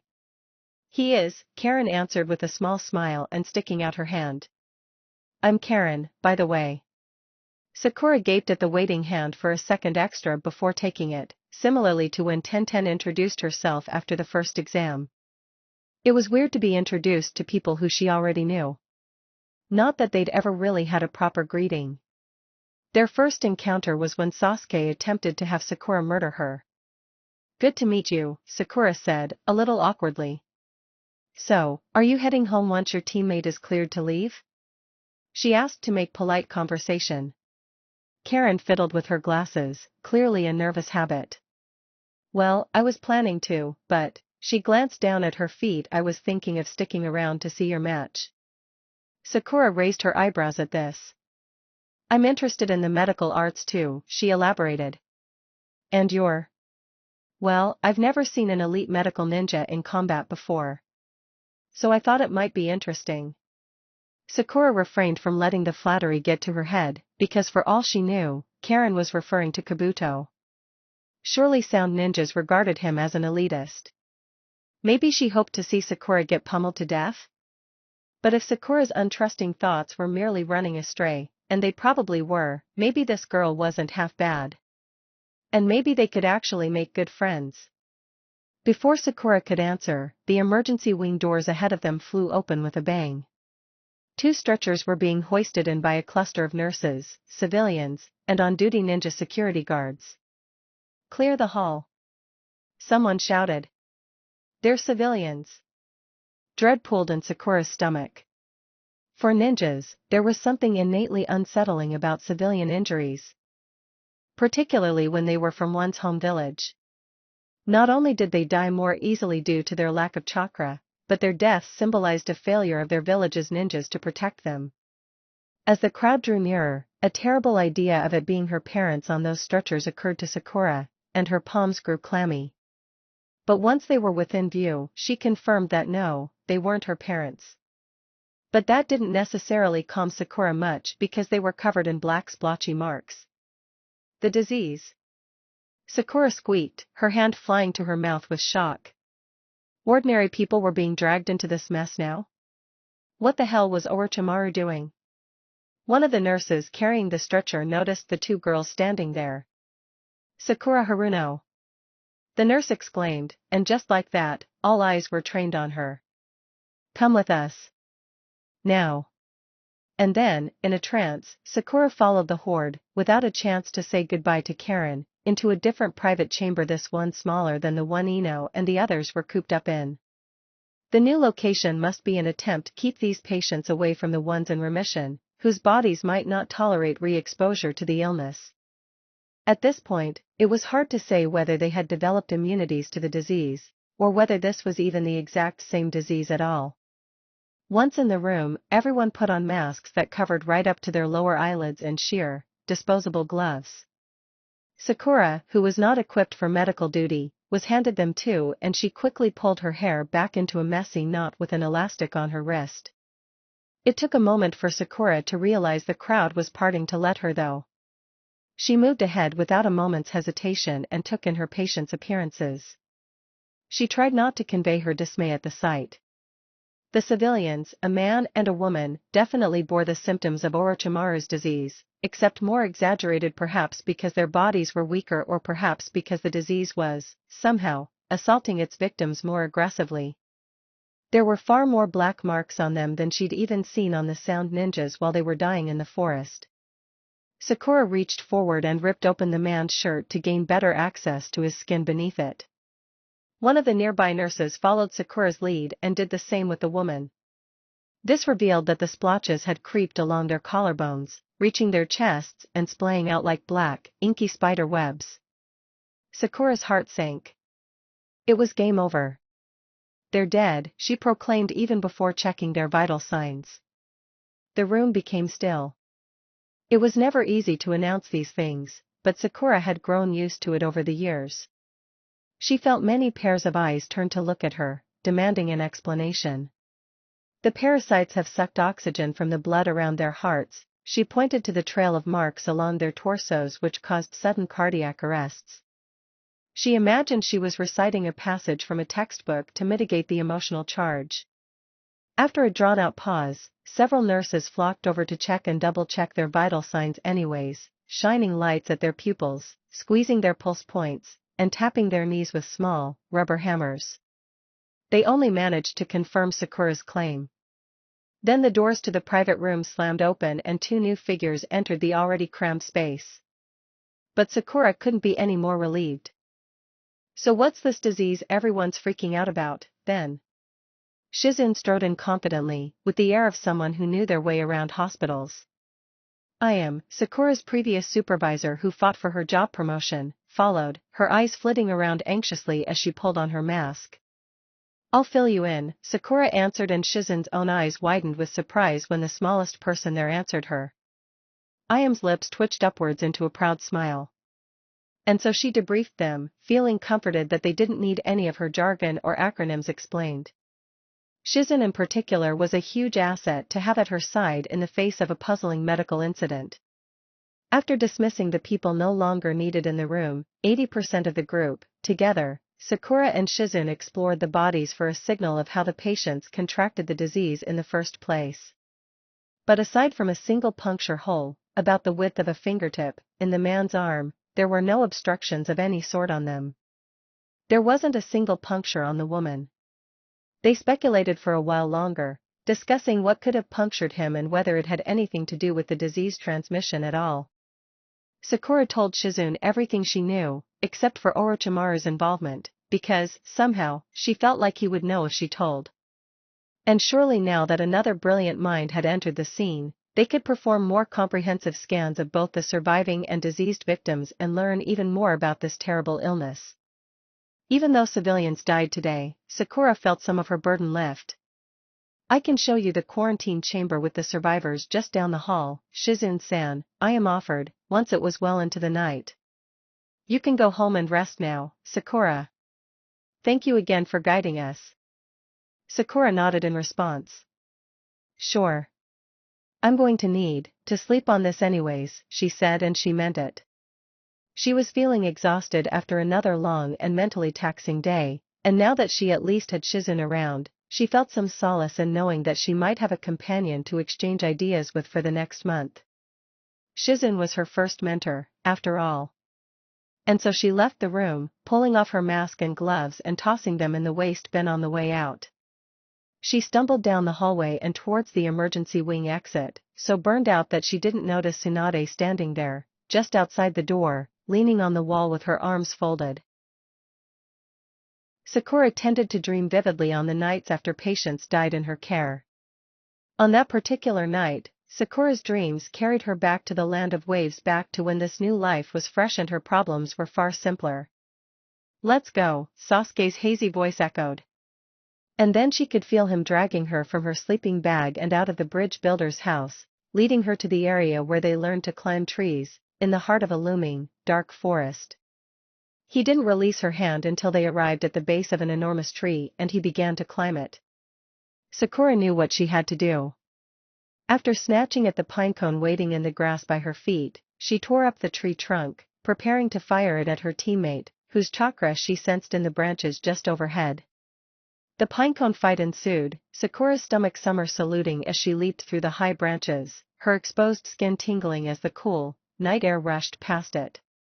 Her movements were reckless at times while she dodged Sasuke's attempts to peg her with the spherical wooden ball, but she didn't care because she knew she wouldn't fall. All that mattered, in the bittersweet illusion, was the thrilling sensation of flying, the way Sasuke bit back laughter at her more theatrical maneuvers, and how, from up there was no reason for her to look down. Sakura lost herself in the realness of her dream, savoring every moment of the pleasant memory it replayed for her, even when a tree branch snapped from under her feet, sending her plummeting towards the ground. Because Sasuke managed to catch her, just as she remembered him doing, by pinning her to a tree trunk with his body, using his chakra-laden hands and feet as anchors to protect them both from a perilous fall. And she laughed at the stupidity of it all, as she did her in memory, except something was different this time. Before pulling her down to a nearby branch to sit on, Sasuke leaned a few inches forward and kissed her. It was fleeting and gentle, but enough for Sakura's heart to all but explode with euphoria. And when Sasuke pulled back to look at her with an expression that would seem blank to someone unfamiliar with him, Sakura felt the connection between them through his dark, piercing gaze. I love you, she breathed, helplessly and desperately, because she had a sinking feeling that this perfect moment was on the verge of breaking. And she was right. Because just as the words left her lips, the landscape around them changed. Ominous red and purple hues illuminated clouds in the night sky, the trees grew taller, darker, more threatening, and Sakura became acutely aware that she was suspended about 70 feet in the air with nothing but Sasuke to keep her from plunging to her death. Being trapped in his arms suddenly didn't feel quite as secure. Sasuke's skin tinged a sickly gray while gnarled, featherless wings sprouted from his back and tore through his shirt. His chakra swelled and Sharingan ignited. Sakura wriggled against the transformed Sasuke's hold, but he wouldn't let her budge. He smiled wickedly at her struggle. Loving him is dangerous, was the last thing she heard before Sasuke wrapped his taloned fingers around her throat, the pinecone falling from her fingertips and plummeting to the ground. Needless to say, Sakura did not rouse from her dream calmly. There were tears staining her cheeks when her eyes snapped open, her limbs trembling, and her entire body clammy with perspiration. It was still nighttime, the moon and stars casting a soft glow through the crack in her curtains. Sakura glanced around the room to find it just as she left it. Her clothes from the day were on the floor, there were no imposters or traps set off, and her weapons and medical pouches were still at her bedside. For the most part, her room looked exactly as it always did. But she didn't feel safe there. Perhaps now that Kabuto, one of her most terrible enemies, had confirmed that he and others from the Sound Village had been inside, she would never again see her room as a safe haven, as she always had growing up. Aside from her apartment in her former life, there was only one place Sakura wanted to be. So without really thinking her plan over, Sakura took action.